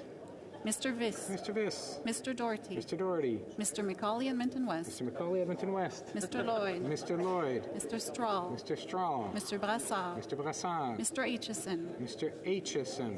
Mr. Godin. Monsieur Godin. Mr. Hoback. Mr. Hoback. Mr. Morantz. Mr. Morantz. Mrs. Roberts. Mrs. Roberts. Mr. Malillo. Mr. Malillo. Mr. Tucker. Mr. Tucker. Mrs. Cramp-Nyman. Mrs. Cramp-Nyman. Madame Vien. Madame Vien. Mr. Patzer. Mr. Patzer. Mrs. Gallant. Mrs. Gallant. Mr. Shipley. Mr. Shipley. Mr. Muse. Mr. Muse. Mr. Redicott. Mr. Redicott. Mr. Van Popta. Mr. Van Popta. Mr. Waugh. Mr. Waugh. Mr. Steinton. Mr. Steinley. Mr. Calkins. Mr. Calkins. Miss Rude. Miss Rude. Mr. Ginever. Monsieur Genereux. Mr. Generou. Mr. Genereux. Mr. Major. Mr. Major. Mr. Davidson. Mr. Davidson. Mr. Martel. Mr. Martel. Mr. Gould. Mr. Gould. Mr. Caputo. Mr. Caputo. Mr. Epp. Mr. Epp. Miss Rempel Garner. Miss Rempel Garner. Mr. Zimmer. Mr. Zimmer. Mr. Majumdar. Mr. Majumdar. Mr. Cram. Mr. Cram. Mr. Tolmie. Mr. Tolmie. Mrs. Wagenthal. Mrs. Wagenthal. Mr. Albus. Mr. Albus. Mr. Dreeshen. Correction, Mr. Bragdon. Mr. Bragdon. Mr. Dalton. Mr. Dalton. Mr. Nader. Mr. Nader. Mrs. Falk. Battlefords Lloydminster. Mrs. Falk, Battlefords Lloydminster. Mr. McLean. Mr. McLean. Mr. Weber. Mr. Weber. Mr. McGuire. Mr. McGuire. Mr. Reed. Mr. Reed. Mr. Shields. Mr. Shields. Mr. Falk Provencher. Mr. Falk Provencher. Mr. Motts. Mr. Motts. Mr. Williamson. Mr. Williamson. Mr. Arnold. Mr. Arnold. Mr. D'Entremont. Mr. D'Entremont. Mr. Morrison. Mr. Morrison. Mr. Soroka. Mr. Soroka. Mrs. Vecchio. Mrs. Vecchio. Mr. Carey. Mr. Carey. Mr. Vidal. Mr. Vidal. Mr. Dowdle. Mr. Dowdle. Mr. Lake. Mr. Lake. Mr. Vierson. Mr. Vierson. Mr. Ruff. Mr. Ruff. Mr. Fast. Mr. Fast. Mr. Leipert. Mr. Leipert. Mr. Leslie. Mr. Leslie. Mr. Giovanni. Mr. Giovanni. Mr. Stewart, Toronto St. Paul's. Mr. Stewart, Toronto St. Paul's. Monsieur Terrien. Monsieur Terrien. Madame Larouche. Madame Larouche. Madame Chabot. Madame Chabot. Madame Desbiens. Madame Desbiens. Monsieur Désilet. Monsieur Désilet. Monsieur Sauvé. Monsieur Sauvé.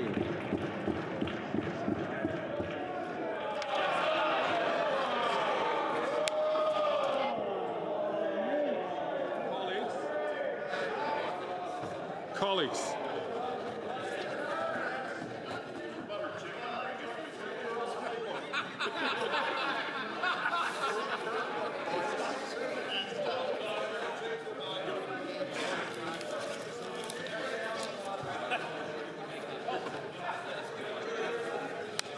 Can I ask the honourable member, please, from Miramichi Grand Lake to please not take the floor?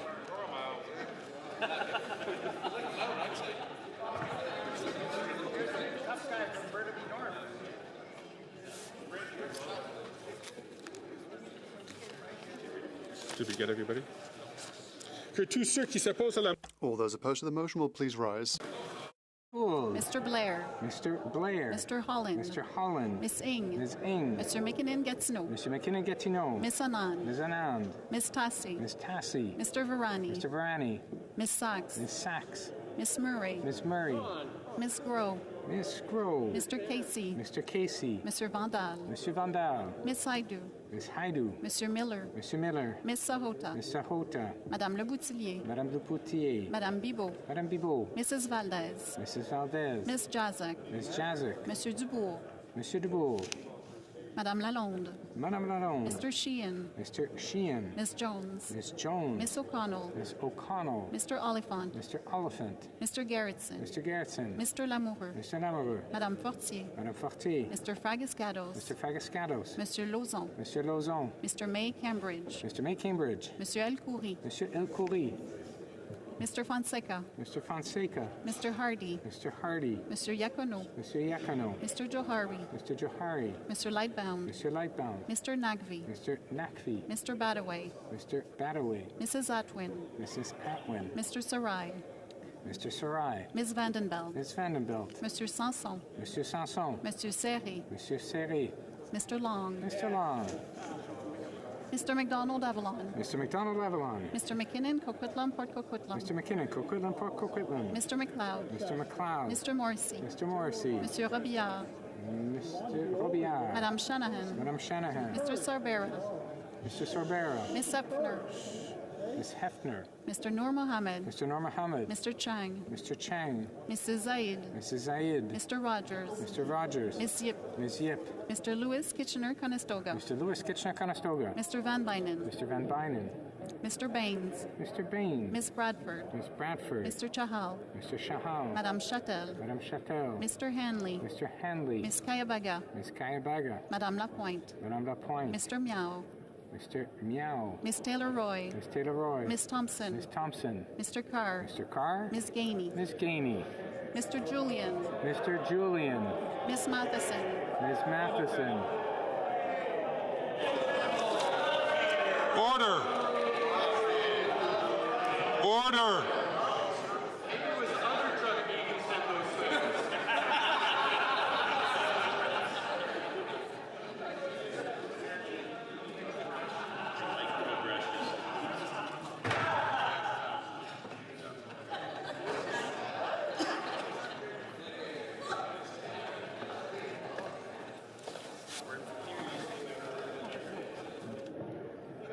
Mr. Johns. Mr. Johns. Miss McPherson. Miss McPherson. Miss Idlout. Miss Idlout.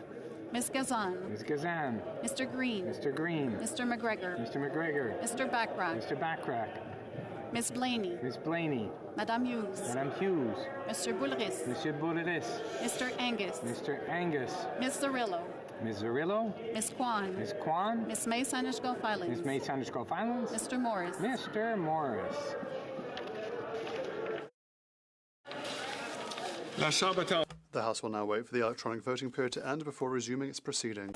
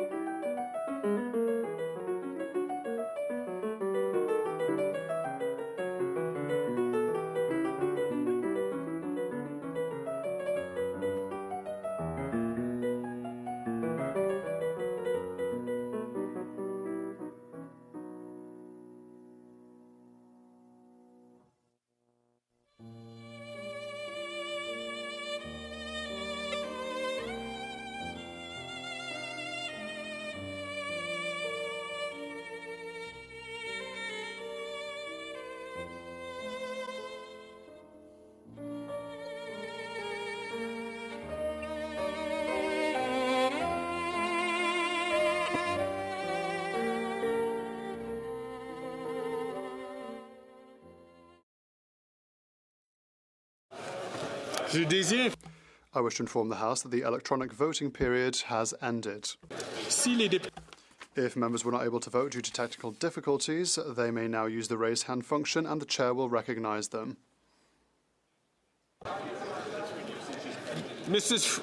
see that, I was just saying, Mrs. Fry? Yes, Mr. Speaker, my app doesn't seem to want to work, so I am voting nay. Thank you.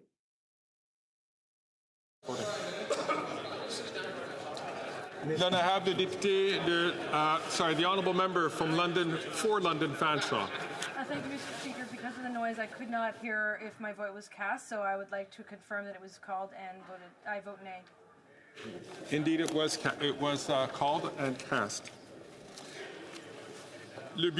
The table will now compile the results of the vote. Yeas pour 152, 152. Nays contre 180, 180. I declare the motion defeated. I see that the honourable member, the honourable leader of the opposition is rising on a point of order. Mr. Speaker, you went out of your way before the vote to point out that members are not allowed to come and go during the vote. I did note that the NDP leader came in right in the middle of the vote, having missed the fact that that the vote was on his own words. Would you please call him to order for having had his team vote against his own words?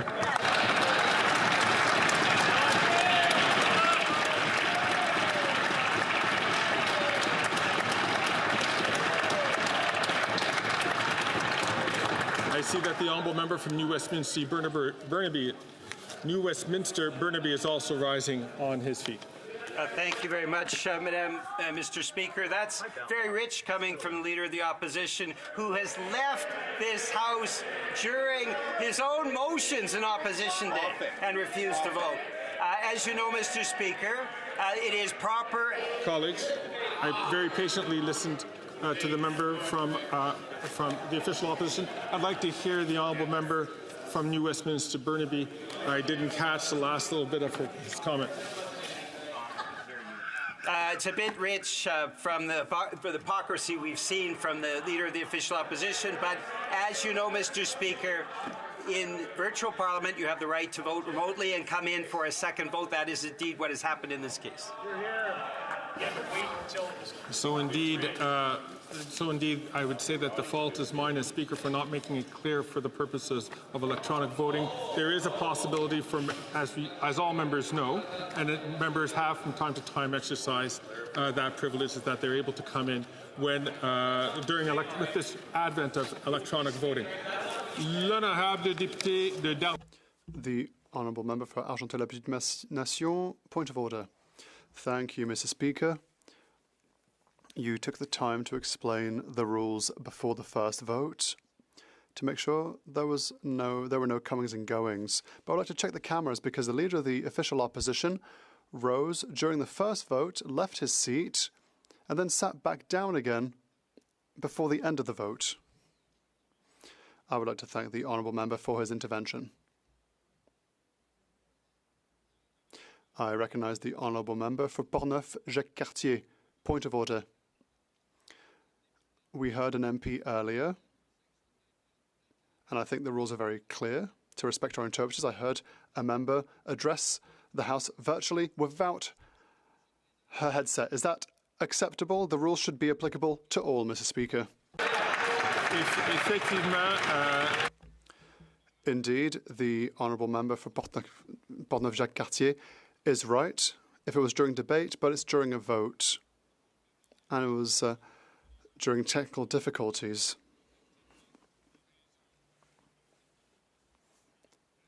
It's our usual practice that we allow people to address the clerk without compliant headset and a compliant microphone.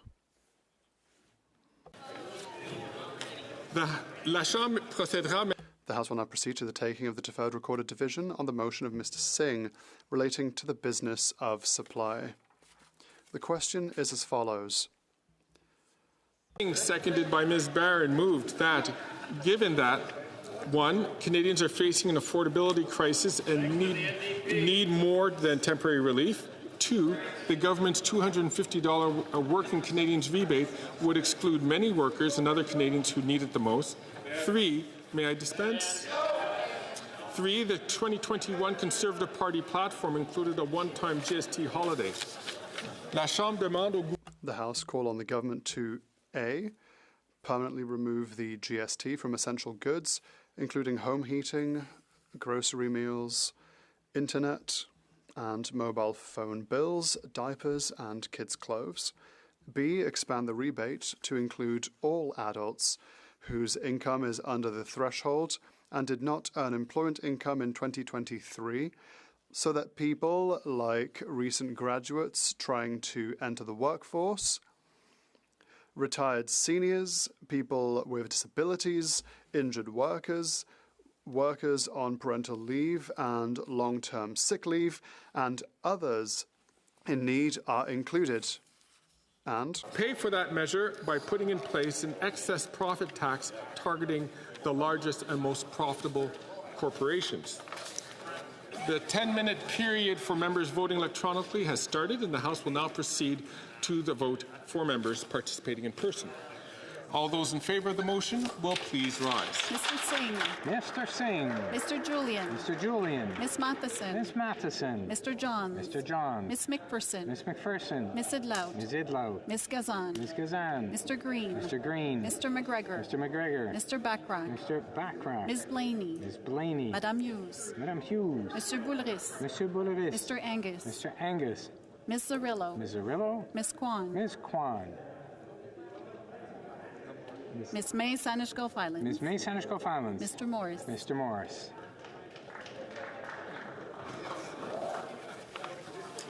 All those opposed to the motion will please rise. Miss Murray. Miss Murray.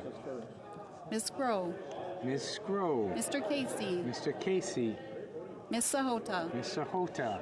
Madame Le Boutillier. Madame Le Boutier. Madame Bibot. Madame Bibot. Miss Jazak. Miss Jazak. Mr. Dubourg. Monsieur Dubourg.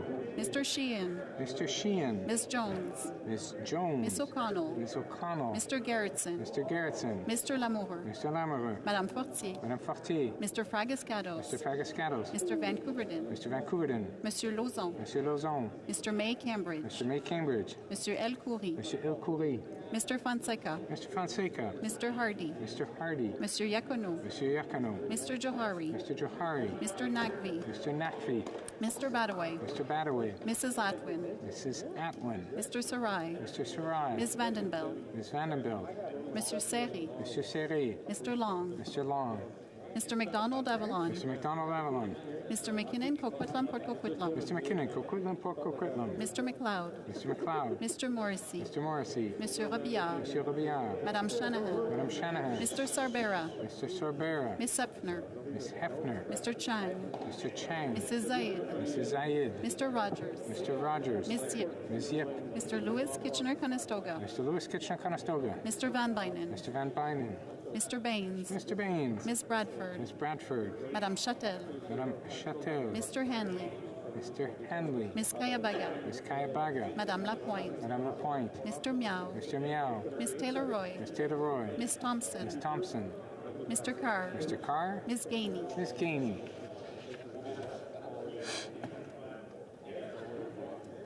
Que tous ceux qui s'opposent à la motion. All those opposed to the motion will please rise. I'm sorry. Mr. Scheer. Mr. Scheer. Mr. Schmale. Mr. Schmale. Mr. Bazan. Mr. Bazan. Mr. Williams. Mr. Williams. Mr. Perkins. Mr. Perkins. Mr. Deltel. Monsieur Deltel. Mrs. Stubbs. Mrs. Stubbs. Mr. Paulus. Monsieur Paulus. Mr. Upal. Mr. Upal. Mr. Halan. Mr. Halan. Miss Lewis Alderman Norfolk. Miss Lewis Alderman Norfolk. Mr. Barrett. Mr. Barrett. Mrs. Gray. Mrs. Gray. Mr. Barlow. Mr. Barlow. Mr. Ellis. Mr. Ellis. Mr. Kelly. Mr. Kelly. Mr. Baldinelli. Mr. Baldinelli. Mr. Cooper. Mr. Cooper. Mr. Kimmich. Mr. Kimmich. Mr. Kurek. Mr. Kirk. Mr. Jennis. Mr. Jennis. Mr. Lawrence. Mr. Lawrence. Mr. Duncan Stormont Dundas South Glengarry. Mr. Duncan Stormont South Glengarry. Mr. Berthold. Mr. Berthold. Mr. Workington. Mr. Workington. Miss Ferrari. Miss Ferrari. Mr. Chambers. Mr. Chambers. Mr. Viss. Mr. Viss. Mr. McCauley in Edmonton West. Mr. McCauley Edmonton West. Mr. Lloyd. Mr. Lloyd. Mr. Strahl. Mr. Strahl. Mr. Brassard. Mr. Brassard. Mr. Aitchison. Mr. Aitchison. Mr. Godin. Monsieur Godin. Mr. Hobach. Mr. Hobart. Mrs. Roberts. Mrs. Roberts. Mr. Tucker. Mr. Tucker. Mrs. Cramp-Nyman. Mrs. Cramp-Nyman. Madame Vien. Madame Vien. Mr. Patzer. Mr. Patzer. Mrs. Gallant. Mrs. Gallant. Mr. Shipley. Mr. Shipley. Mr. Muse. Mr. Muse. Mr. Redicott. Mr. Redicott. Mr. Van Papta. Mr. Van Papta. Mr. Waugh. Mr. Waugh. Mr. Steinley. Mr. Stanley. Mr. Calkins. Mr. Calkins. Miss Rude. Miss Rude. Monsieur Généreux. Monsieur Généreux. Mr. Major. Mr. Major. Mr. Martel. Monsieur Martel. Monsieur Gould. Monsieur Gould. Mr. Caputo. Mr. Caputo. Mr. Epp. Mr. Epp. Mr. Cram. Mr. Cram. Mr. Tolmie. Mr. Tolmie. Mrs. Wagenthal. Mrs. Wagenthal. Mr. Albus. Mr. Albus. Mr. Bragdon. Mr. Bragdon. Mr. Dalton. Mr. Dalton. Mr. Nader. Mr. Nader. Mr. McLean. Mr. McLean. Mr. McGuire. Mr. McGuire. Mr. Reed. Mr. Reed. Mr. Shields. Mr. Shields. Mr. Falk Provencher. Mr. Falk Provencher. Mr. Williamson. Mr. Williamson. Mr. Arnold.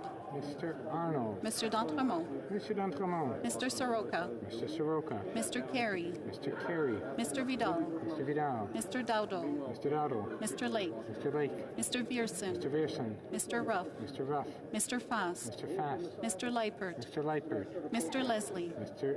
Leslie. Mr. Giovanni. Mr. Giovanni. Mr. Stewart, Toronto St. Paul's. Mr. Stewart, Toronto St. Paul's. Mr. Terrien. Monsieur Terrien. Madame Larouche. Madame Larouche. Monsieur Sauvé. Monsieur Sauvé. Maintenant que la période de The House will now wait for the electronic voting period to end before resuming its proceedings.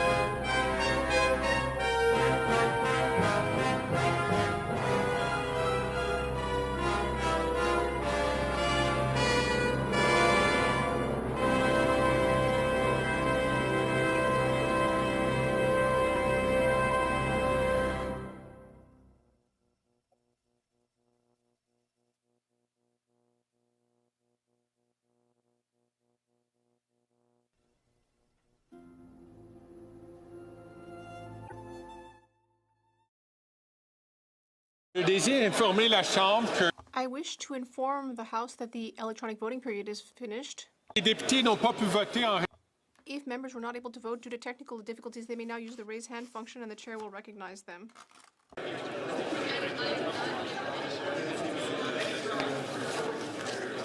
Le bureau va maintenant compiler les résultats du vote.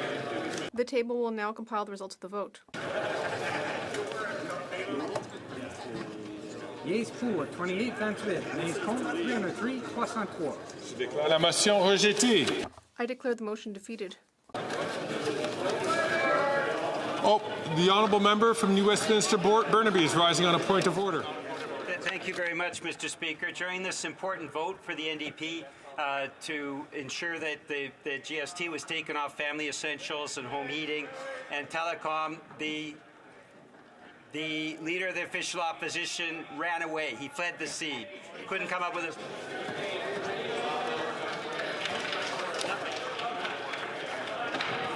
Je désire informer la Chambre qu'en raison I wish to inform the House that due to the deferred recorded divisions,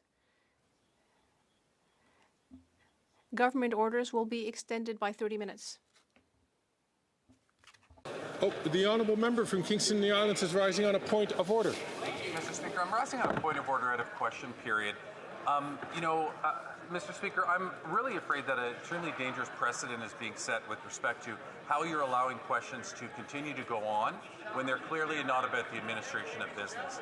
We've had Conservatives today, a number of them, bring up issues, talk about the NDP for the whole entire question, and then finally at the end of the question, they say, will the government or will the Prime Minister let the NDP leader do something? And it's clearly not in line with government business. Mr. Speaker, I go back to my question from a week and a half ago, where I clearly started talking about government measures. My question started last week. Our government announced measures and went on. At the end of my question, I specifically asked, and the question was to the Prime Minister, why he should allow the Leader of the Opposition to allow his MPs to vote in favor of that legislation. Somehow you deemed my question out of order, but when we see what's going on today, you routinely allow those questions to stand. Finally, I would just like to add the following, Mr. Speaker. I think that... Order, please. The honourable member for Kingston and the Islands. In conclusion, I just wanted to add, Mr. Speaker, that I think that one of the things that you're doing, which I think is a huge mistake, is to allow the entire question, to be asked, and then you say, well, I see the minister rising on his or her feet. When you do that, of course, somebody has to provide a response, but it neglects to respect the fact that the question had nothing to do with the administration of business. Once again, and I asked this last week, I asked this on Friday, I've asked this routinely, I would ask that you go back, consider all of this, consider other interventions that have been made, and then come back to this House with some concrete ruling that we can then rely on. Thank the honourable member from Kingston and the Island. I do see two other points of order. The honourable member from Regina Capel, and then followed by the honourable member for Edmonton Strathcona. Thank you very much, Mr. Speaker. And I just noticed the virtually unprecedented attack on a sitting chair occupant in real time. As the member should know, that if he's got specific complaints about the actions of a chair occupant, he should put it in a formal motion. When that was done in this chamber, this member voted against that motion. I just want to point that out. I would also point out that many times in this House, we hear Liberal members have entire preambles to questions that have nothing to do with government business, or they have an ask that has nothing to do with government business, and sometimes they have both, and you have allowed those questions to stand. So, based on that guidance that you gave. We didn't get up afterwards and challenge your ruling or insult your ability to handle question period. We just simply adapted and followed the precedents that you have set out for the chamber. And I would say it is absolutely relevant and it is absolutely within the purview of government to ask the Prime Minister what promises, what policies, what deals he offered another party in order to keep their support so that he can stay in power. That's exactly what those questions were today. And I just find it shameful that the Parliamentary Secretary of the Government House Leader would challenge your authority and your ability to handle question period. I see that there are a couple of other points of order, and I hope that there will be new points of order. I did want to recognize a member from Edmonton Strathcona. Mr. Speaker, I have a problem. I mean, my seat right now is a ways away from yours, Mr. Speaker. And when members of the House are bringing forward points of order for your consideration, I often can't even hear what those points of order are with my microphone because the Conservatives are causing such an uproar. And I have to say, Mr. Speaker, it appears that sometimes decisions are being made by the table based on how much uproar and rude behavior we see from the Conservatives. And my perspective is that the loudest, squeakiest, whiniest wheel in the House should not be the ones that dictate the behavior of the House. So for me, when I can't even hear what those points of order are, because other members, Conservative members of this House, seem to feel that they have the right to instruct you on what would be your decision, that's a problem because it means that I can't participate fully as a member of Parliament. Thank you.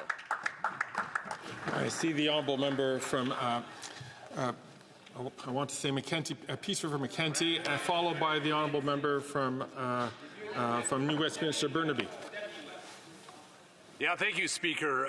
On that same point of order, I think it's often during question period, even though I am a little bit closer to you, Mr. Speaker, I was unable to hear what was going on because members of the New Democratic Party, specifically the member from Burnaby, Westminster, as well as Timmins James Bay, was carrying on giving instruction to the Speaker, making it very difficult for members, even on this side, to hear what the Speaker was saying. So I think that the whip from the New Democratic Party has folks within her own area that she needs to address her concerns with because it's obstructing the business of this House. And les deux dernières interventions sur ce sujet.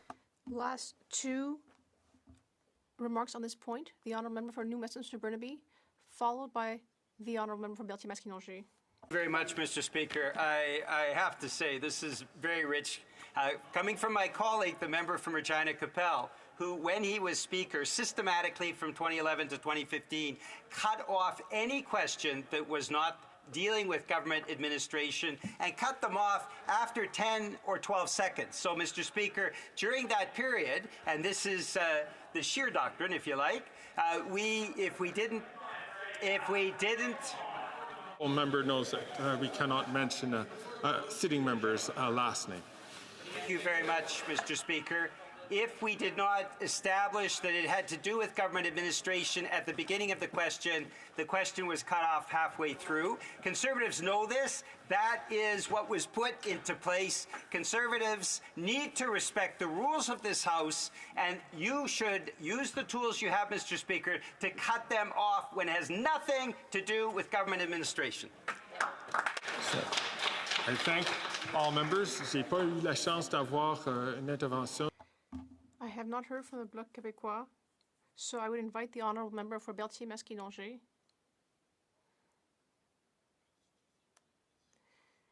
Oh, I'm so sorry. It's the honourable member for Drummond. Yes, I know that it's very flattering for the member for Berthier-Maskinongé, but in any case, it's a bit rich to hear the NDP and the Conservatives to constantly blame each other about and say the other one is more responsible for what's going on in this House. We're stuck between the two of them, and on both sides, they're yelling, they're hurling invective. It's disruptive. We've risen before to mention this, even during statements by members. There's so much noise, conversation. During question period, it's almost unbearable. Mr. Speaker, I think all of the parties should make an effort, and I hope you will show vigilance on this. We should show at least some minimum level of decorum and mutual respect. And let's not forget our interpreters, who are finding it harder and harder to do their work due to the incredibly loud noise in this House and the lack of respect. Je reconnais, je vois l'honorable député de Timmins James Bay qui... The honourable member for Timmins James Bay, who would like to make some brief remarks, and then another member. Thank you. Yes, I notice that I'm allowed a short intervention.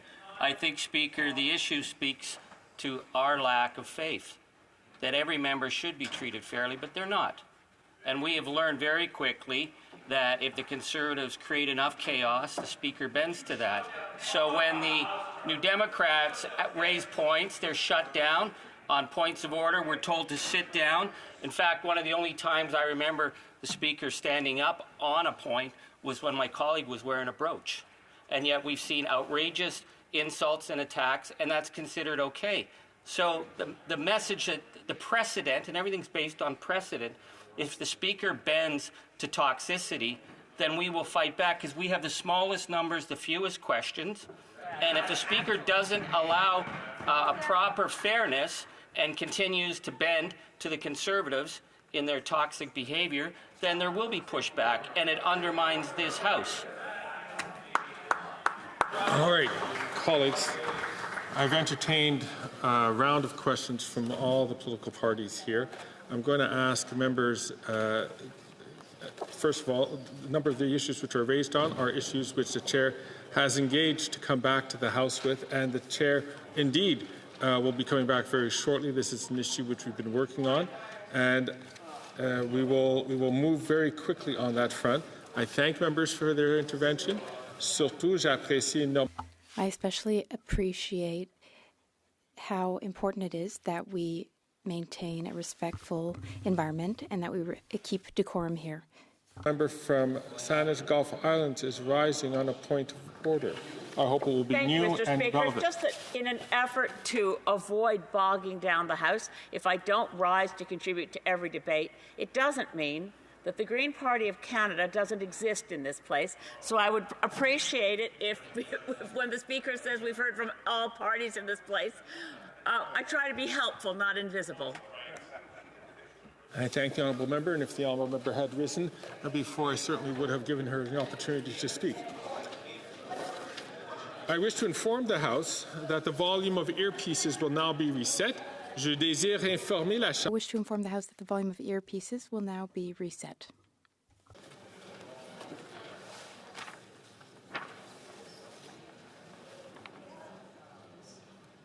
Affaires courantes ordinaires. Daily routine of business. Tabling documents. To the Leader of the House, Leader of the Government in the House of Commons. Mr. Speaker, pursuant to Standing Order 36.8a, I have the honour to table in both official languages the government's responses to 9 petitions. These returns will be tabled in an electronic format. Introduction of government bills. Déclaration des ministres. Statements by ministers. Parliamentary delegations. L'honorable secrétaire. The Honourable Parliamentary Secretary to the Minister of Energy and Natural Resources. Mr. Speaker, pursuant to Standing Order 34.1, I have the honour of tabling in both official languages in the House of Commons the report of the Canadian section of Parlamerica's 6th gathering of Parlamerica's Parliamentary Network on Climate Change by video conference June 23rd and July 5th, 2022. Thank you. Sorry.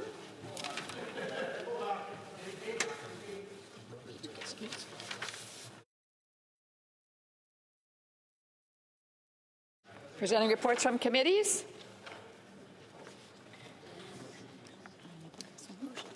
Motions. Introduction of private members' bills. Première lecture de. First reading of Senate public bills. Motions. The honourable member of Sherwood Park, Fort Saskatchewan. Thank you, Madam Chair, and I will be sharing my time. As members prepare... I thought the honourable was proposing something. Under motions, Mr. Genius, seconded by Mr. Doherty, moves that the third report of the Standing Committee on Indigenous and Northern Affairs presented on Monday, June 13, 2022, be concurred in. Debate. The honourable member Sherwood Park, Fort Saskatchewan. Thank you, Madam Speaker, and I will be sharing my time. Madam Speaker, Christmas is approaching, and I want to wish colleagues a Merry Christmas as they begin their preparations. And as I've been reflecting on the Christmas story, it seems closer to home than ever. You have a distant, unfeeling Emperor Caesar Augustus who is bent on raising taxes. And so this poor young couple travels to Bethlehem, and what do you know? There is a housing shortage. So they have to give birth in a barn.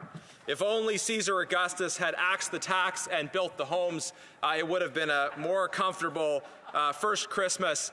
But it does show that God can come to us in the midst of challenging circumstances. So I do wish colleagues a Merry Christmas as they begin their preparations. Madam Speaker, our Conservative priorities are clear.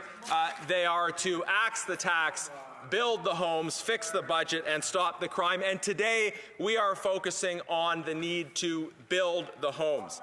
Indeed, Conservatives are ready for a carbon tax election. And if the government doesn't want a carbon tax election, how about a housing election? Because we are ready to contrast our constructive proposals to build the homes in this country with the demonstrable record of failure that we've seen from this Liberal government.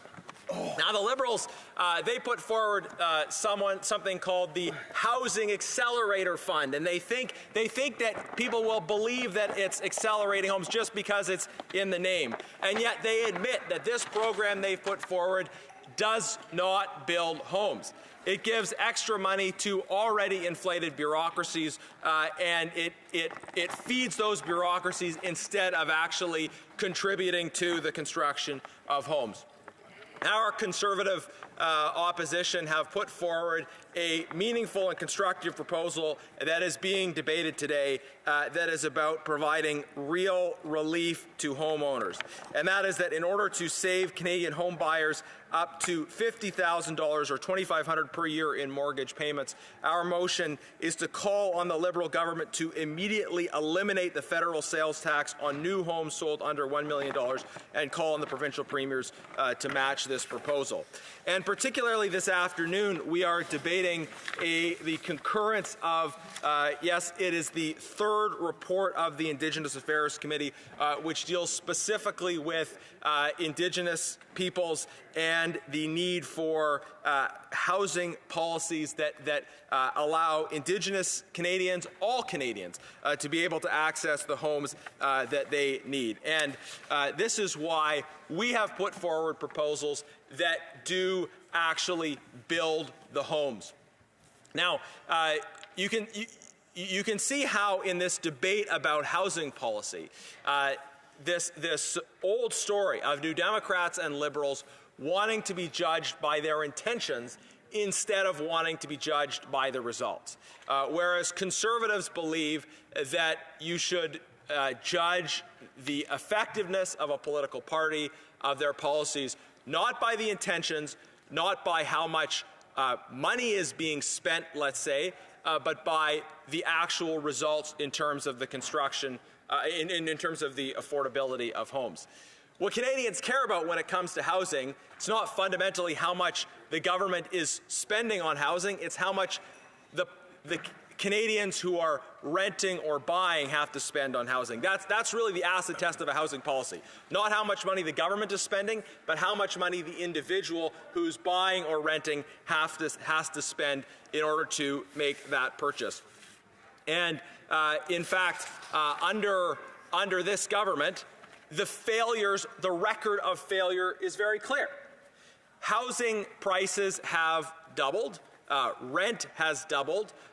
Costs are way up as a result of the policies of this government. And there are many different reasons why these policies that they're proposing are not working, but it doesn't take much of an analysis to know that they're not working. One simply has to look at the results, that Canadians of all backgrounds are paying more for housing than they ever have. And they're paying more for housing in a country which has an abundance of land. Liberals have blamed inflation on supply chains. And yet haven't reckoned with the fact that yes, the land we use is right here. We have more land than almost any country around the world, and yet our housing prices are higher than almost anywhere else. And the record is clear if you compare where we were 9 years ago in 2015 and where we are now after 9 years of this Prime Minister.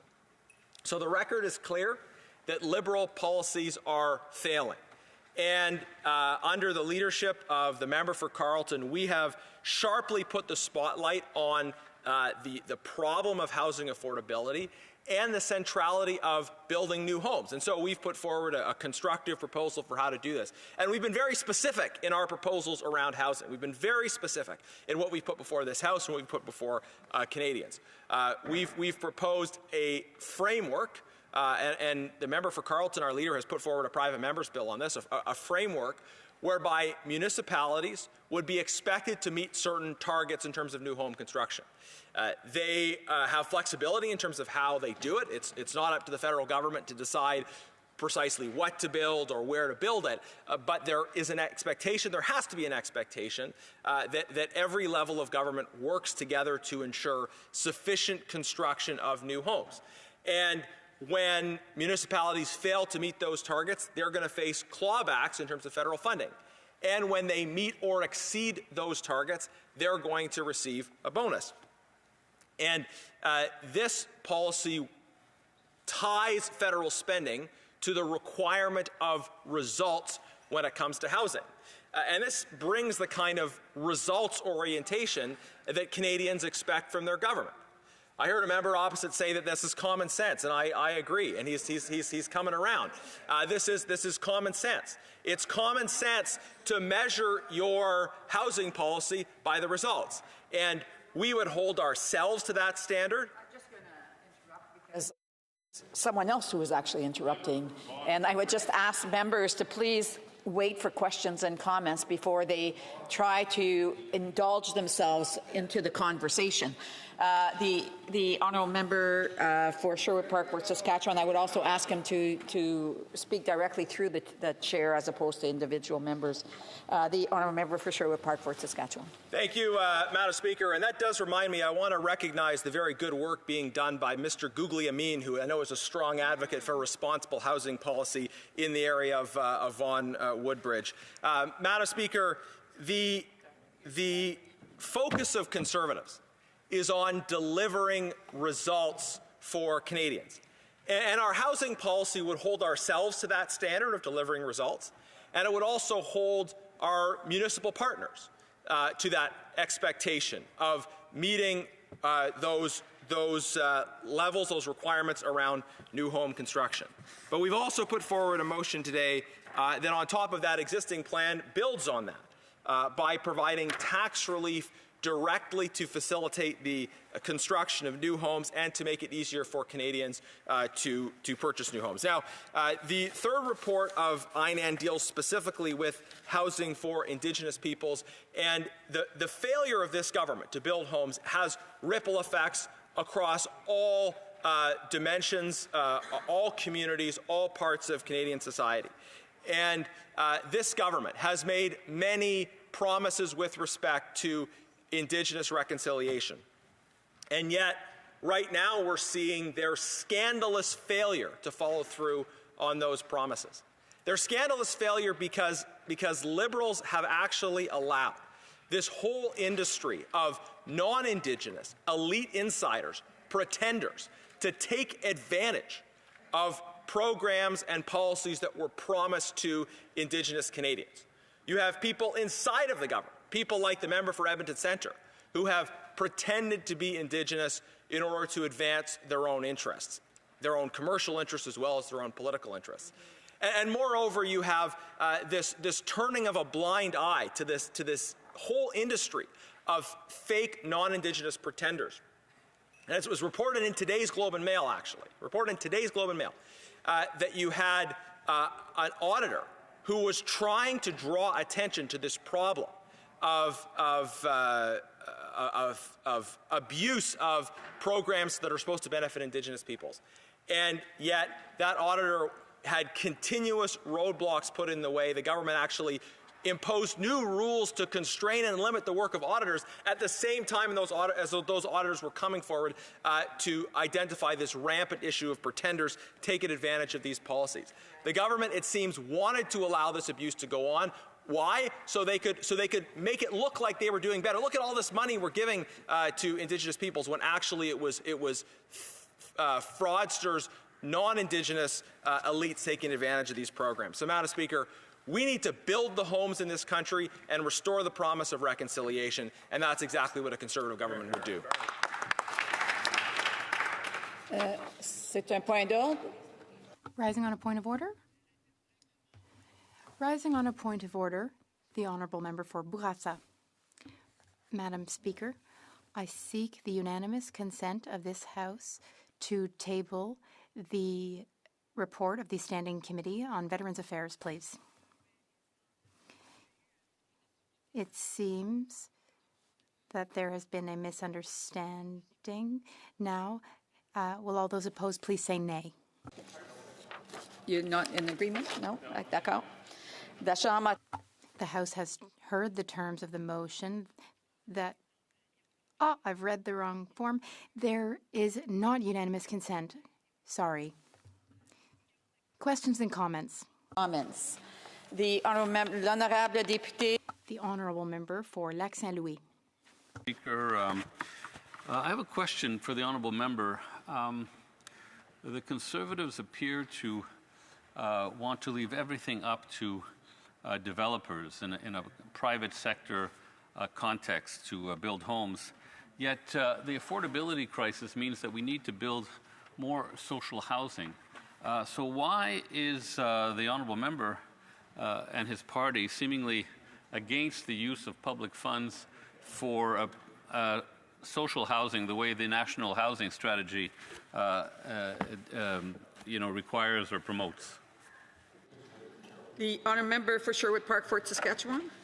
Thank you, Madam Speaker. Quite obviously, anyone listening will note the way that member created a question by creating a premise and then asking why that premise was true rather than asking if that premise was true. Let's go back to what we're actually talking about today, which is the proposals we have put forward for strong action by the government around the construction of new homes.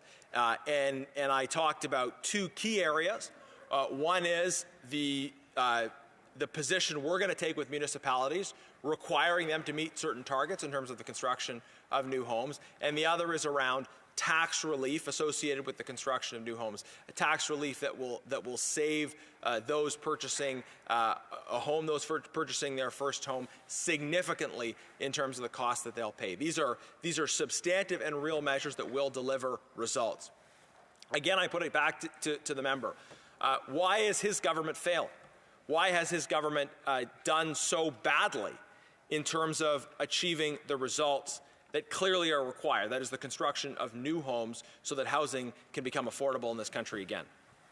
Questions and comments. The Honourable Member for Bruce Grey Owen Sound.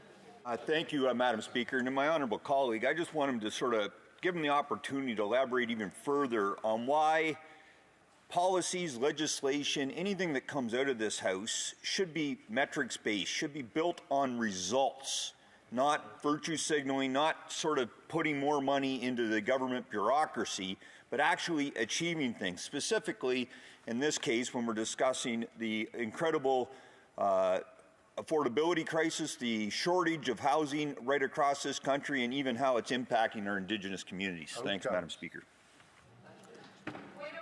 A point of order, the Honourable Member for Winnipeg Centre. Just a friendly reminder to not use possessive terms when talking about Indigenous people. They're Indigenous people, are Indigenous people. Just a friendly point of order.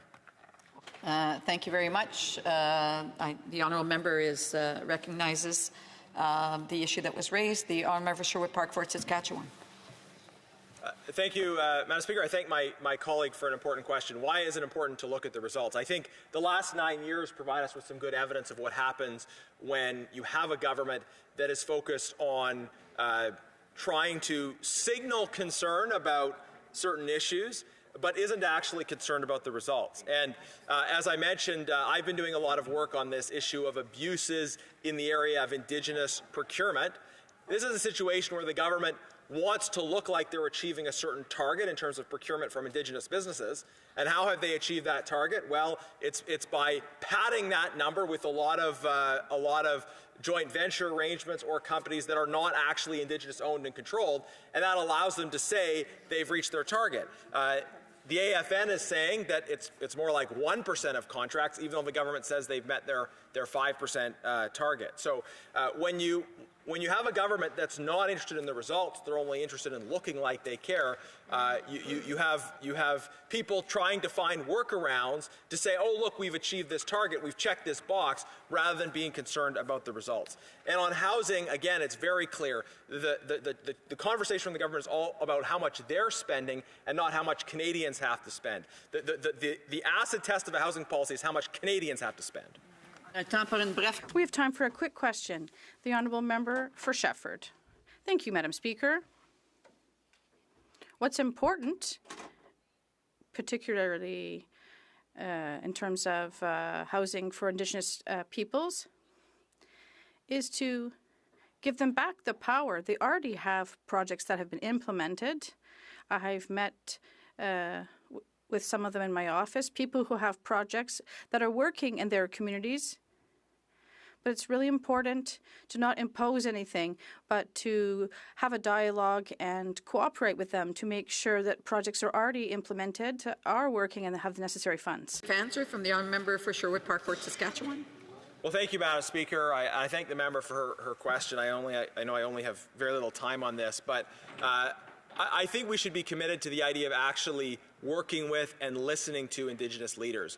And it's been clear on some of the work we've been doing at the Government Operations Committee and elsewhere that too often we have a Liberal government that claims to be concerned about reconciliation but isn't actually listening to what Indigenous leaders are saying and what Indigenous peoples are saying their priorities are. So I think that's been a big problem with this government, something that needs to change. Resuming debate, the honourable member for Parry Sound, Muskoka. Oh, sorry, I have a point of order. The Honourable Parliamentary Secretary of the Government House Leader. Very briefly, Madam Speaker, I understand there have been discussions to allow me to ask for leave in order to be able to go to have leave to go to the rubrics of questions on the order paper, please. All those opposed to the Honourable Parliamentary Secretary move the motion will please say nay. Agreed. The House has heard the terms of the motion. All those opposed to the motion will please say nay. Carried. The Honourable Parliamentary Secretary of the Government House Leader.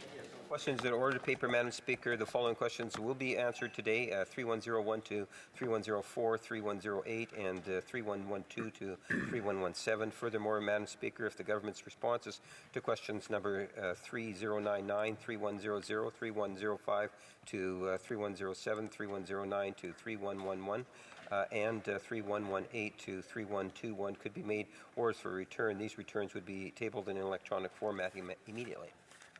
Does it please the House that the above mentions questions be transferred into orders and tabled immediately? Questions be allowed to stand. Agreed? Agreed and so ordered.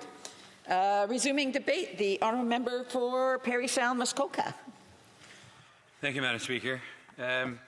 Before I begin, I just want to take a moment at the top of this to just to acknowledge the good folks of Parry Sound, Muskoka, particularly in the south end of Muskoka, who have endured a pretty brutal welcome to winter.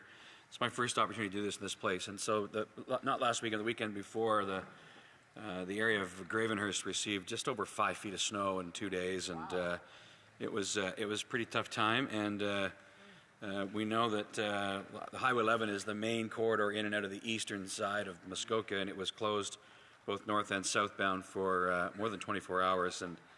And so I just want to take a moment to thank all those frontline workers. We had, Muskoka paramedics, the OPP, the fire department, Hydro One workers, municipal operations crews. They were all on the front lines. We didn't lose a soul, which is amazing. And the people of the mayor of Gravenhurst, Heidi Lorenz, had to declare a state of emergency in Gravenhurst, and They got through it, and they're still snowing a little bit, but it's a little more manageable now, and I think we're going to get through it. So just a quick shout out to all those frontline workers who I know in all our ridings we appreciate, because they save lives quite literally, and they certainly did in the last few days in Parry Sound Muskoka. Thanks. So, Madam Speaker, during this study on Indigenous peoples, they shared on Indigenous housing. Indigenous people shared some pretty alarming experiences related to housing in their communities. They emphasized the housing shortage and effects are well known, that numerous studies have been conducted, and that we keep studying the issue, even though that the situation is that we need action. And it's a pretty common theme with this government, really. After 9 years of this Prime Minister, the problems are fairly well known in housing, not just on First Nations, but across the country. Rents have doubled, mortgages have doubled, house prices have doubled. And Indigenous peoples are still suffering from inadequate housing. We see it all over the place. So here we are.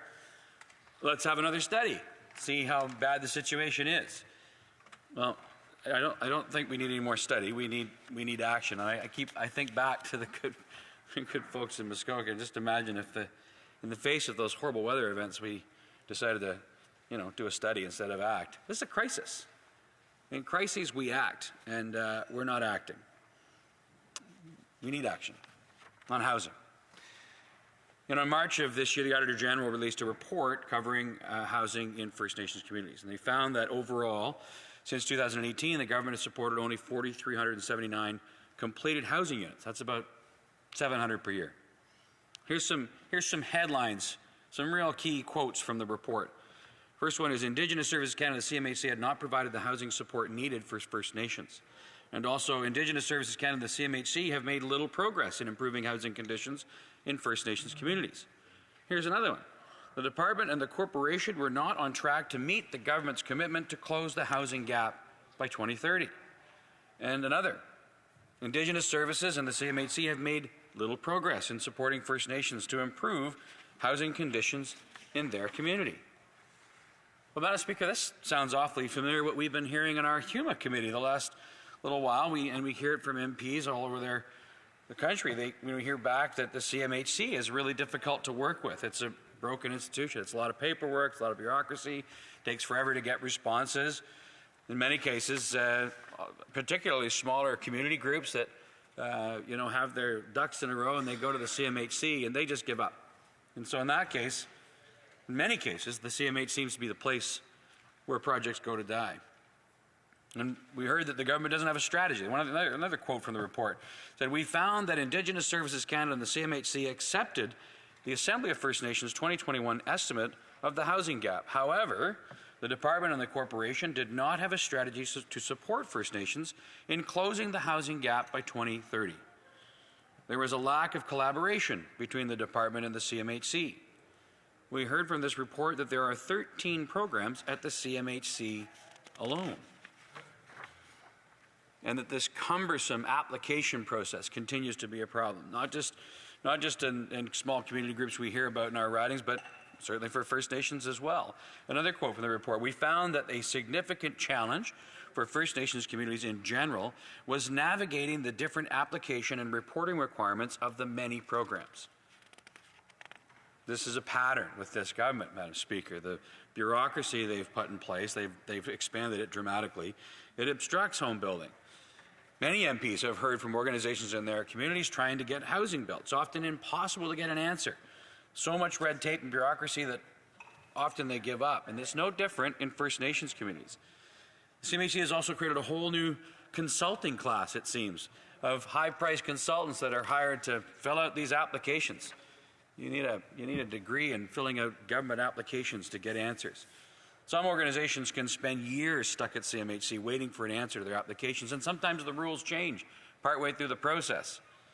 While Conservatives will have a different approach, we will reform the Canada Mortgage and Housing Corporation from a bureaucracy of policy and paperwork and painfully slow approaches to the Get Homes Built Corporation, and we'll do it by putting executive bonuses and salaries on the chopping block unless they meet a 60-day response requirement. People will get a response in 60 days. One of the things we heard about in this report, Madam Speaker, was that housing on reserve may not be built according to building codes. So here's another important bit of information. Indigenous Services Canada and the CMHC did not have assurance that all housing units built and repaired with the support of their funding programs met applicable building code standards. Now, this is another interesting one. When you think about it, we have heard at HUMA Committee as well, in some cases, CMHC forces builders and community groups and housing providers to go above and beyond the national and provincial building codes. This often comes in the form of, additional energy efficiency requirements. The cost can be as high as $30,000 per door. And of course, that means Canadians are paying that price. In this case, the housing that was constructed may not have met the current building codes, never mind going beyond. Now, there is no doubt, there can be no doubt, that we need building code reform in this country. Our building code has been developed over decades without any consideration to affordability. But at the same time as we need that reform, we have to be sure that the homes that Canadians live in are safe. And that's certainly true for First Nations communities as well. Madam Speaker, Indigenous communities have incredible potential to really drive the change that they need to see. They're the leaders in their community, and they know what they need. I've met with Justin Marchand. Justin Marchand is the CEO of the Ontario Aboriginal Housing Service. He's become a good friend, and we've met a number of times. And just recently, we met in my office. He was telling me about the OAHS that's expanded to over, they manage now 3,000 units. That's about an asset base of about $320 million. And this makes them one of the premier Indigenous housing providers in this country. And so when he was in my office the other day with one of his other staff team members, we talked about how burdensome and painful the red tape can be at the federal level to get housing built. Interestingly enough, they also spoke quite favorably about the Conservative plan to make available 15% of the federal real estate portfolio to get housing built and to get it built quickly. He also pointed out that they would prefer, instead of some kind of lease, that they would prefer to own the land. And there's a couple of reasons. First one would be that he pointed out that Indigenous peoples don't need some bureaucrat here in Ottawa to tell them how to do things, how to get things done, and all the red tape and conditions. That's the last thing they need. The other point was that he said if they own the land, then they can use the asset to leverage the asset and leverage the projects they build to get the next ones built. They can actually get more units built, which makes complete sense, of course. And, of course, the Ontario Aboriginal Housing Services has demonstrated they can do that, and they can do it very well. And so he pointed out that in some cases, really, the best thing for them is to get the government out of the way. And so we see that really across the country, where there's lots of stats and data about what's going on. And what we're seeing in this report really is a mirror in many ways, worse, of course, but a mirror of what's going on in the rest of the country. So, Madam Speaker, we've talked a lot about housing. This government's talked a lot about their national housing strategy. It's an $80 billion strategy that, in the end, has had precisely the opposite effect of what we needed to have. It can't be this way any longer. It takes Canadians too much of their hard-earned money to buy a home, to rent a home. When 30% of the cost of every new home in this country is government, that's the problem. Nobody makes more money on housing than governments. And one of the most effective ways we can get the cost down of housing is to get government out of the way. And so Conservatives will actually do that by reforming the Canada Mortgage and Housing Corporation, but most importantly, we will eliminate the federal sales tax on the sale of homes under $1 million, which could save Canadians $50,000. Thank you. And comments, The honourable member for Lac Saint Louis. If I could ask, I know the member's speech did not deal specifically with that, but the previous member's speech did. The bill by the Leader of the Opposition on housing, and it was discussed in an article in the Globe and Mail not long ago by Campbell Clark, and the headline was Point Claire, which is a town in my riding, demonstrates the nonsense in the Leader of the Opposition's housing formula. Under the Leader of the Opposition's bill, a municipality whose housing stock grows by 15% vis-a-vis the previous year would get some kind of bonus, and one that didn't, I guess, would be penalized. One whose rate of increase didn't exceed 15% would be penalized. The problem is it really hurts municipalities that have built a lot of homes in the previous year because they have to exceed that by so much more. Whereas a small municipality, and there's an example in the article when they talk about the city of Kirkland, which is next to the city of Point Claire in my writing, they only built 1 unit in 2022. That means they just have to build 2 homes the following year to get the incentive, whereas a bigger city would have to build so many more homes to get the incentive or not to be penalized. I wouldn't mind hearing the honourable member's view on that. Parry Sound, Muskoka. Thanks, Madam Speaker. I guess there wasn't really a question, but what I'll say is this, is that language around that is designed to identify particular areas in this country where it's particularly expensive and slow to get homes built.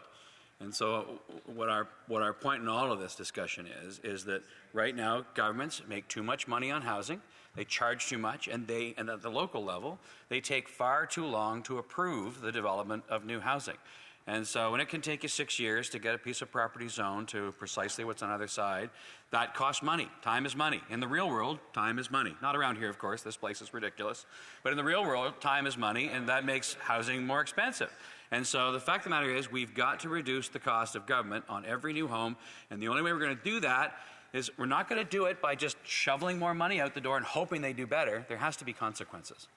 Questions and comments, the honourable member for Sherbrooke. Shefford, rather. Sherbrooke isn't far away from Shefford, but I'd like to thank my colleague for his speech. It's an interesting debate because it's a real problem, the question of housing in Indigenous communities. We even mentioned it in several reports at the Status of Women Committee because the problem of housing also affects Indigenous women and children disproportionately as they tried to solve this issue. But I'd like to go back to a very simple solution. I have opportunity to meet with other colleagues from the bloc, people, well, I'm not sure if my colleague has heard about this. 150 million people represent this project. It's in some communities, it's working, and it's been very successful. It's a model that is based on Indigenous people who are in need. Does Ken and Shell need this 150 million? For Parry Sound, Muskoka. Sorry, Madam Speaker, I didn't really understand what the question was. I was listening and I didn't quite catch what the program she was speaking at specifically, so I can't answer the question. I'm sorry. I'm happy to talk about it, but don't know what she was saying. Questions and comments? The Honourable for Hamilton Centre, a brief question. Thank you very much, Madam Speaker. I do recognize the Honourable Member as the former Mayor of Huntsville. His leader has gone on the record calling mayors incompetent and being the major roadblock for housing. So through you, could the Honourable Member please rise and share whether or not he agrees that small-town mayors like himself are the problem and were the incompetence that led to this housing crisis? The Honourable Member for Parry Sound, Muskoka. Yeah, in many cases they are, Madam Speaker. The fact of the matter is municipalities charge way too much. They take too long. The member for Kingston Islands should probably be quiet so you can actually hear the answer, because it's a fact that municipalities take too long to get things approved, and they keep raising charges at the local level. When I was a mayor in Huntsville, yes, I made sure that we kept things moving along, and we made sure development. The Honourable for Kingston and the Islands, I would ask him to hold off. If he's got questions and comments, there's appropriate time to be able to do that. Order, order, order. The Honourable Member for Parry Sound, Muskoka. We're out of time, but I'll let him wrap up. No, I'll let him wrap up. When I was a mayor, we got things done because I moved applications along and didn't wait for the NIMBYs to delay things. We made things happen. We need to make things happen even faster because the crisis is worse today than it has been in generations in this country, and doing things the old way like this government likes to do is not going to work. And pursuant to Standing Order 38, I must inform the House that the question to be raised tonight at the time of adjournment is as follows. The Honourable Member for Kitchener Centre, Housing. The Honourable Parliamentary Secretary, the Government House Leader. Yes, thank you, Madam Speaker. First off, I have a number of thoughts I'd like to be able to share with members, in particular members opposite. But before I do that, I wanted to highlight, and I've used the word earlier today in a member's statement, and the word was hypocrisy. And it really surprises me to the degree in which the Conservatives say one thing, vote in different directions, and quite often they say things that really just does not make sense. Now, think about this, Madam Speaker. We have the Conservative Party saying that we need to do more on Indigenous housing. One of their major policy election platform issues in 2025 is to get rid of the housing accelerator. Now, one would think that they would have actually looked at some of the recipients that are actually receiving the benefits of the Housing Accelerator Fund. And as my colleague says, that requires a little bit of work. Well, obviously, they're not working on the other side, Madam Speaker. You know, it's truly amazing the number of recipients that are benefiting through the Housing Accelerator Fund. And it's a very, very long list. Remember, Madam Speaker, this is a Conservative government would cut it. They've made that very clear, Madam Speaker. They actually mock it. Now, in fairness, not all of the Conservative members of Parliament oppose it. Even though they've been told that they're supposed to oppose it, and they've kind of held back on their comments on it, Madam Speaker. But at the end of the day, the Grand Poobah, the leader of the Conservative Party, says Accelerator Fund, bad. So we're going to vote against it, Madam Speaker. And if we're ever in government, we're going to get rid of it. A little bit of homework. There's a long list, Madam Speaker, and I'm going to run out of time. But the number of First Nations is actually fairly significant. And these are, let me give a couple of examples where these are Conservative-held ridings where the Accelerator Fund is there to support Indigenous communities, Madam Speaker. Think of Schuylkill First Nation in Chilliwack, Hope, Madam Speaker. Think in terms of Sioux Valley Dakota Nation in Manitoba. Madam Speaker, it is a very lengthy list of individuals, cities, Indigenous groups that are receiving significant amounts of money through the Housing Accelerator Fund. The Conservatives will say, well, you know, it's not building homes. Madam Speaker, you don't just, here's a plot of land and build a house. There's all forms of things that you need to do, like infrastructure. There is some red tape that is out there.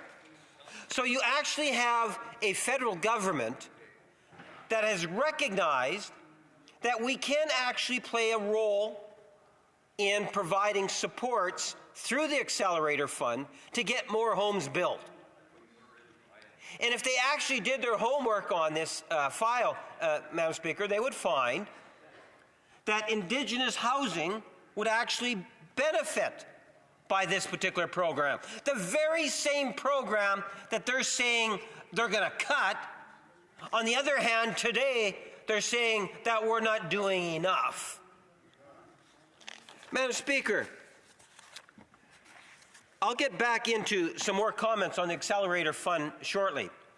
But I wanted to be able to provide some thoughts in terms of one of the firsts that I've seen in terms of an opposition party that actually introduces a concurrence report on their very own opposition day, Madam Speaker. So I'm trying to think why the Conservative Party would do that. And I think I might have figured it out.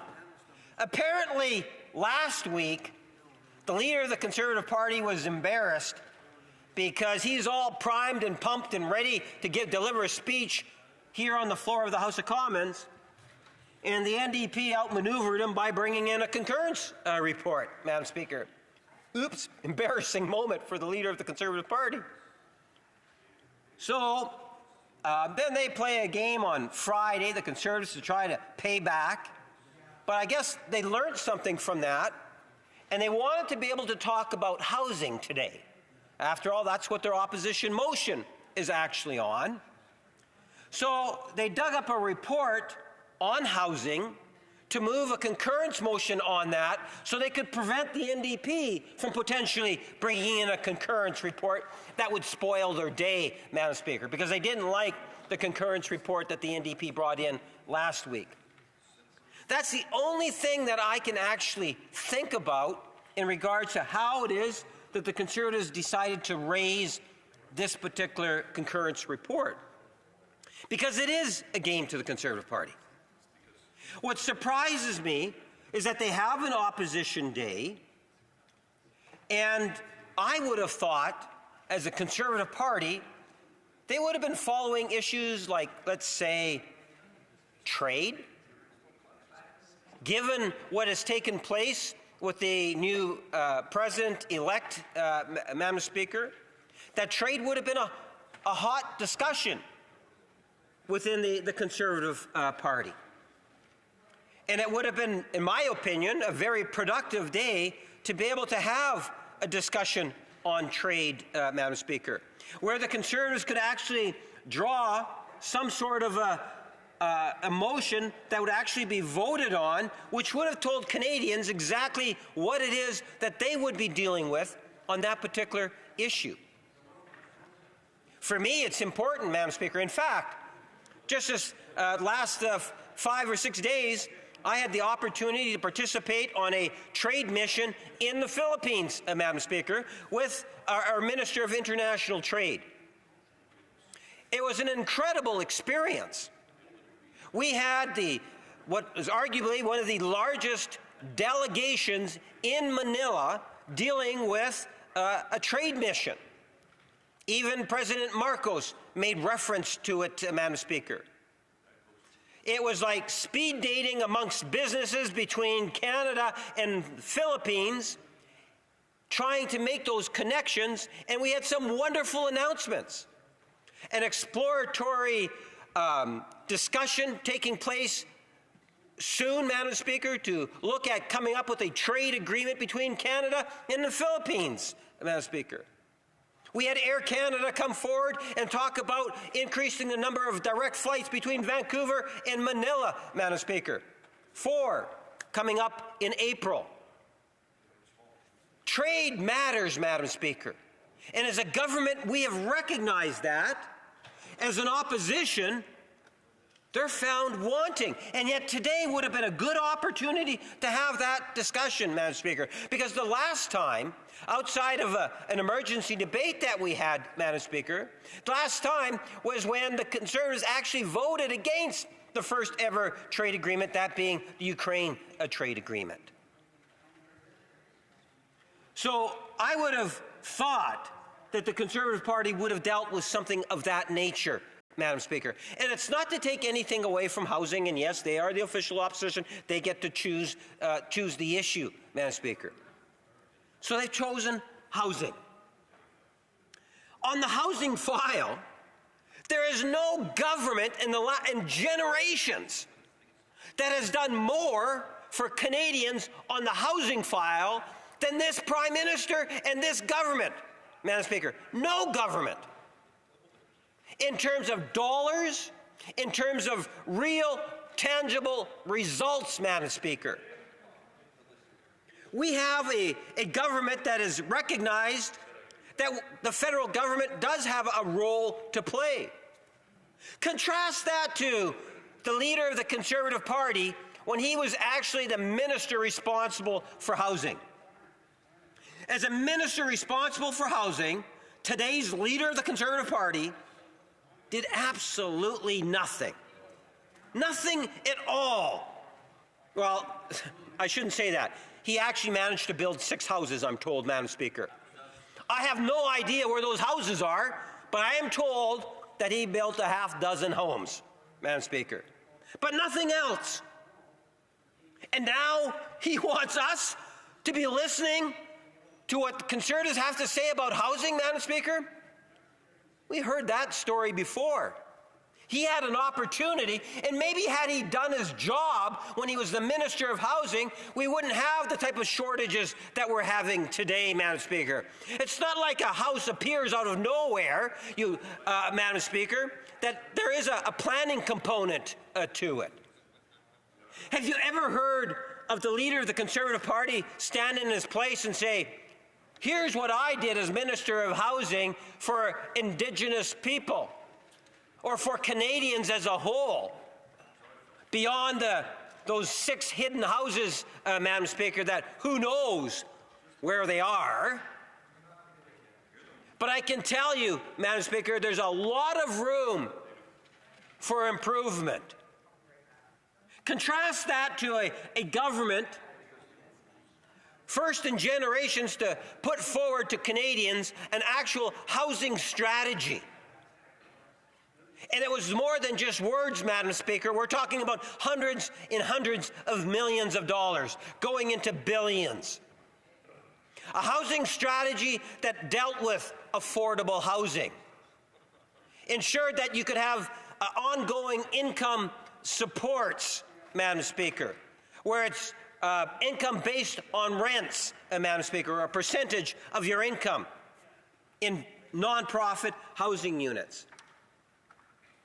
We have a government that has invested in different ways. You know, ironically, we made a commitment to purpose-built rentals, Madam Speaker. You'll recall that a couple of years back, in which that was actually taking away GST on new builds. The Conservatives voted against that, Madam Speaker. Here is a GST forgiveness for purpose-built rentals, and the Conservatives didn't support that, Madam Speaker. Every initiative that the government has taken on the issue of housing, the Conservatives have actually avoided any sense of accountability on housing, Madam Speaker. And they vote against it. And is there any wonder? Madam Speaker, I would suggest to you no. And there's a reason for that, Madam Speaker, and I wanted to be able to get what I find is a absolutely delightful quote, if I can find it, Madam Speaker. But what I found is that at the end of the day, that everything is driven through the leader of the official opposition's office, Madam Speaker. When you think of quotes from the leader of the Conservative Party, we've already witnessed it today, how he likes to reward Conservatives that actually say the slogans or the bumper stickers. And if you do that, you get rewarded by the gold stars. I figure they got some individuals in the back there, Mr. Speaker, or Madam Speaker, that are actually, oh, so-and-so said it 3 times, 3 stars for the day. Now, if you get offside, like those 17 or 15 members of Parliament on the housing file, remember on the accelerator fund, there was at least 15 of them that actually wrote to the Minister of Housing saying how wonderful the housing accelerator fund is, obviously because they're asking for support in their communities on it, Madam Speaker. Well, that's offside. You're not supposed to do that, right? So they might have lost some stars, Madam Speaker. You see, if you don't do what it is you're being told to do within the Conservative Party, what happens? You lose stars. It's kind of frowned upon, Madam Speaker. That's why, for example, it's amazing. And what I'm citing, Madam Speaker, I can't give you the exact quote. Later I can table the document if they let me table the document. But, Madam Speaker, if they want to be able to come and talk to a Liberal MP, no.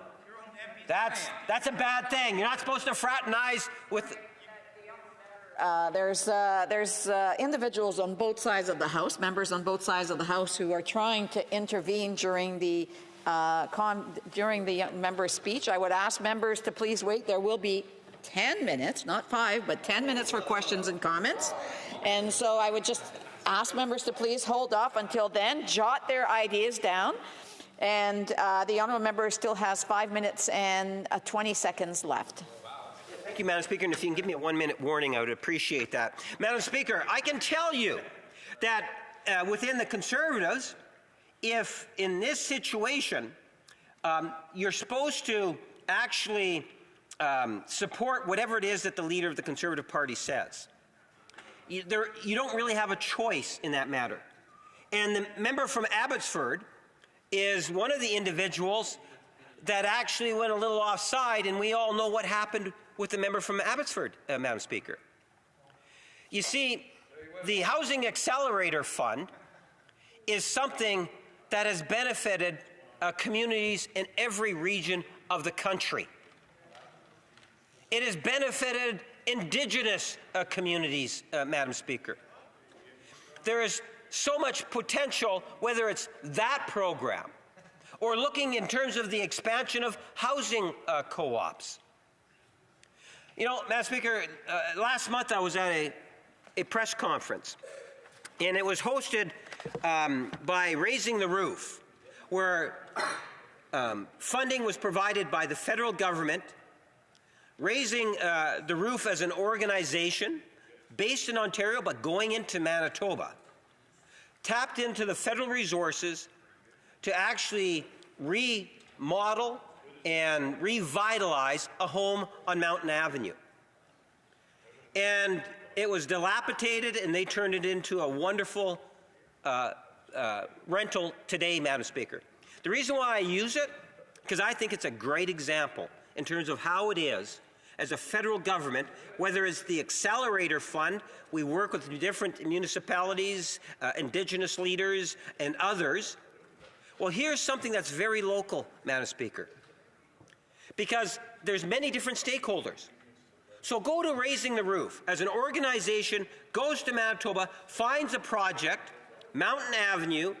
They go to Purpose Construction. Purpose Construction is a social enterprise that has done phenomenal work in hiring individuals and bringing their skill sets up and showing them in many ways the benefits of the construction industry.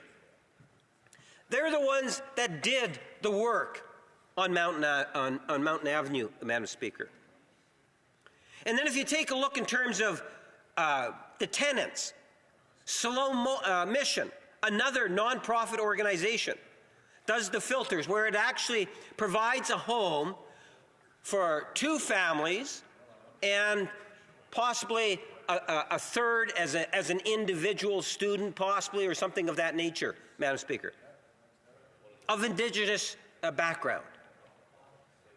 And the reason why I say that, Madam Speaker, is that as a government, whether it has been the National Housing Strategy, or it's working with the different levels of government on the programs like the Accelerator Fund, or it's working with the different stakeholders that are nonprofits, Habitat for Humanity, Raising the Roof, and others, encouraging and promoting housing co-ops.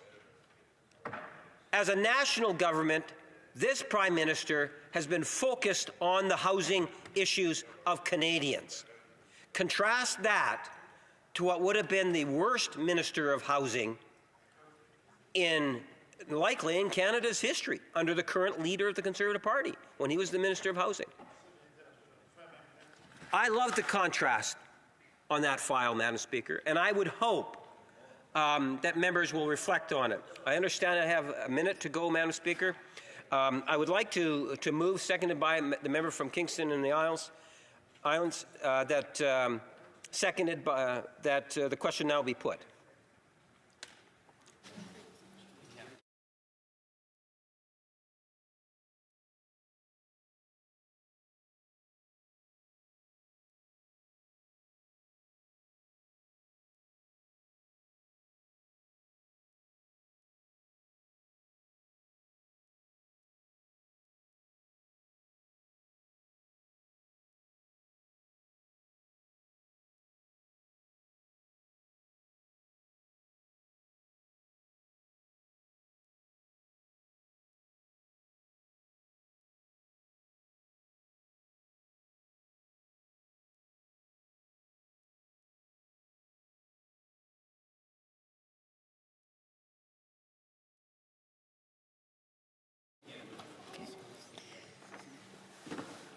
The honourable member, the honourable parliamentary secretary, the government house leader, has moved the motion and seconded by the honourable member for Kingston and the Islands that the question be now put.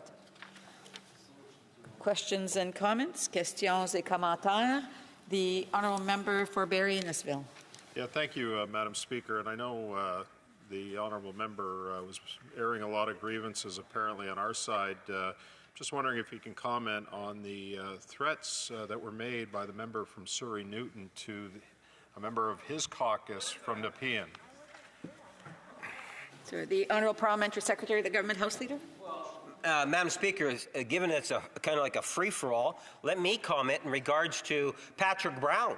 And Patrick Brown's testimony that clearly demonstrates and shows that the leadership of the Conservative Party, Madam Speaker, was heavily influenced by foreign interference. And now, I would suggest to you that's one of the reasons why the Conservatives don't even want to have an opposition day on foreign interference, Madam Speaker. And I believe that the leader of the Conservative Party still needs to get the security clearance, Madam Speaker, but we're beginning to understand why the leader of the Conservative Party doesn't want it, because he is hiding something, Madam Speaker. It's a lot more than the leadership race that he went through, Madam Speaker, and individuals like Patrick Brown and foreign interference. I think there's a lot of questions that need to be answered. I appreciate the question that the member posed. Thank you. Order, order. Questions et commentaires. L'honorable. The honourable member for Shefford. Thank you, Madam Speaker. Today, we found out that there will be a fall economic statement on December 16th. Here's my question. Is my colleague aware that a minister was sent to the Minister of Finance and Deputy Prime Minister about the Yanensha project? It is an extraordinary project.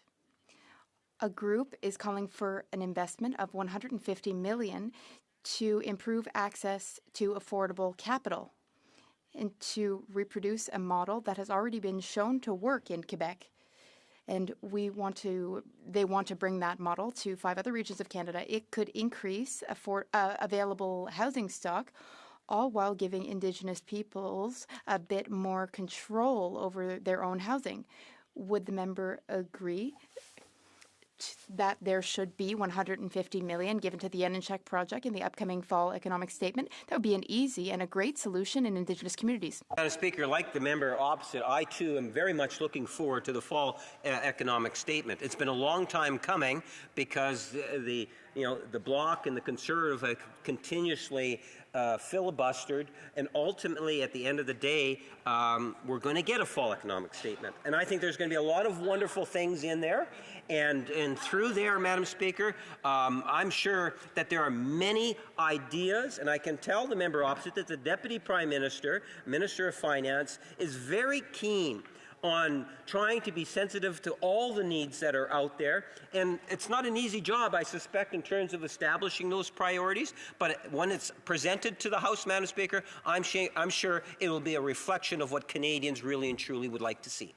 Questions and comments? The honourable for the honourable member for Edmonton Strathcona. That's right, Madam Speaker, and it does sound a lot like Elmwood Transcona.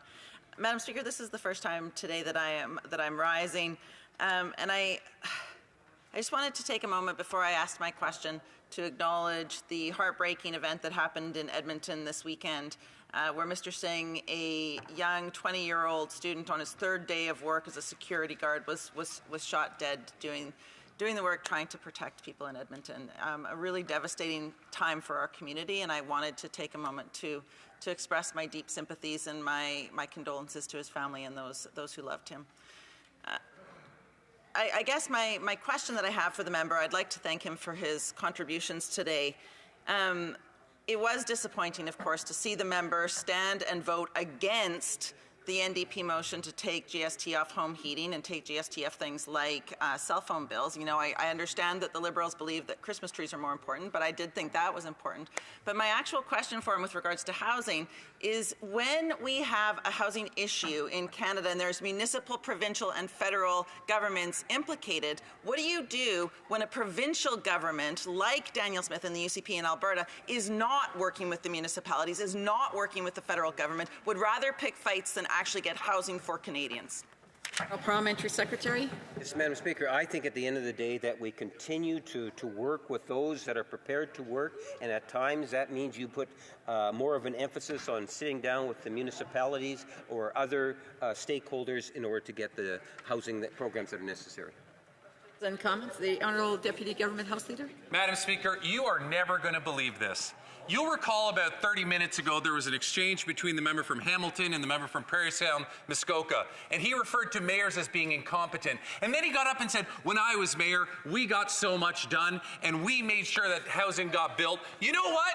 It didn't take that long to go back and find out an article from the Huntsville Doppler. Do you know that the member from Prairie Sound, Muskoka, when he was on city council, it is true, when he was a city councilor, they decreased the charges, the development charges in the municipality. But guess what? When he was mayor, the member from Prairie Sound, Muskoka, they increased development charges by 16%.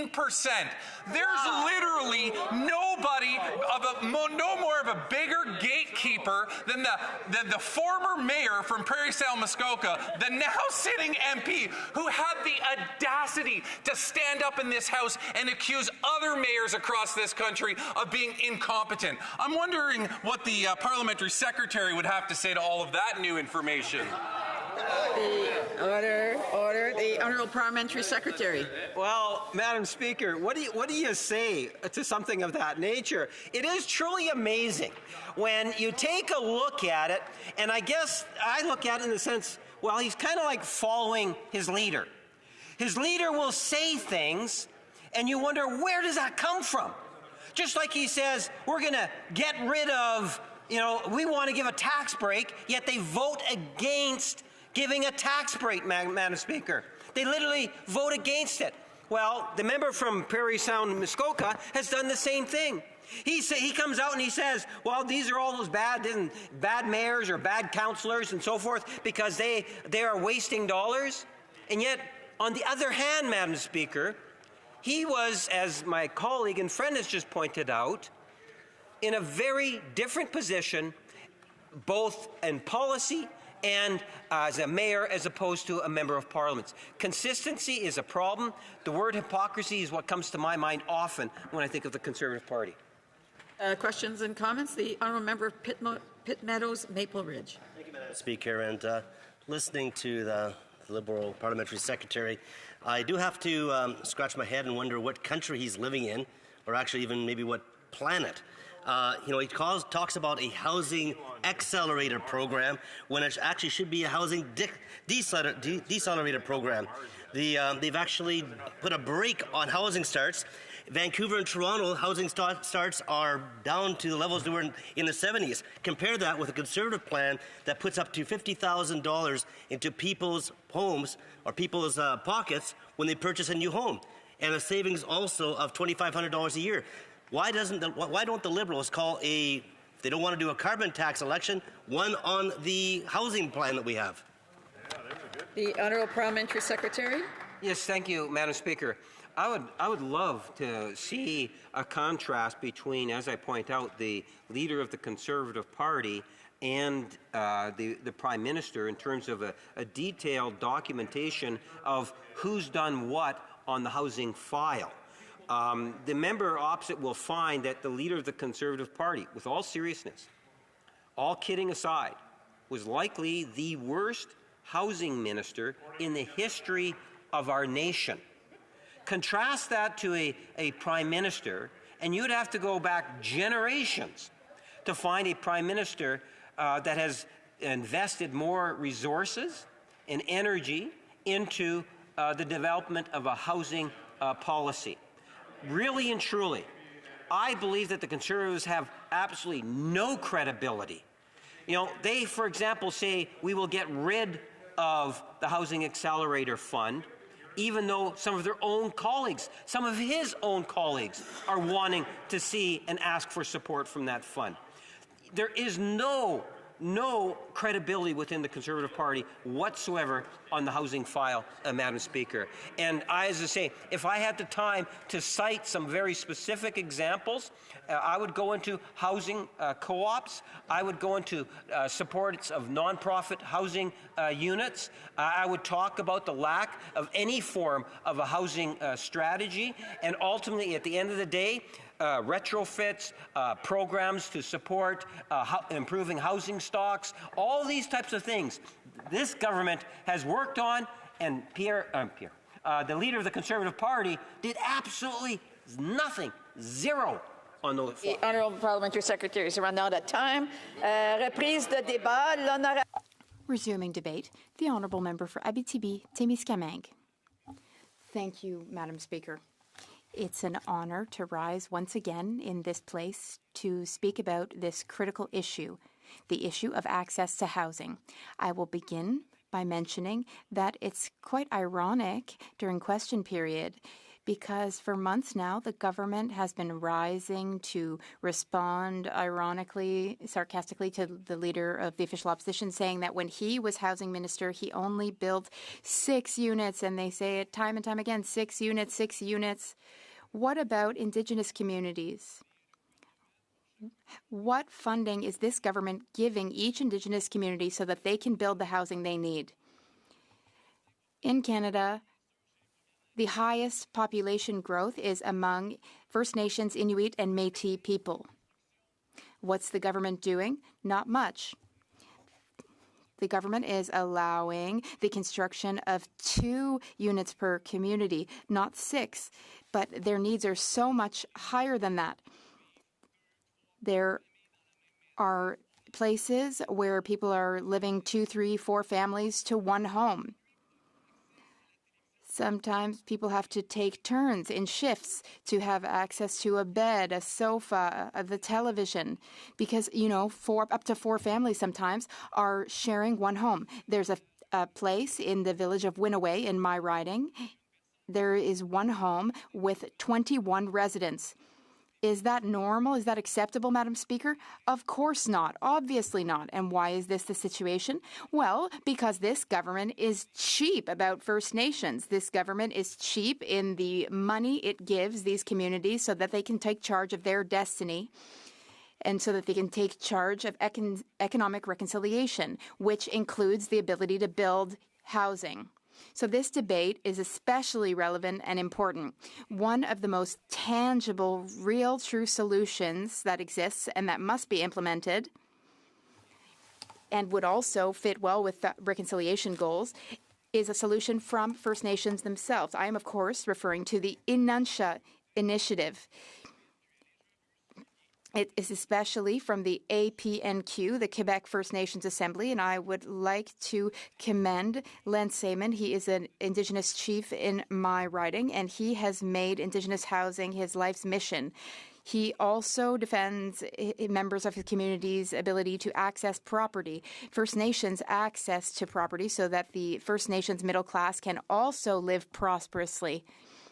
We all share this goal, Madam Speaker. We should share this goal. Housing must be accessible, and this goal must be met for First Nations.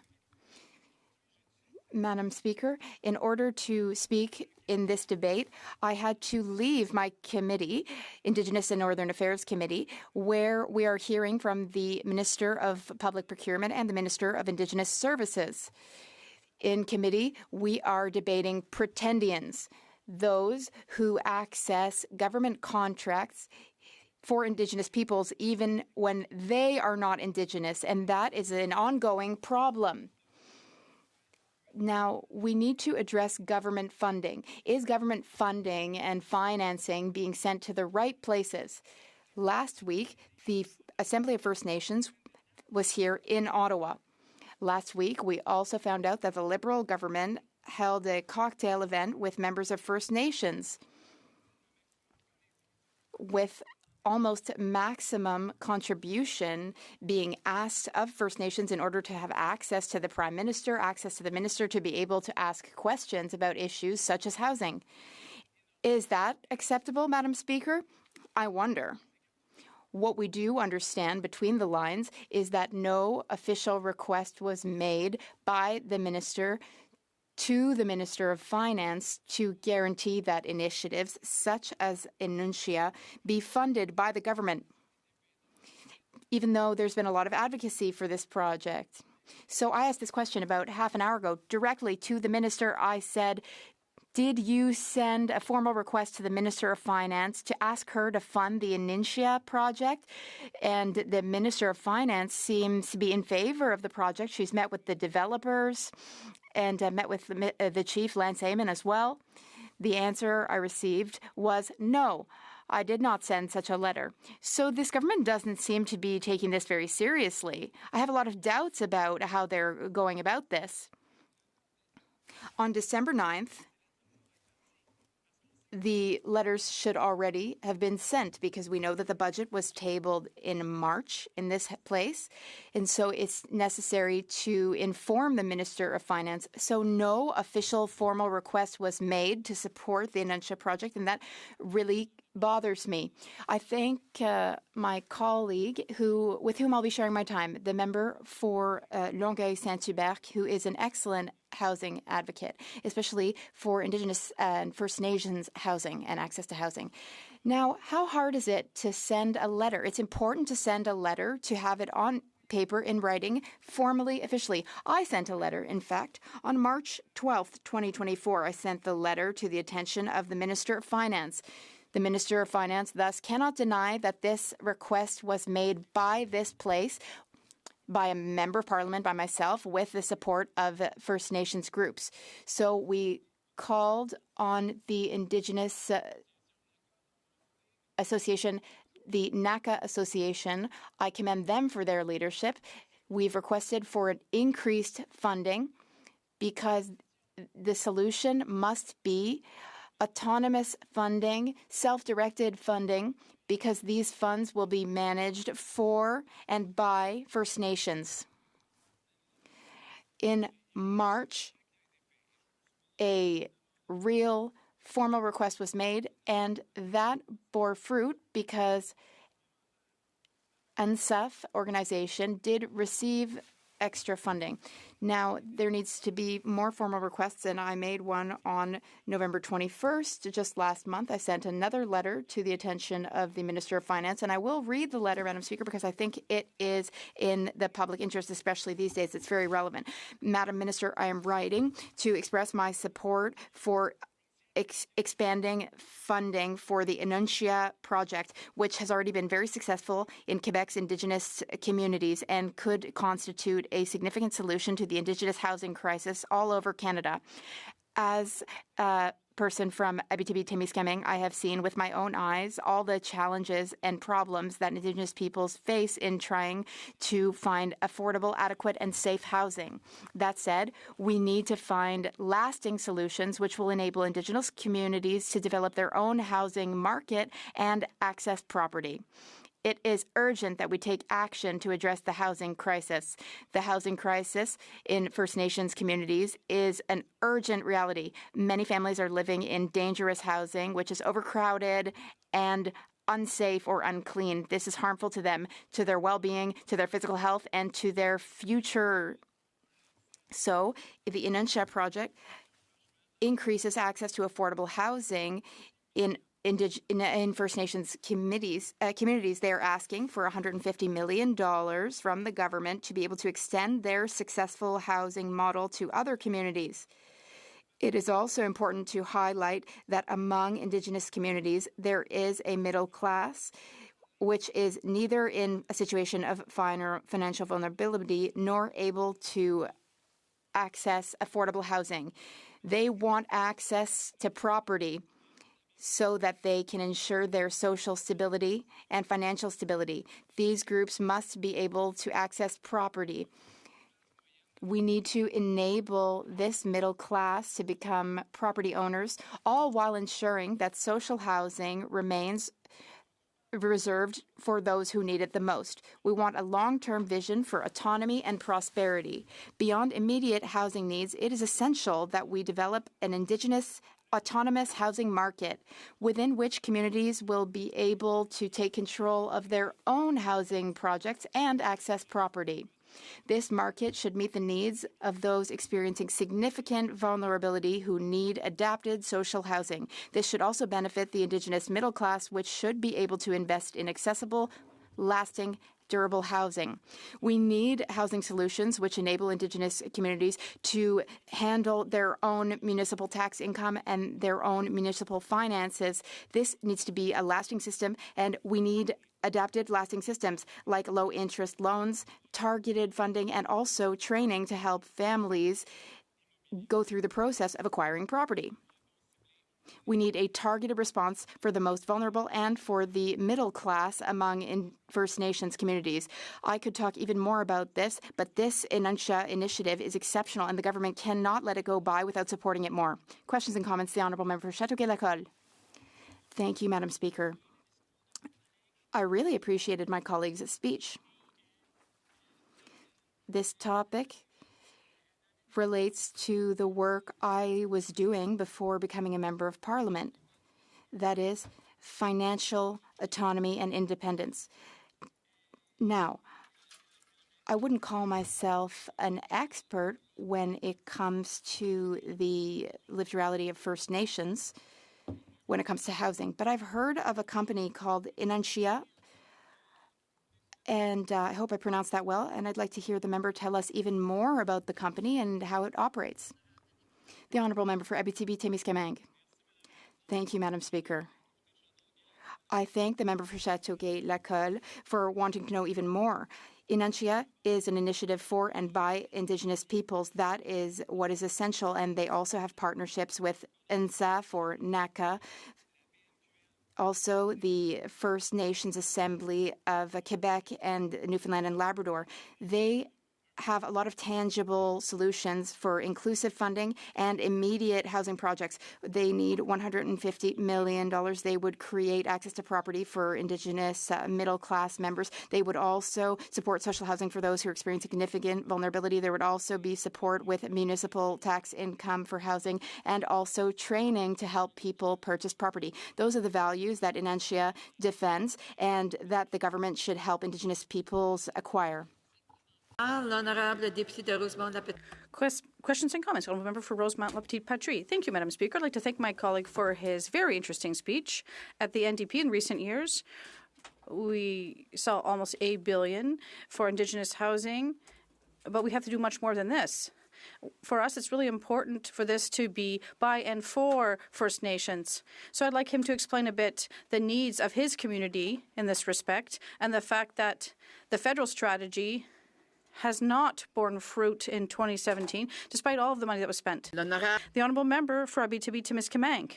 Thank you, Madam Speaker. I'd like to thank my colleague for Rosemont La Petite Patrie for his very sensitive approach to this issue. There are several recommendations that intend to strengthen the capacity of First Nations and their autonomy.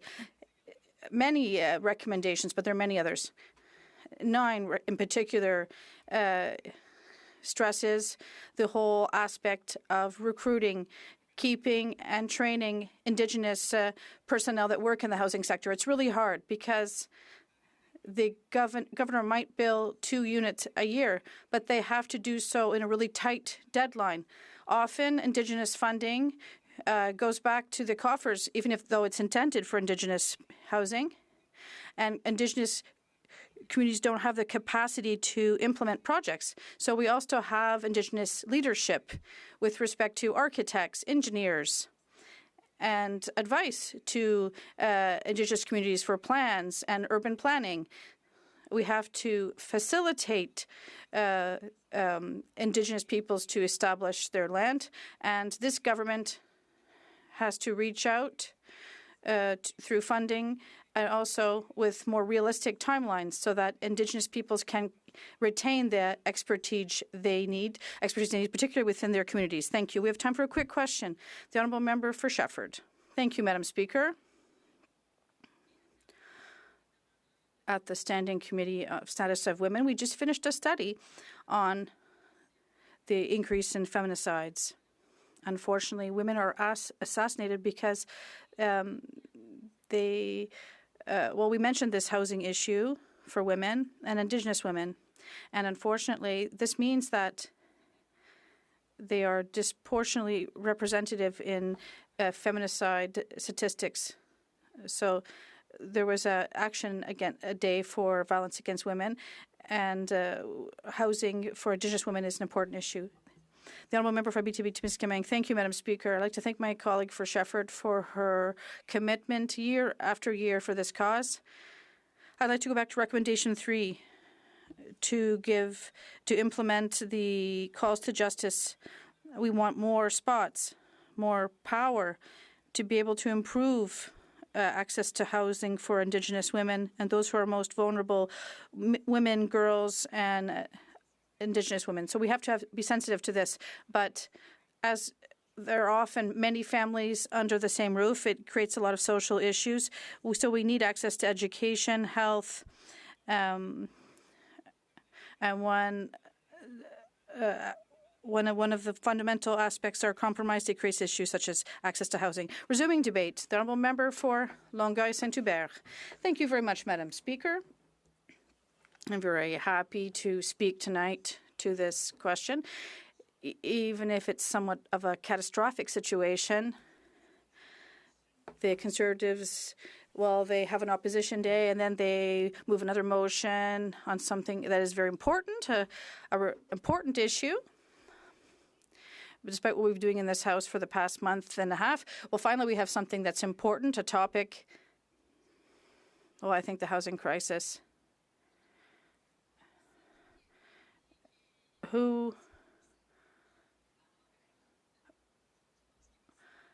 think he'll save time. The Honourable Member for Longueuil-Saint-Hubert. Thank you, Madam Speaker. So yes, this is a fundamental issue of housing. We often say this in this House. The climate crisis, these are some of the most fundamental issues that we're facing today. Quebec and Canada, of course, Indigenous housing in particular. So I won't go back over my colleague's whole speech, that he did a really good job of describing this initiative from an Indigenous group that's trying to get access to properties on reserve. And the Minister of Finance hopefully will have funding, $150 million, that will make a difference. And these Indigenous people will be able to benefit from this in their communities to ensure that they can create a fund themselves to have access to property, which is not common, but it's something that will be very important. I can't help myself when we talk about housing to underscore something that's very important. It's cold, it's winter, it started snowing, and homelessness. I talked about this 2 weeks ago when I spoke in the House. I talked about the $250 million fund. It is related. When we talk about homelessness and Indigenous homelessness in Montreal, from what we know, a lot of people in Montreal are Indigenous who are homeless, and the government announced during its budget in March a $250 million fund, and we were happy with this. Finally, $250 million. And so they've realized there's a problem. Everyone can go 5 minutes from here and see clearly that there are tents of homeless people. There are some in all areas of Quebec and elsewhere. It's a pandemic. I don't know how we can accept such a thing. And so the government launched this $250 million fund in March, and it was no joke. There were discussions. There were bureaucratic red tape issues. If we give people money, what will the size of the beds, the size of how many pillowcases and pencils to be used? So how do we count the number of homeless people? What color will we paint the walls? All sorts of bureaucratic red tape. So the money wasn't getting to the projects, and Quebec was ready to put the same amount of money, roughly $60 million from the government. It was going to match it. And finally, they signed an agreement 2 weeks ago. But the devil is in the details. Now it's winter. But bids for budgets on this project will happen on January 7th. So this project, Madam Speaker, and you can't invent this, well, they launched the project in March. Now it's January. And this project won't see the light of day until the end of winter, the end of this winter.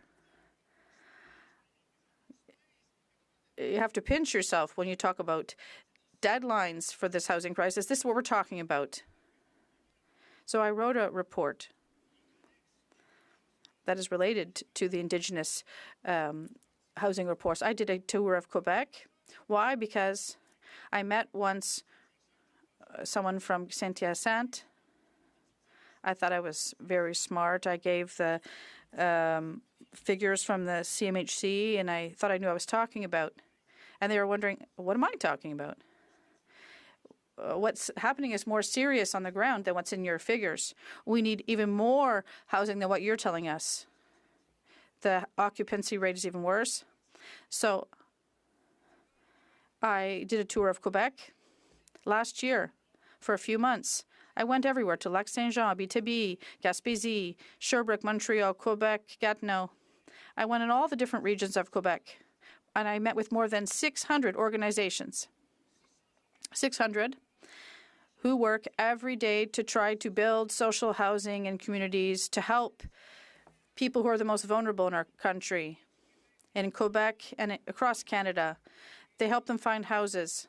Women who are victims of spousal violence, seniors, people who have addiction issues, all of these vulnerable people who we have to take care of, whose responsibility we have to take. It is to take care of them. So I wrote this 150-page report that I have the summary here. It's 20 pages. You can refer to the report, but you cannot show this document. I'd just like to remind the member of this. Thank you. Thank you, Madam Speaker. So here's my report.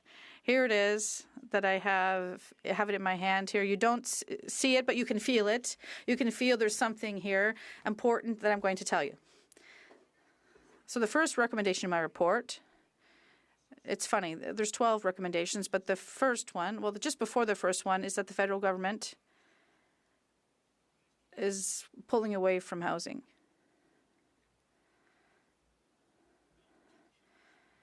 In all the new funds that the federal government has launched in recent years, every time, they don't spend a cent in Quebec without going through us. But when the federal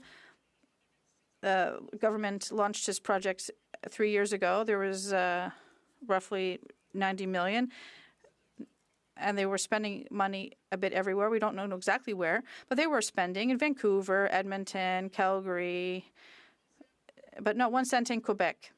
Because Quebec said, no, this is Quebec's jurisdiction. We want to have the money for programs. We want money with our criteria and to use it. Well, you're not going to tell us what we have to do. We don't want strings. But this created a 3-year delay. The $250 million program, it took 1 year to decide. So now, Madam Speaker,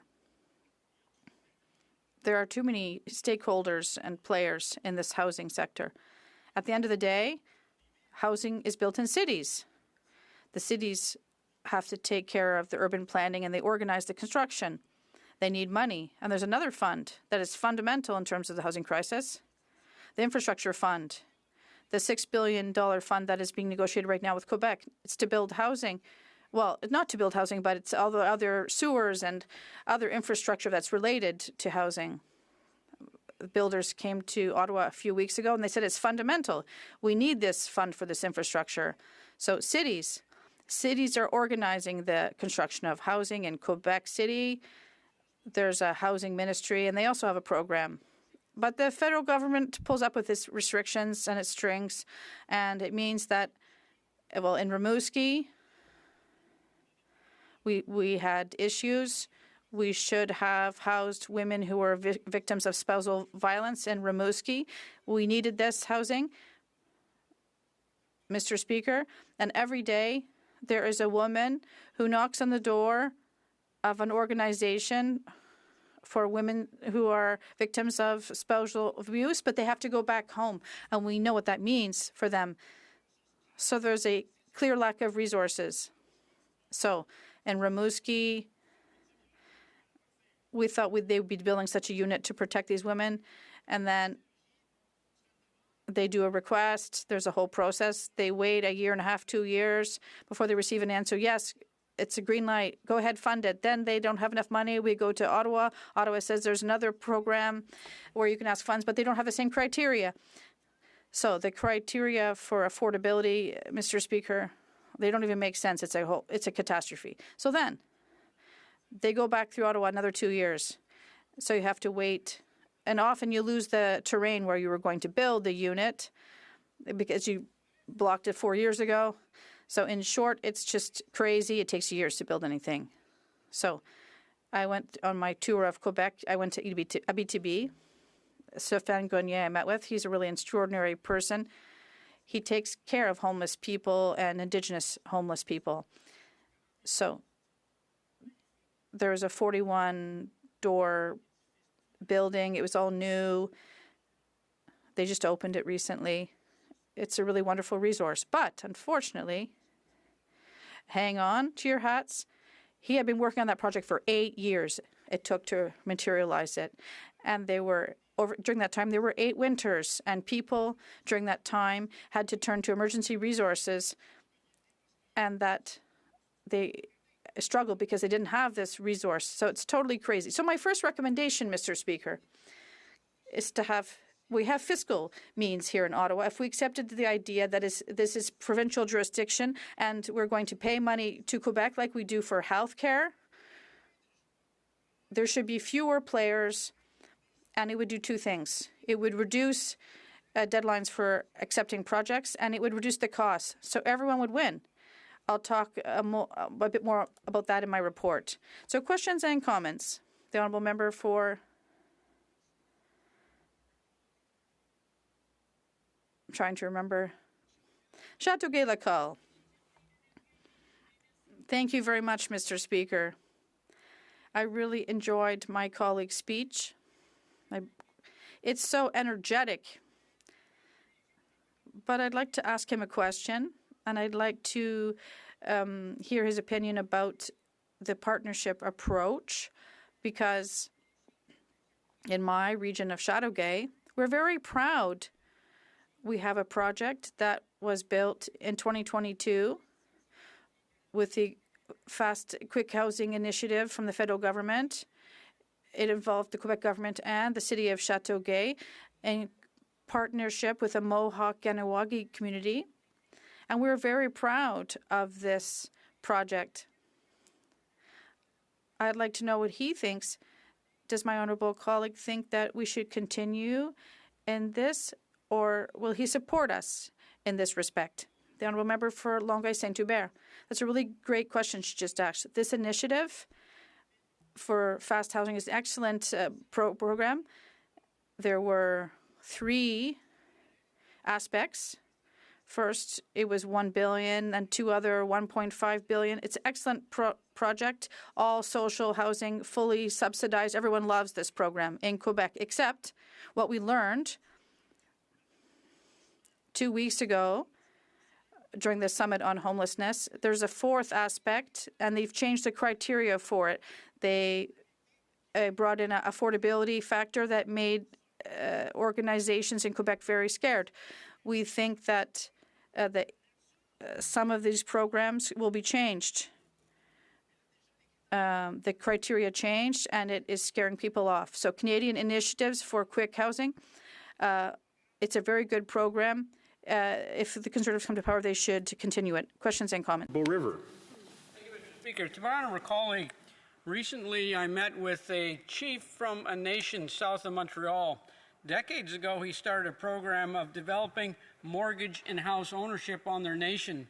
It has continued to grow and be extensive, but to be replicated, they need to have a connection with the government. He has been a year trying to get a meeting with the minister to explain how successful it is to have home ownership and a mortgage and credit rating. What would you believe the response should be to the government where a First Nation has been able to do that, but yet can't get a meeting with the minister for more than a year to explain it? The honourable member for Longueuil Saint-Hubert. Well, it's not very surprising. It's hard to think that despite the headlines we see in the press every day, we're talking about people who are evicted, and we talked about homelessness earlier. The numbers have tripled in the streets of Quebec in the past 3 years, and it's doubled in Quebec in some places. It's really shocking across Canada. So we're having a hard time thinking, well, as I said in my speech, that the federal government doesn't really understand the scope of this crisis. We're talking about we have to build 5.8 million units. It's really fascinating as a figure. It's a gigantic figure. And we think the Liberals are just saying, well, they really haven't understood the scope of this. The Honourable Member for Rosemont-le-Petit-Patrie. Thank you very much, Mr. Speaker. I'd like to thank my colleague for his speech. I'd like to take advantage of this opportunity to ask him a kind of a side-related question. We share a passion for social housing.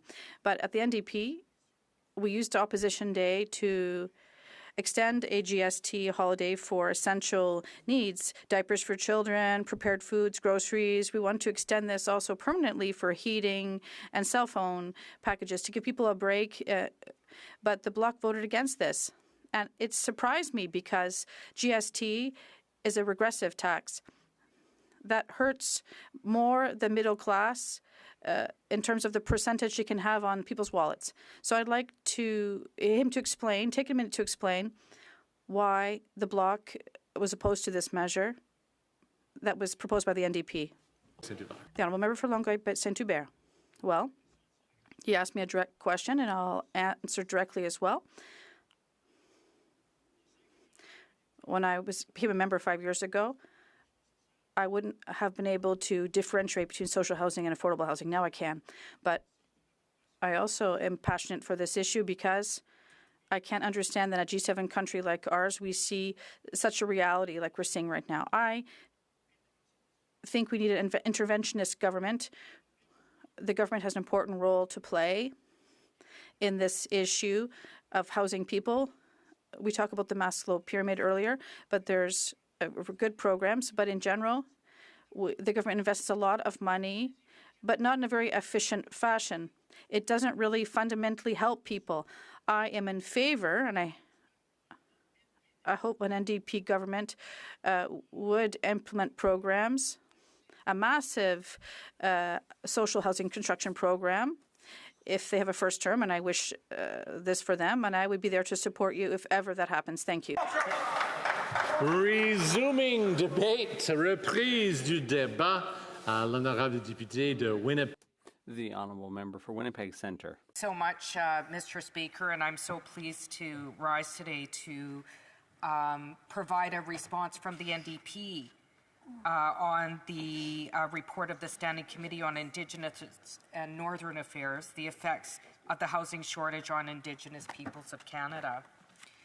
20 recommendations were set out in this report, Mr. Speaker, and I want to speak to a couple of them. But before I speak, I want to talk about the injustice, the level of injustice, the fact that in a place that is now known as Canada, that there's so many Indigenous folks that are without housing. I'm going to talk about my community of Winnipeg Centre. 75% of those who are precariously housed, 75%, Mr. Speaker, are Indigenous. Many come from the local Treaty 1 nations on their very own land, Treaty 1 lands, and many of those who are currently houseless live in my riding. And I've talked to different elected officials, and what I've said to them is this: how tragic it is that the very lands that we occupy, on the very lands that we occupy, the folks who are the stewards, the people from those lands and territories,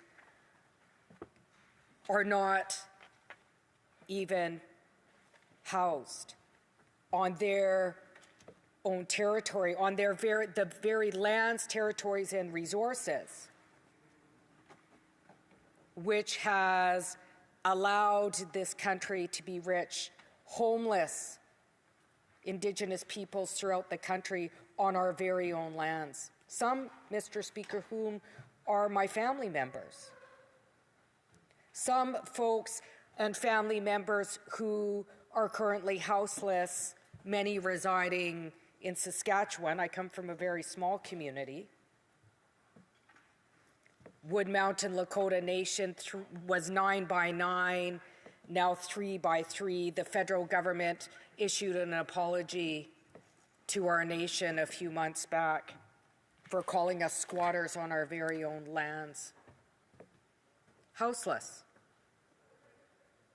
Incremental justice in actually dealing with this, Mr. Speaker, and what's so disturbing about that is that, going back to what I said, all the riches in Canada, all the wealth that has occurred, and the Conservatives, like sometimes I wish when I'm talking about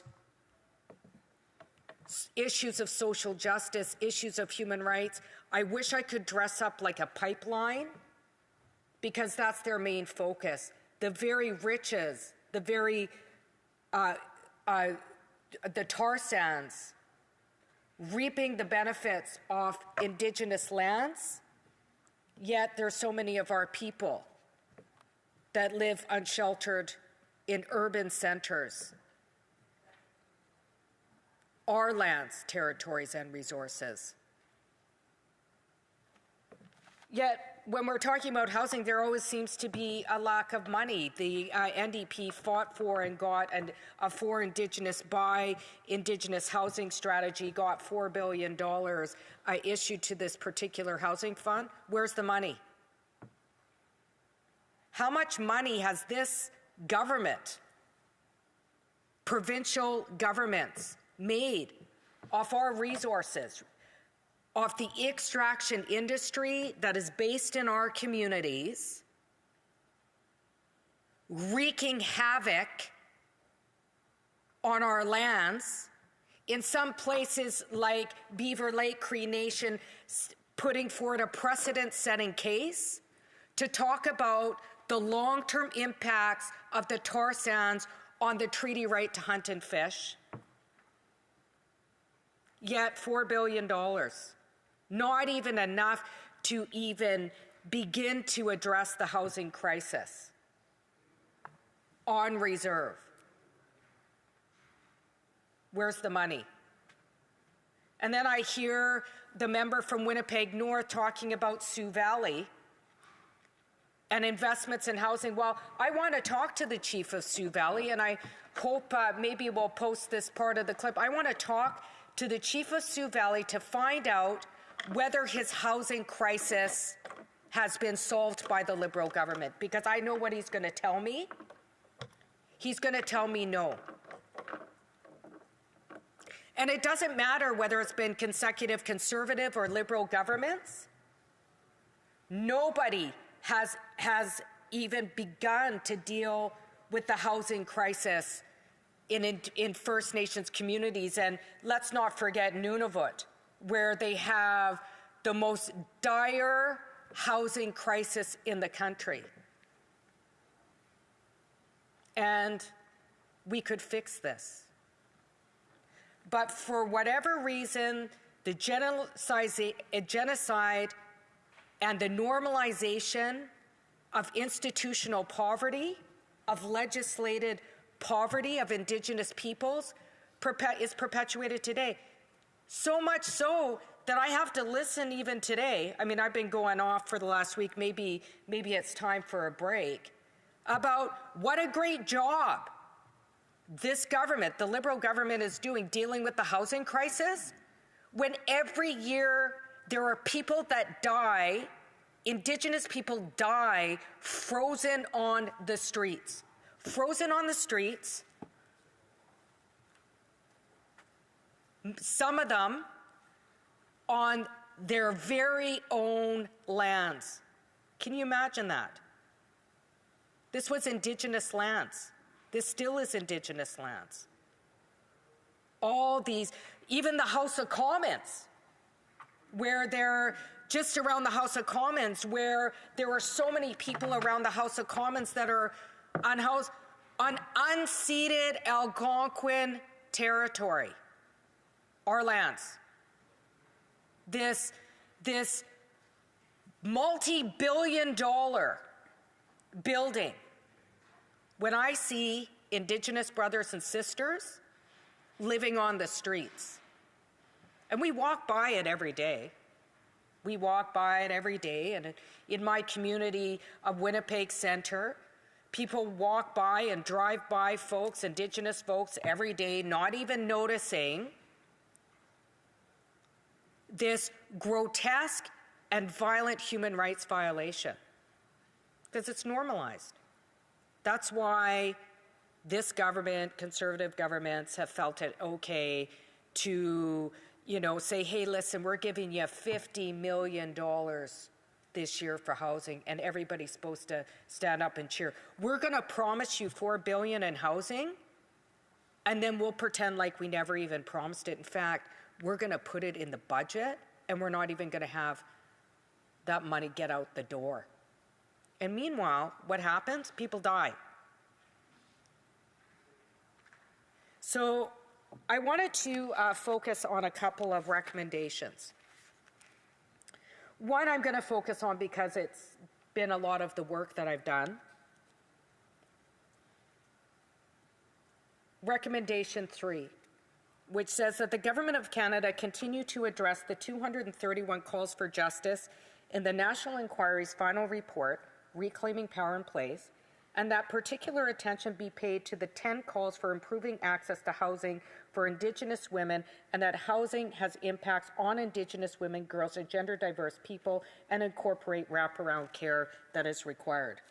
Because you want to know why, Mr. Speaker? There is a direct correlation between gender-based violence and poverty. In fact, if you look at the final report of missing and murdered Indigenous women and girls, one of the comments it makes is that it wasn't uncommon for women to know the person who perpetrated violence. Can I tell you why, Mr. Speaker? Because it forces women and diverse gendered folks to stay in unsafe situations because they have nowhere else to go, to be exploited, to experience violence. And then our shelter system that was originally set up for men that were dealing with alcoholism was never designed for women or diverse gendered folks. Many of the shelters are not safe for women and diverse gendered folks to even stay in, where there's reports of sexual assaults and violence and exploitation. That's one of the reasons why I, along with advocates for my community, fought so hard for Velma's House, a 24/7 safe place for Indigenous girls, 2S, LGBTQIA+ people. But it's not enough. It's not enough. And I think about, we hear in the news about the latest serial killer in Manitoba. I shall not name his name, undeserving to name his name. Let's not forget about Tanya Nepinak in 2012. Let's not forget about Tanya Nepinak in 2012, who was with an unsafe guy, a youth, with another youth in the house, one who I know very well, lovely person. Thank goodness she survived. What a wonderful mother, mentor, courageous, brilliant young woman. Glad she survived. What about Tanya Nepinak? What would have happened if Tanya Nepinak had safe housing? What would have happened if Tanya Nepanak had safe shelter. And the level of disconnect in this place when we're dealing with life and death situations, you know, and I'm going to tell you a story because I'm one of those folks that have a history of family and intergenerational impacts. My grandmother, before my mom went into care, and one of the reasons why my mom had to go into the child welfare system, she lived on the streets. And had to live in different places throughout her life. And I had the privilege of meeting her 2 times in my life. One time when I was 13. And a second time just before she died. She was 85. I don't know how my grandmother lived that long. She had this rough, tough, hard life. Because my mom took her into our house. And I asked my mom, Mom, why are you taking her in the house? She abandoned you, Mom. Why are you taking her into the house? And you know what she said to me? She said, Leah, she did the very best she could with what she had. She gave me in spite of being a brutal alcoholic, she gave me a healthy body, a healthy mind. She gave me all the tools that I needed to be successful in life. She chose through her whole pregnancy not to drink. And for that, I'll always love her.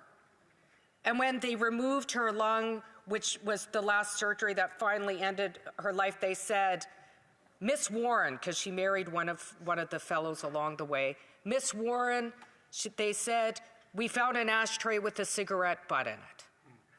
Because she had a hard life. And I share that story because sometimes in this place, I feel like we forget that everybody has a story. And sometimes in this place, we're so busy judging and pathologizing and talking about how somebody lived in a tent or talking about somebody being an addict that we don't even bother hearing their story, and then we blame people for their circumstance, and then we have this callous response, why don't you pick yourself up from your bootstraps? Get a job.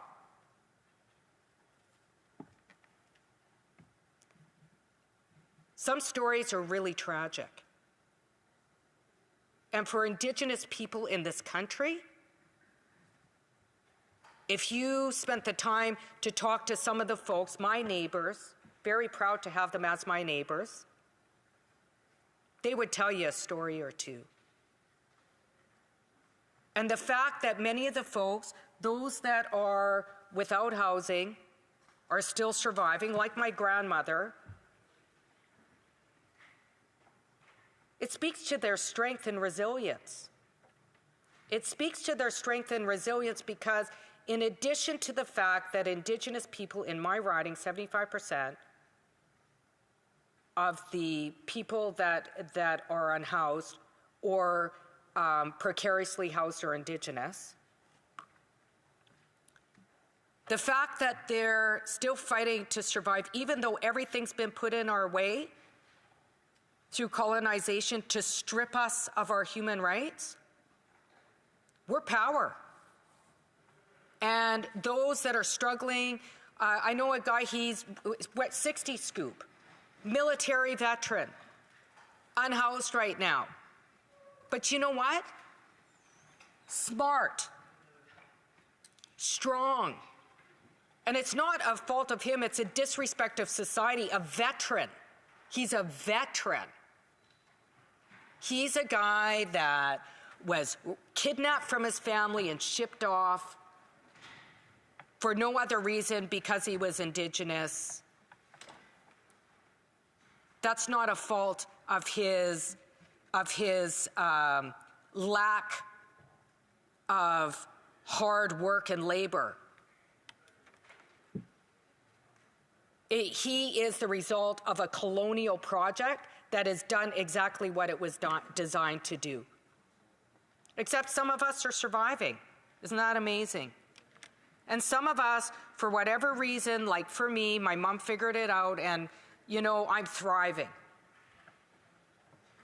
But what my mom always told me is never think you're too good, because we're all one paycheck away from the welfare line. All of us. You never know what can happen in your life. Sometimes I think we forget that humanity in here, like we're somehow above the fray. But none of us are above that fray. Ever. So I share that with you, these stories, because maybe we should listen to people when we're passing budgets and making policies and doing legislation. Policies and legislation that really will deal with this human rights crisis. Because right now I can tell you, all levels of government, this current government, the former Conservative government, provincial governments, municipal governments, are failing to ensure that every person residing in what people now call Canada is afforded the basic human right to housing. Thank you, Mr. Speaker. Questions and comments? The Honourable Member for Bow River. Thank you, Madam Speaker, and I appreciate my colleague's speech today. I think the telling of stories is an important part of listening and understanding what people are living with, and appreciate you bringing that personal side to it, because it's important to tell those stories. One of the things in my constituency, Siksika Nation embarked on a very interesting building project. It was 3D house building, where they were building houses with a firm from Ontario for under $200 a square foot in 30 days. And I saw the process, I saw how they were built, and the leadership Siksika took to build housing for needy people in their nation. But yet, Indigenous Affairs Administration bureaucrats have no interest in this, and I find this very, very disheartening to see when Indigenous nations take leadership, but yet the bureaucrats do not want to pay attention to the leadership Indigenous are bringing to this particular issue. So to my colleague, the challenge we face, the barriers are there. What you might identify, as I do, a bureaucracy that doesn't want to change, I think that's a difficult part of the process we deal with. The Honourable Member for Winnipeg Centre. Thank you so much to my honourable colleague for his question. And I think it's normalized racism in this country. It's a normalization of exploitation of Indigenous peoples, lands, territories, and resources, where everybody benefits, and very often not nations. That's one of the issues. But I think we have to just stop talking about bureaucracy.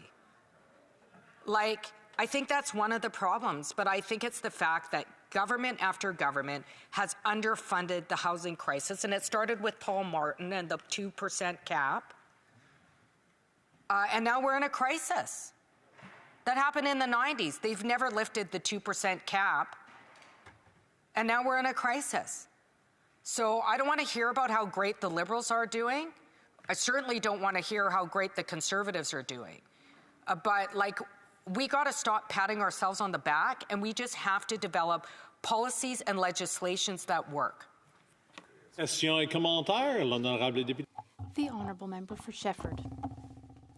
Thank you very much, Mr. Speaker. I thank my colleague for her speech. We work together on the Standing Committee on the Status of Women. We work on solutions to this issue. Last week, we debated in this House a report of the Foreign Affairs Committee about Canada's feminist foreign policy. And a Liberal member asked, what are you proposing? I gave some solutions, but I suppose I wasn't quick enough in my answer, because if I'd thought to say it, I would have said, why don't you go read the report? Because the report, a lot of time has gone into it, and there are a lot of solutions. And if we actually read committee reports, then we would more often be in solution mode here, Mr. Speaker. Now, I'd like to hear my colleagues' thoughts on one of the recommendations in the report, recommendation number 3. brought up previously by my colleague, the member for Abitibi-Témiscamingue, a bit earlier. Recommendation number 3, that the Government of Canada continue to follow up on the 231 calls for justice set out in the final report of the National Inquiry, giving particular attention to the 10 calls for action on housing action for Indigenous women and for the repercussions of the housing shortage on Indigenous women and Indigenous peoples. So there's a recommendation, a tangible one. Now, of course, there's a link. We cannot protect Indigenous women from violence if we don't have housing for them, Mr. Speaker.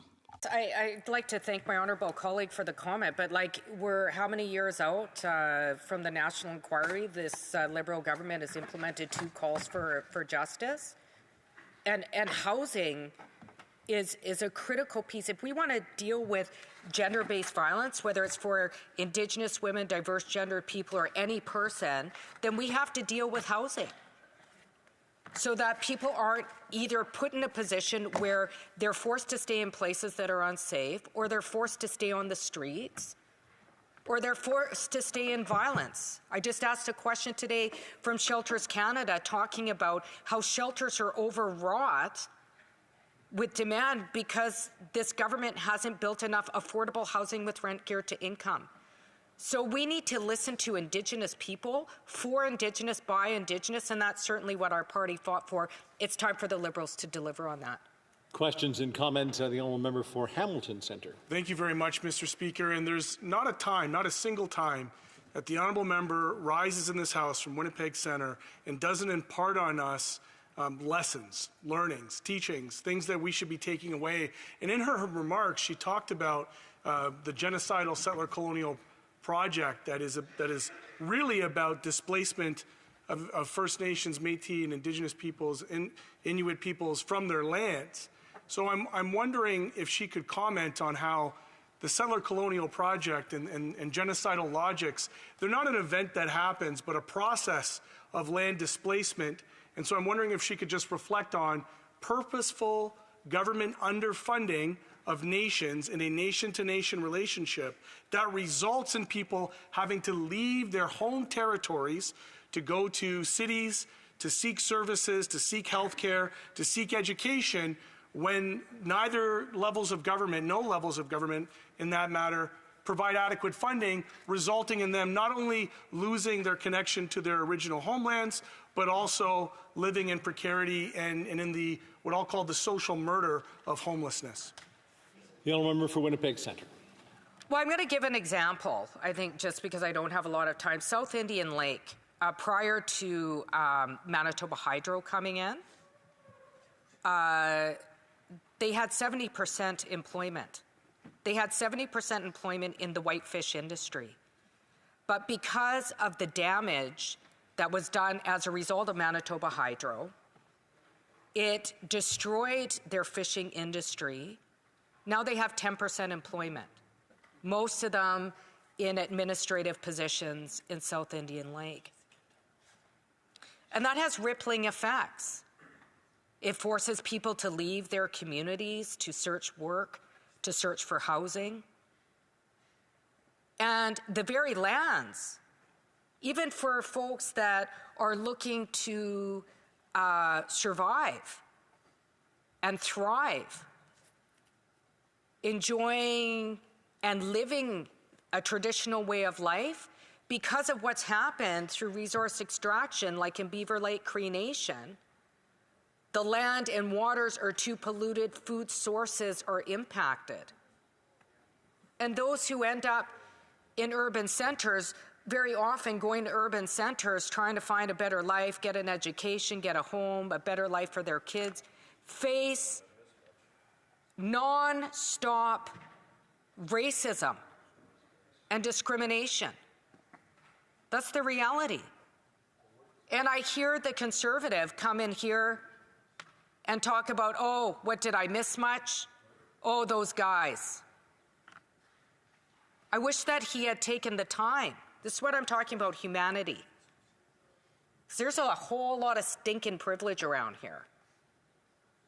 And maybe if he took a moment to listen, maybe he'd be a little more kinder, a little more gentle, a little bit more compassionate, a little more caring. But he doesn't want to listen. That's how people end up on the streets. That's one example of a broader systemic issue of systemic racism. Thank you, Mr. Speaker. We do have time for one more question. The honourable member for Central Okanagan, Similkameen, Nicola.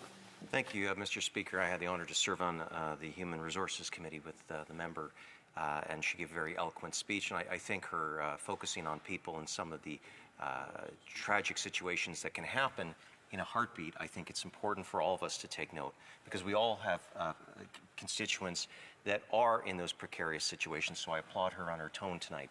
Quick question, Mr. Speaker.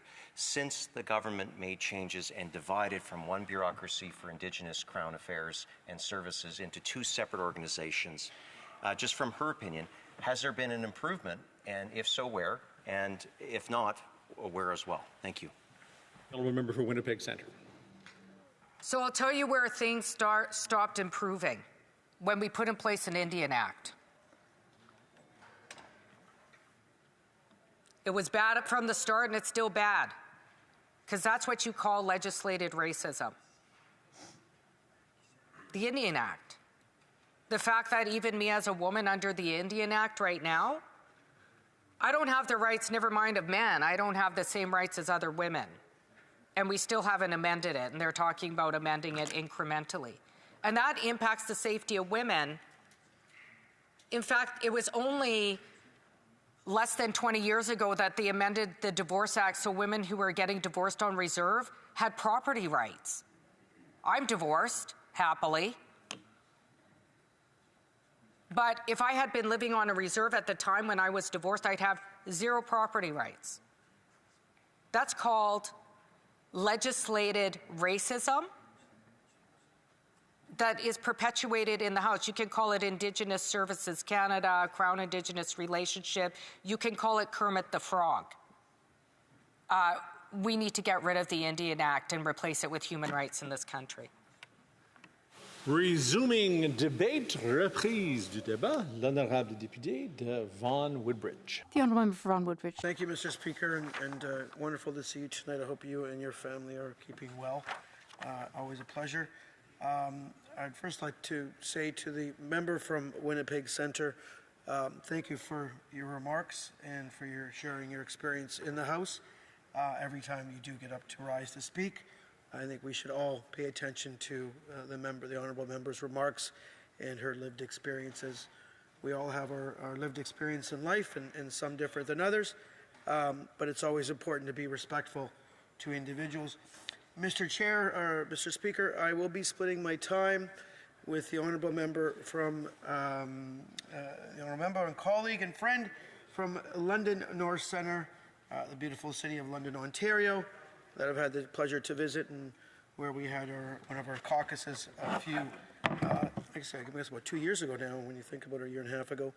Mr. Speaker, in speaking tonight, we're speaking about the report in terms of the effects of housing shortage on Indigenous people of Canada. Obviously, we know how important housing is, and having a roof over one's head is here in this country that we live in, and frankly, all over the world. We're grappling with issues, and I would say more so with Indigenous communities here at home.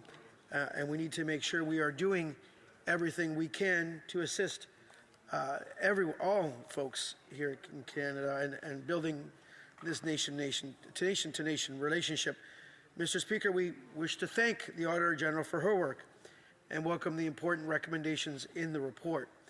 And of course, as a government, we accept and will implement every recommendation that has been made by the Auditor General. And Mr. Speaker, as we all know, decades of underinvestment and discrimination, racism, have led to a tremendous lack of safe, affordable housing as housing supports for Indigenous peoples.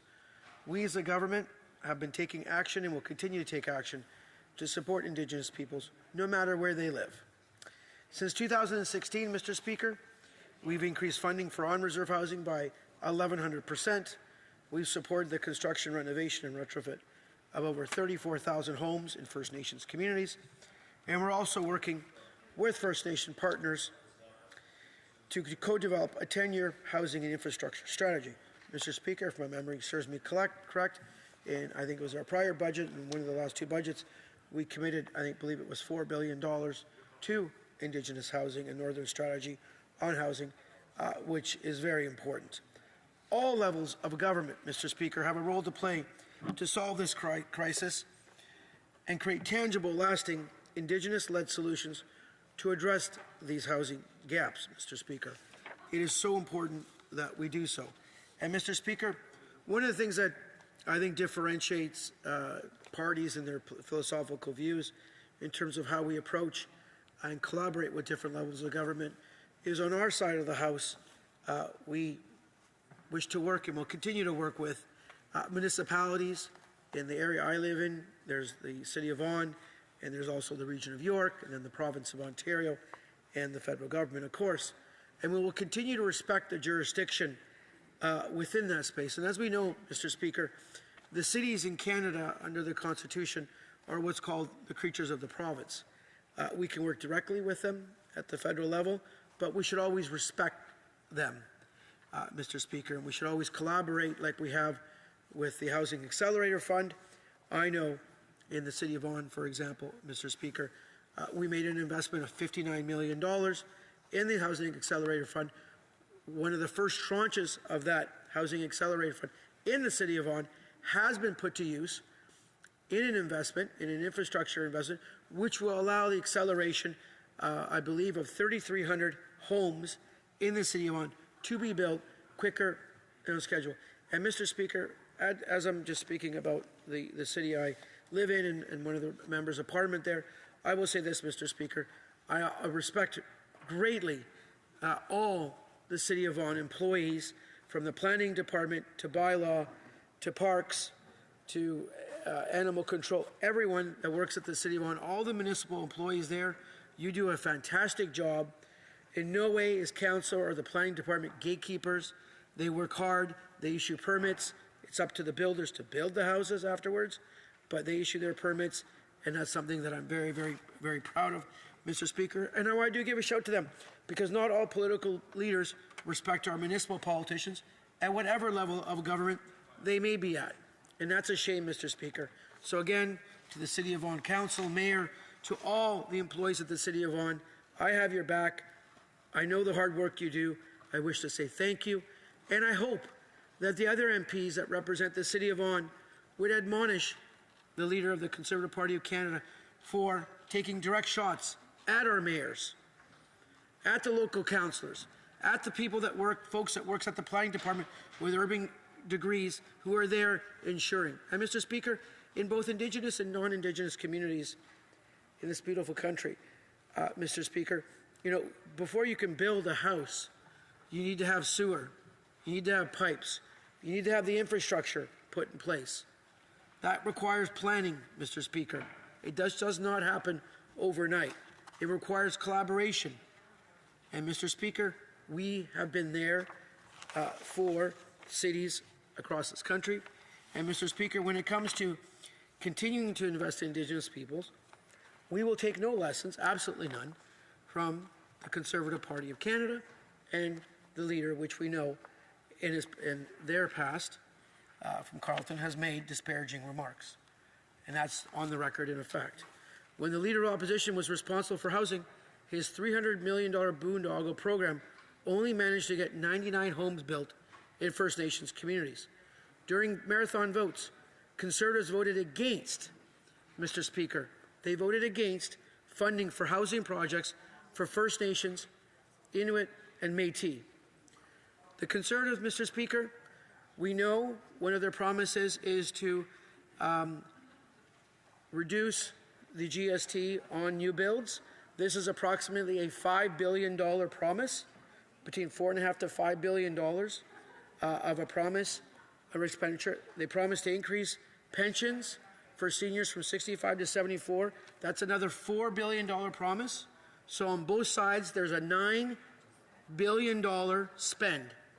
Whether it's reducing taxes on one or increasing spending the other, there's a $9 billion promise there that hasn't been accounted for. Now, in order to do that, you would have to eliminate a couple different programs. The National Child Care Early Learning Program, Canadian Dental Care Plan, which now has 3 million Canadians covered.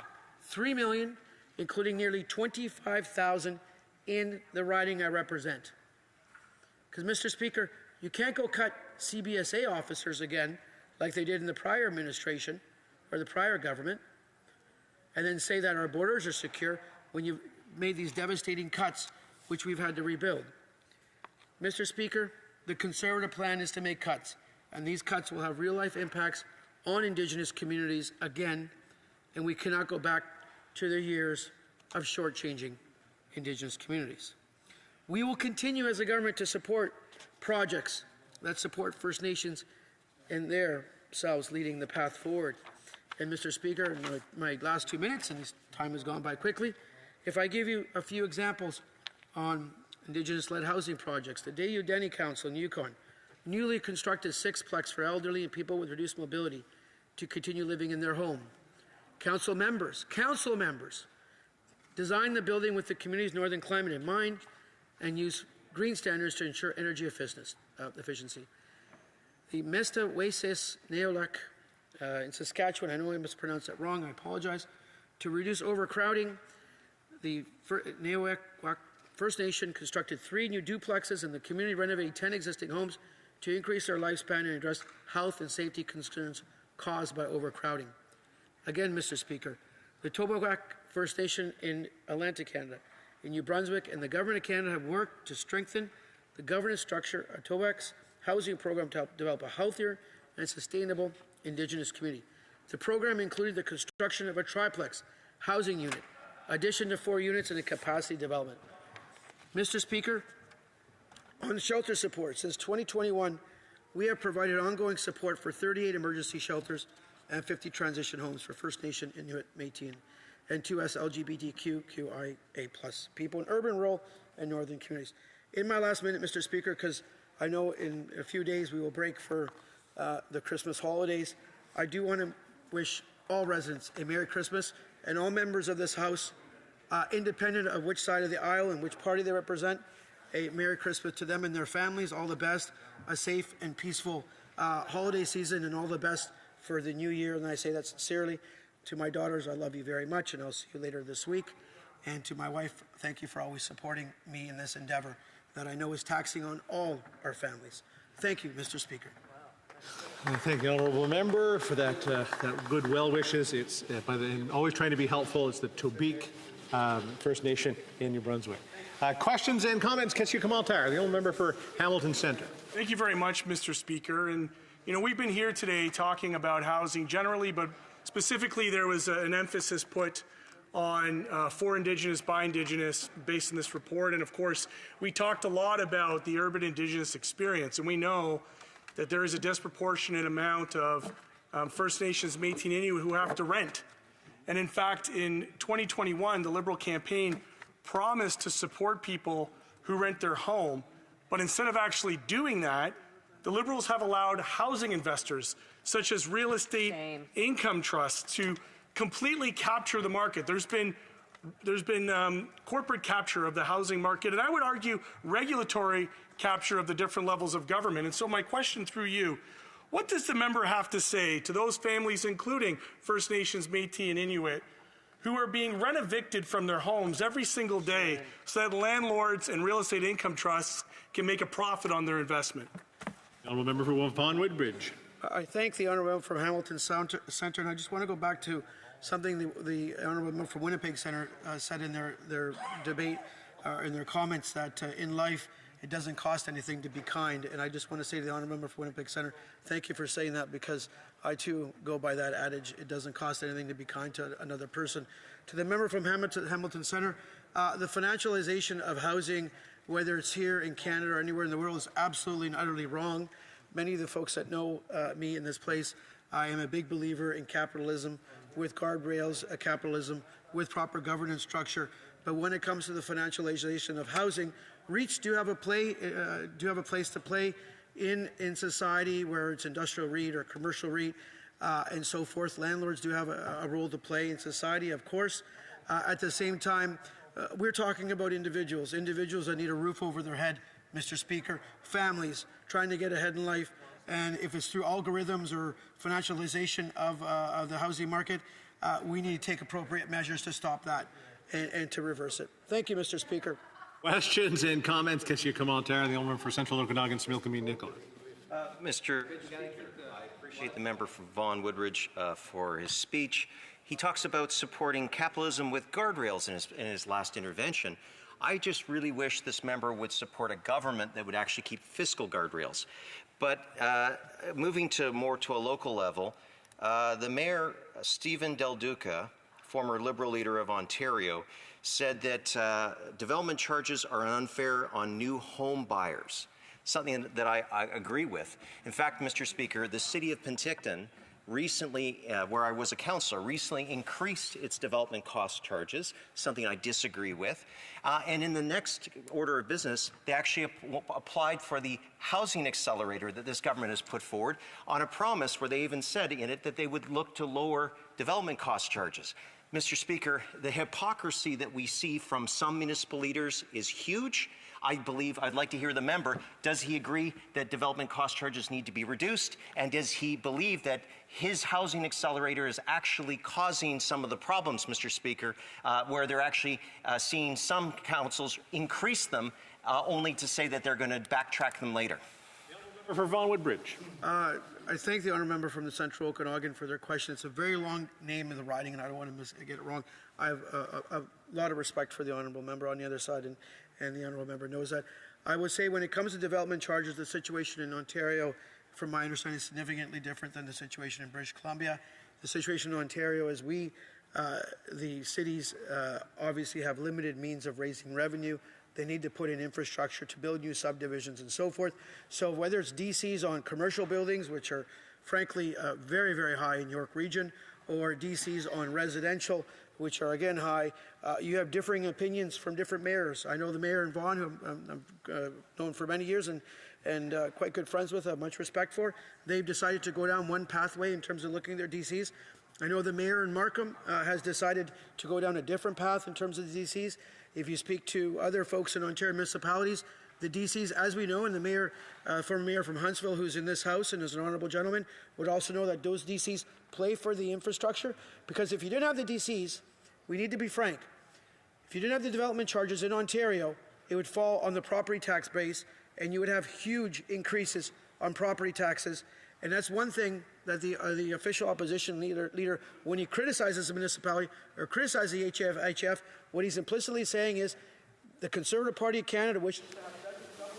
We are out of time, and I really need to say to my honourable members to try to keep the questions and comments as short as possible so that everyone can get to participate in this debate. Resuming debate, the honourable member, or the honourable parliamentary secretary to the Minister of Housing, Infrastructure and Communities. Thank you very much, Mr. Speaker. It's always an honour to rise in the House of Commons and speak about the issues of the day, especially ones pertaining to housing, arguably the most important issue facing the country at this moment. Before I begin, though, if you'll permit me, in the Greek Orthodox faith, today is the day where Saint Anna, or Aya Anna, is recognized and honored, and my mother is named after her. So today is her name day. So we love her very much, and I've never had the chance to wish her a happy name day. Chronia Pola, Mama, from myself, my wife Katie, and our daughter Ava, of course. Mr. Speaker, the Conservatives have raised housing today in two different ways. They have raised it in the first instance on the overall housing crisis facing the country, but then they also raised the matter of housing in Indigenous communities and in urban areas where Indigenous peoples live. And so let me begin there, because that was the second edition. They moved a concurrence motion on the report of the Standing Committee on Indigenous Affairs, and they're perfectly fine to do that, Mr. Speaker. They have the right to do that. Where I take issue is their record. Where I take issue, frankly, is their sincerity in the matter, to be frank. And I say that with all due respect. But I do see Conservative members regularly raising such matters, but not looking back to the previous government. And that's not an irrelevant point. Nothing happened during those years, Mr. Speaker. When this government took office in 2015, we put in place a number of measures, especially investments, to uplift the plight and position of Indigenous peoples. And there's much more work to do in this regard, of course. But we have seen, as just my honourable colleague here who's still in the chamber, the MP for Vaughan Woodbridge just explained, 34,000 units of housing in First Nations communities have either been built anew or repaired. That is not nothing, Mr. Speaker. That is an important result, one that, as I say, we need to continue to add to. There is much, much more work to do in this regard, but it is a very important starting point. Add to that, of course, the housing enabling infrastructure. Just in the budget of 2024, a few months back, we saw close to $1 billion put forward specifically for Indigenous communities to ensure that those vital connections, whether it's roads, bridges, whether it is water systems, are connected to housing. You can't have housing, and sometimes I'd like to remind Conservative colleagues of this, frankly, before they make claims that would, in fact, have the effect of cancelling infrastructure programs. But I digress here, Mr. Speaker. It is vital to have infrastructure because you can't have housing without it. You can't have communities without it. And so when the Conservatives raise these points on housing in Indigenous communities, I think it's important to remind them that they would in fact cancel the very infrastructure needed to make those housing commitments possible and that those communities possible as well. What do we also see? We see an urban, rural, and northern Indigenous housing strategy, the first of its kind in Canadian history. The NDP is right to continue to raise this point because I know it's critical to them. It's critical to, I think, every member of Parliament in this House who believes in this kind of a vision. This would allow for the federal government to work with organizations based in different parts of the country, in urban areas, in rural areas, in northern areas, to put in place more housing for Indigenous peoples. It is an ongoing commitment, Mr. Speaker, one we take very seriously and one that needs to, it has to be said, hasn't been lived up to. Until we have Indigenous peoples housed in every part of this country, until we've addressed that, then the challenge remains. Let me also speak, Mr. Speaker, on the matter of the main motion that was introduced today by the Conservatives on housing in general. And I'm the first to admit that we don't have a housing challenge in front of us. We have a housing crisis in front of us. We have to call it what it is. But what I also, I think, need to emphasize, Mr. Speaker, is that the Conservative record on this is dismal. And so it's a point about credibility. I am not insensitive, Mr. Speaker, to the point that the Conservatives have raised about the Harper years. That goes back. But it speaks to credibility. It is relevant to raise this because when the now opposition leader was housing minister during those years, we saw 800,000 units of housing lost, and we saw only 6 affordable housing units built. It's not really serious, Mr. Speaker. If they had a record on housing to speak of that was credible, if they had a record on housing that we could look to with real results, then I would be much more sympathetic. But you'll forgive me, Mr. Speaker, if I don't have much sympathy for the Conservative position on this, because they didn't care about it then. And I would say they don't care about it now. Why don't they care about it now? The motion talks about, among other things, homelessness, which is certainly a huge issue in our communities. It's an issue in my community of London. It's an issue in communities across the country.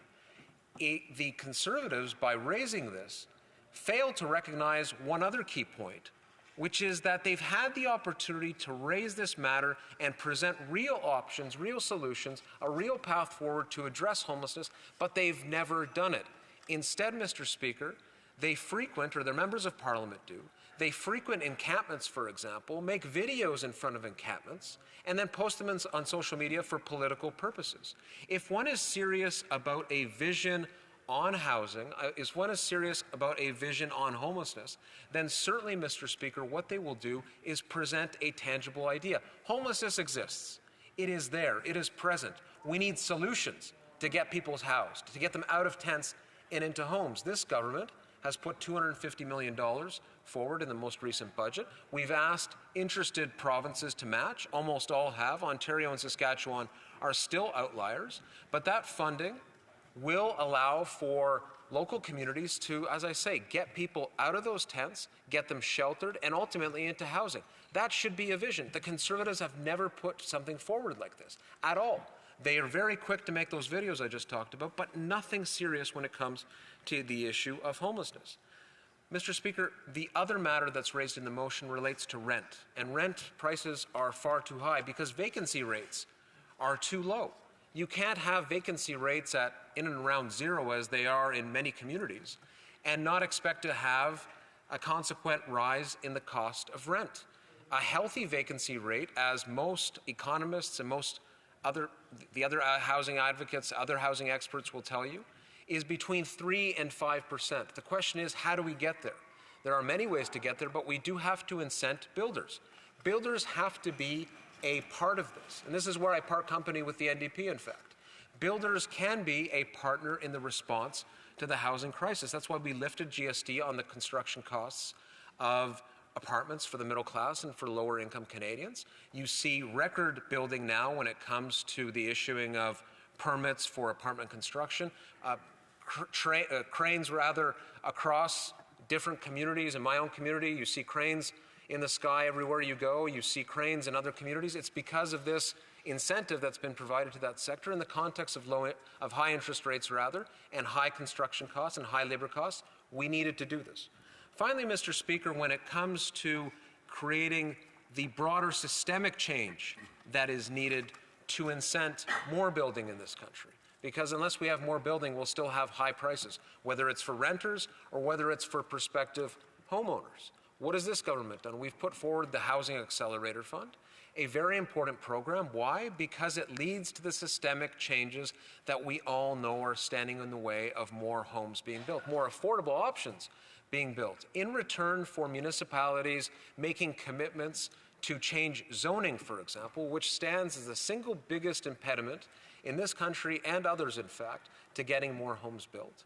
In exchange for making those commitments to allow for more building, zoning changes in other words, what you have is a federal government that's willing to allow partner with municipalities to have funding for housing, for infrastructure, for community centres, and for other basic needs, but they need to make those zoning changes. In fact, Mr. Speaker, we've now partnered with close to 180 communities, large and small, to ensure that they were doing just that, making those vital changes so that you have in neighborhoods, for example, not only single-family homes, which are a great option if one can afford it, but duplexes, triplexes, fourplexes, mid-rise apartments, row houses, the example of the missing middle that housing economists have talked about. This is how you get those changes, and it's happening, Mr. Speaker. In communities across Canada, councils are putting in place these vital changes, these changes to zoning that are going to create the systemic change needed to allow for more housing affordability.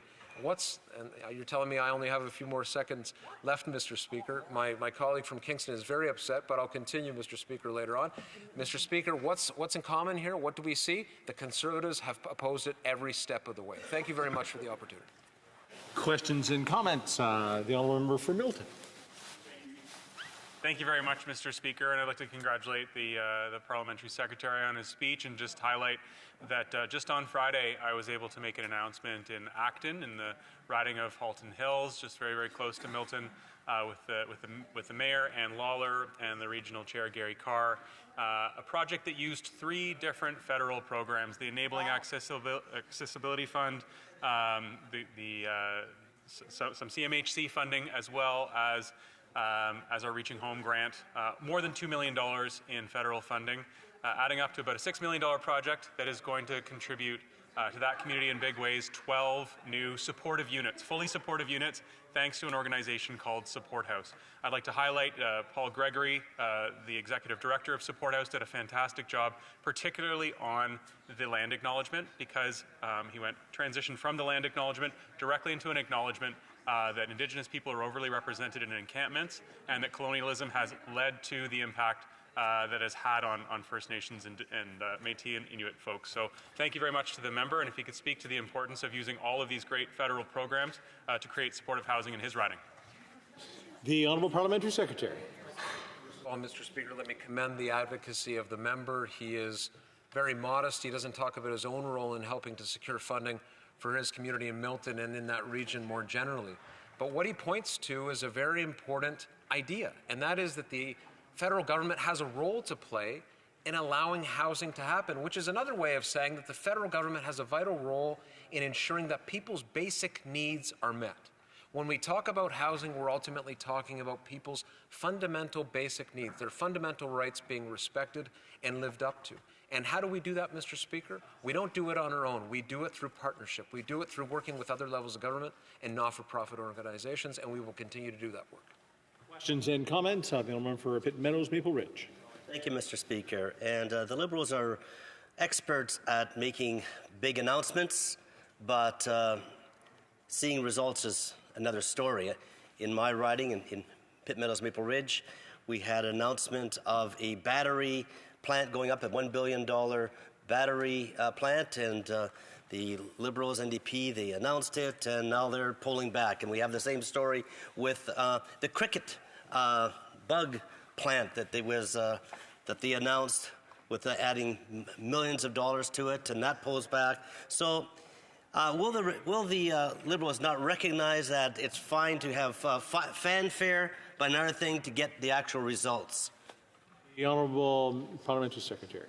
First of all, Mr. Speaker, I want to commend the member, and I've shared this with him before, but I never tire of saying it. This is a Conservative member who supports carbon pricing. When he was a member of the Legislative Assembly in British Columbia, he supported that, Mr. Speaker. I hope his example transfers over to other Conservative MPs. To the substance of the question, however, Mr. Speaker, he talks about the Liberal record on housing and says that we're not doing anything. In fact, Mr. Speaker, I would look to over 20 members of Parliament, over 20 Conservative members of Parliament who are active in pushing for the Housing Accelerator Fund in their communities, the fund I talked about in my speech. They want it in their community. The only thing standing in the way is the leader of the Conservatives, who doesn't want Liberal programs to be accessed for political reasons. They're standing in the way of homes being built in this country, Mr. Speaker. Kamal Tar, the Honourable Member for New Westminster, Burnaby. Thank you very much, Mr. Speaker. I couldn't agree with my friend more in the idea that the federal government should actually be taking care of people's needs. But the reality is, Mr. Speaker, because successive Liberal and Conservative governments haven't done that. I mean, when the former Paul Martin Liberal government ended the National Housing Program, it created misery right across the country. Liberals promised every election they do something, so did Conservatives. Neither party did until the NDP gave the Liberals a backbone and an ultimatum and said you've got to reinvest in housing. Same thing with dental care. Same thing with pharmacare. Same thing with all of these important programs that actually help people meet their basic needs. My question is very simple. Why do Liberals never do it on their own? They only do it when the NDP forces them to. Thanks, the NDP. About 30 seconds, the Honourable Member for London North Centre. 30 seconds, Mr. Speaker. I would love 3 hours to respond to that. However, and I have great respect for my honourable colleague, we worked together on the Finance Committee, but he knows very well that the housing strategy of the Paul Martin government wasn't put in place because the NDP forced an election. But I won't go too far on that, Mr. Speaker. As far as results on the key points that he points to, when it comes to getting homes built, the National Housing Strategy is leading to the construction of 400,000 homes in this country, or the repair. That's not nothing, Mr. Speaker. We have much more to do, and we will. I want more. Resuming debate, and I'm going to have to interrupt the Honourable Member in about 4 minutes. The Honourable Member for Durham. Understood. Thank you, Mr. Speaker.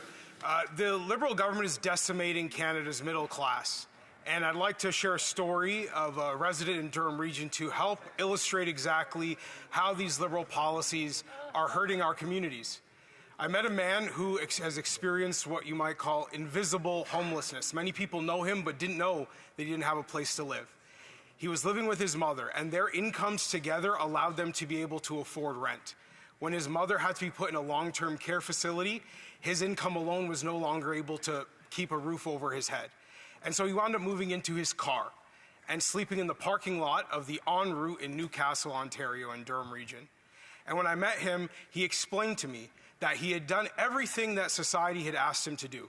He went to school, he got a job, he worked hard, he paid his taxes, and yet when the time came where his family faced a crisis and an emergency, it was Liberal policies were not there for him. Liberal policies had let him and his family down.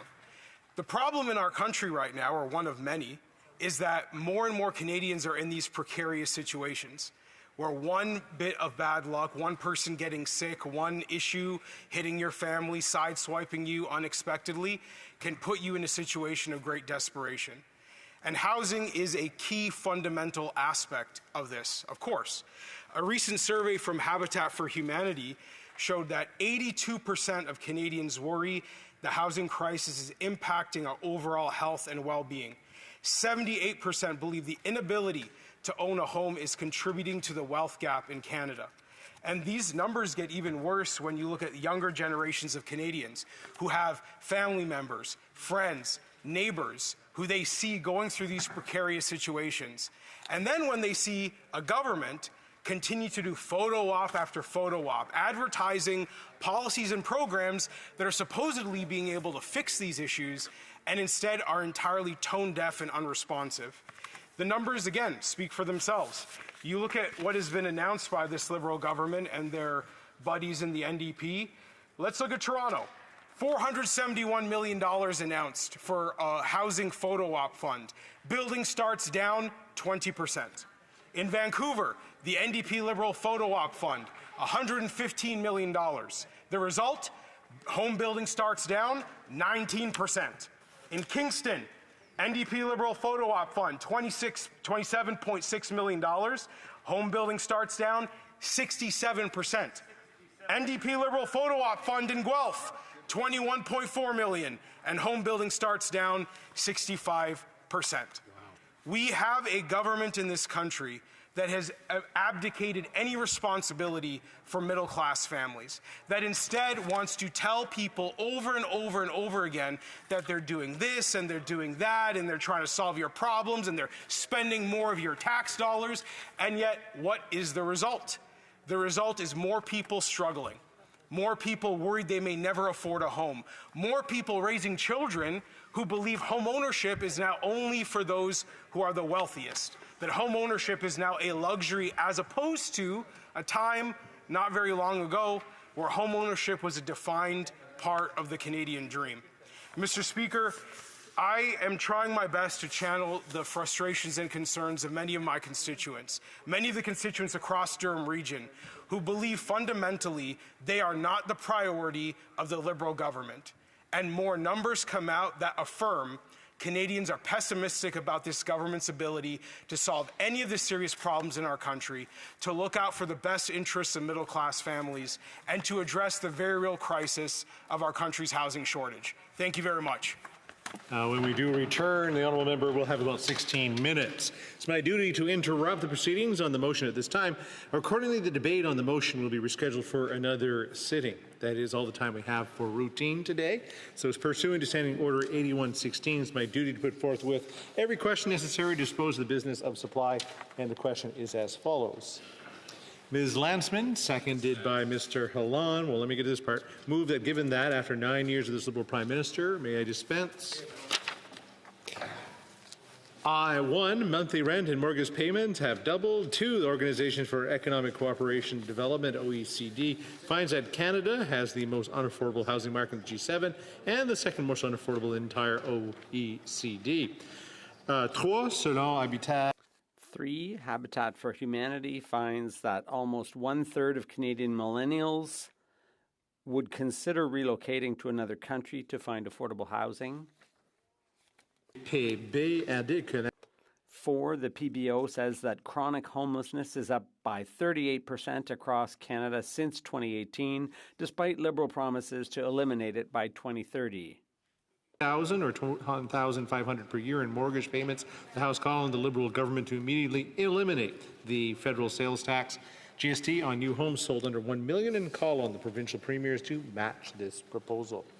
If a member participating in person wishes that the motion be carried or carried on division, or if a member of a recognized party participating in person wishes to request a recorded division, invite them to rise and indicate it to the chair. The honourable member for Bruce Grey, Owen Sound. Mr. Speaker, I request a recorded division. Pursuant to Standing Order 45, the division stands deferred until tomorrow, Tuesday, December 10th, 2024, at the expiry time provided for oral questions. I see the Honourable Deputy House Leader. Mr. Speaker, I believe you seek finding unanimous consent to see the clock at 7 o'clock to start our adjournment proceedings. Is it agreed? Agreed. In accordance with Standing Order 38, a motion to adjourn the House is deemed to have been made and seconded at this time. Therefore, the question is that this House do now adjourn. The Honourable Member for Kitchener Centre.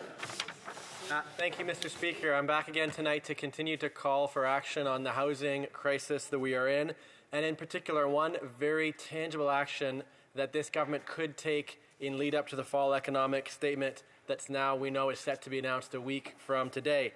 Now, as you know, Mr. Speaker, I've been pressing for 6 specific items to be included in the fall economic statement, including this one on the housing crisis. I want to start, though, by sharing the extent of the crisis that we are in and what it looks like in my community. First of all, when it comes to those who are living unsheltered, between 2018 and 2021, the number of folks living unsheltered tripled from just over 300 to just over 1,000. In the more recent 3 years, we just had our point and count study in my community complete a few weeks ago. Well, it almost tripled again. The number of folks living unsheltered now up to over 2,300, and that's likely an underestimation. Meanwhile, house prices, those are 8 times median income today. Back in 2005, they were around 3 times median annual income. That's because house prices have gone up almost 300%. Rents have doubled. Wages, meanwhile, haven't caught up in any way. They have only gone up 42%. Meanwhile, in my community, research shows that we are leading the country in the number of affordable housing that we are losing. We lose 39 units of previously affordable housing for every 1 new unit built. And when it comes to government investments in housing, well, it's gotten to the point where in Ontario, 93% of affordable homes were built prior to 1995, back when both federal and provincial governments in Ontario and this federal government of various stripes invested in affordable housing at the scale that is required. It's part of why I've been pushing for a number of items, including doubling the social housing stock with ambitious federal investments similar to the way we used to see in the 1970s and even into the 80s. I've been calling to have this government fix the definition of housing that CMHC is using so that affordable housing dollars go towards building truly affordable housing, and an end to the tax exemptions for large corporate landlords like real estate investment trusts. Tonight, though, I want to speak specifically, because I know in this House there's been a lot of talk about Habitat for Humanity. Well, Habitat for Humanity has one specific call. They want to see parliamentarians support ending HST so they can build more affordable homes. Last fall, this government gave an HST exemption to for-profit developers of rental units, a helpful measure to address the housing crisis. But left out were non-profit affordable home ownership builders like Habitat. In my community on Keele Street, a Habitat home build site built 45 homes. They would have had an extra $1 million had this measure been in place to build more affordable units. In fact, they estimate for every 100 homes built, Habitat says they could build an additional 5 to 20 homes if they were exempt from this. It's why I sent a letter about this back on October 25th to the Ministers of Finance and Housing. I asked about it in question period on November 1st. Didn't get an answer then. I got a reply to my letter on November 12th, directed me to ask the question of the Minister of Finance. I did that earlier today at the Industry Committee. Didn't receive an answer there either. What I've put forward as well is we could actually pay for this measure if only we got rid of that tax exemption for the REITs. That's what we could use to pay for removing the HST for Habitat if we only had the REITs pay their fair share. So my question tonight is, will the Parliamentary Secretary at least share where the government stands on this important measure? Parliamentary Secretary. Well, let me begin, Mr. Speaker, by focusing on what we agree on. And I have a lot of respect for the colleague, in large part, because he always raises issues relating to vulnerable Canadians. He began his speech, by talking about those who are unhoused. And you have in place a government that hears him, that sees the issue in Canada and is responding, Mr. Speaker. A few moments ago, I did talk about encampments in Canada, how the federal government has put $250 million towards ensuring that people are taken out of camps and sheltered and ultimately put into stable housing. There's other examples I could point to relating specifically to the issue that he raised. I'm not unsympathetic to the idea that we need to support not-for-profits, and we do, Mr. Speaker. We do in a variety of ways, as you know, through low-interest loans, for example. I'm thinking specifically of, he talked about initiatives in his home community. In my community of London, I'm thinking about the Vision Soho project, a great housing project that's going to see hundreds of people housed, including people who have very difficult and acute needs, people who have experienced deep trauma, physical abuse, sexual abuse, trauma that has led to them being on the street and addicted to all sorts of unfortunate things, Mr. Speaker, when it comes to drug or alcohol addiction. The wraparound supports that will be available are there. The organizations that made this possible secured a low-interest loan of around 3%, and that's not uncommon, Mr. Speaker. Working with CMHC, not-for-profits can do that. What they can also do by working with the federal government is obtain access to grants. Grants is something that allows for housing to be built. I emphasize built because that's what the federal government takes care of. We work on the capital side, ensuring that homes are built. We do ask, and I look to provinces especially on this, the operating dollars when it comes to supportive housing for those facing those particular challenges is real. And of course, not-for-profits are taking care of the ultimate administration, the execution of these programs, Mr. Speaker, and municipalities have a role to play too. He talked about the high cost of rent. Of course, we know that's an issue in Canada, and we did lift GST costs on the construction of apartments. We did so for a specific reason. Interest rates have been very high. Labor costs, rather, have been high. Construction costs have been high. We needed to do it, and now you see cranes across the country building homes for Canadians. You add to supply, you bring down costs, Mr. Speaker. Thank you very much. The honourable member for Kitchener Centre. Thank you, Mr. Speaker. And I want to start by saying thank you to the Parliamentary Secretary for adding some substance to this conversation. I think that's what debate in Parliament is supposed to be about. But it continues to be the case that I just do not understand when this government removed GST from for-profit builders of rental housing. Maybe they just forgot that there were other non-profit affordable home ownership builders like Habitat. Well, Habitat has come around and shared this oversight with the government. I think that would be a kind assessment. Maybe it was an oversight. The government recognizes we are in a housing crisis. There are nonprofit affordable homeownership builders like Habitat who are ready and waiting to build more, likely in his community and certainly in mine. Now that the government understands this and Habitat has met with them as well, why is it not just kind of more obvious that this is a measure that's important to take up, and why haven't we seen it done yet? The Honourable Parliamentary Secretary. There are different ways to get to the same results, Mr. Speaker, the results that we all want. I talked about low-interest loans. A low-interest loan to a not-for-profit of around 3% is very, very significant considering the current economic context, Mr. Speaker. I talked about grants that are available, and they certainly are, Mr. Speaker, through the Affordable Housing Program and other initiatives of this federal government. I talked about also how the GST lift, taking GST off of the construction costs of apartments, will add to supply. We have vacancy rates in this country hovering around 0% in many communities. That's unacceptably low, Mr. Speaker. We need a vacancy rate that's between 3 and 5%. And with high interest rates, we needed to do something to incent the private sector. That has done it. If I had more time, Mr. Speaker, and I realize, I promise you I don't, I know that I don't, rather, I would have talked about the Housing Accelerator Fund and the systemic change that it's leading to by zoning changes and other things to make home ownership a real opportunity. We have more to do, Mr. Speaker, but I'm excited about the prospects ahead because we are serious about this. La motion. The motion to adjourn the House is now deemed to have been adopted. Accordingly, this House stands adjourned until tomorrow at 10 o'clock, pursuant to Standing Order 24-1.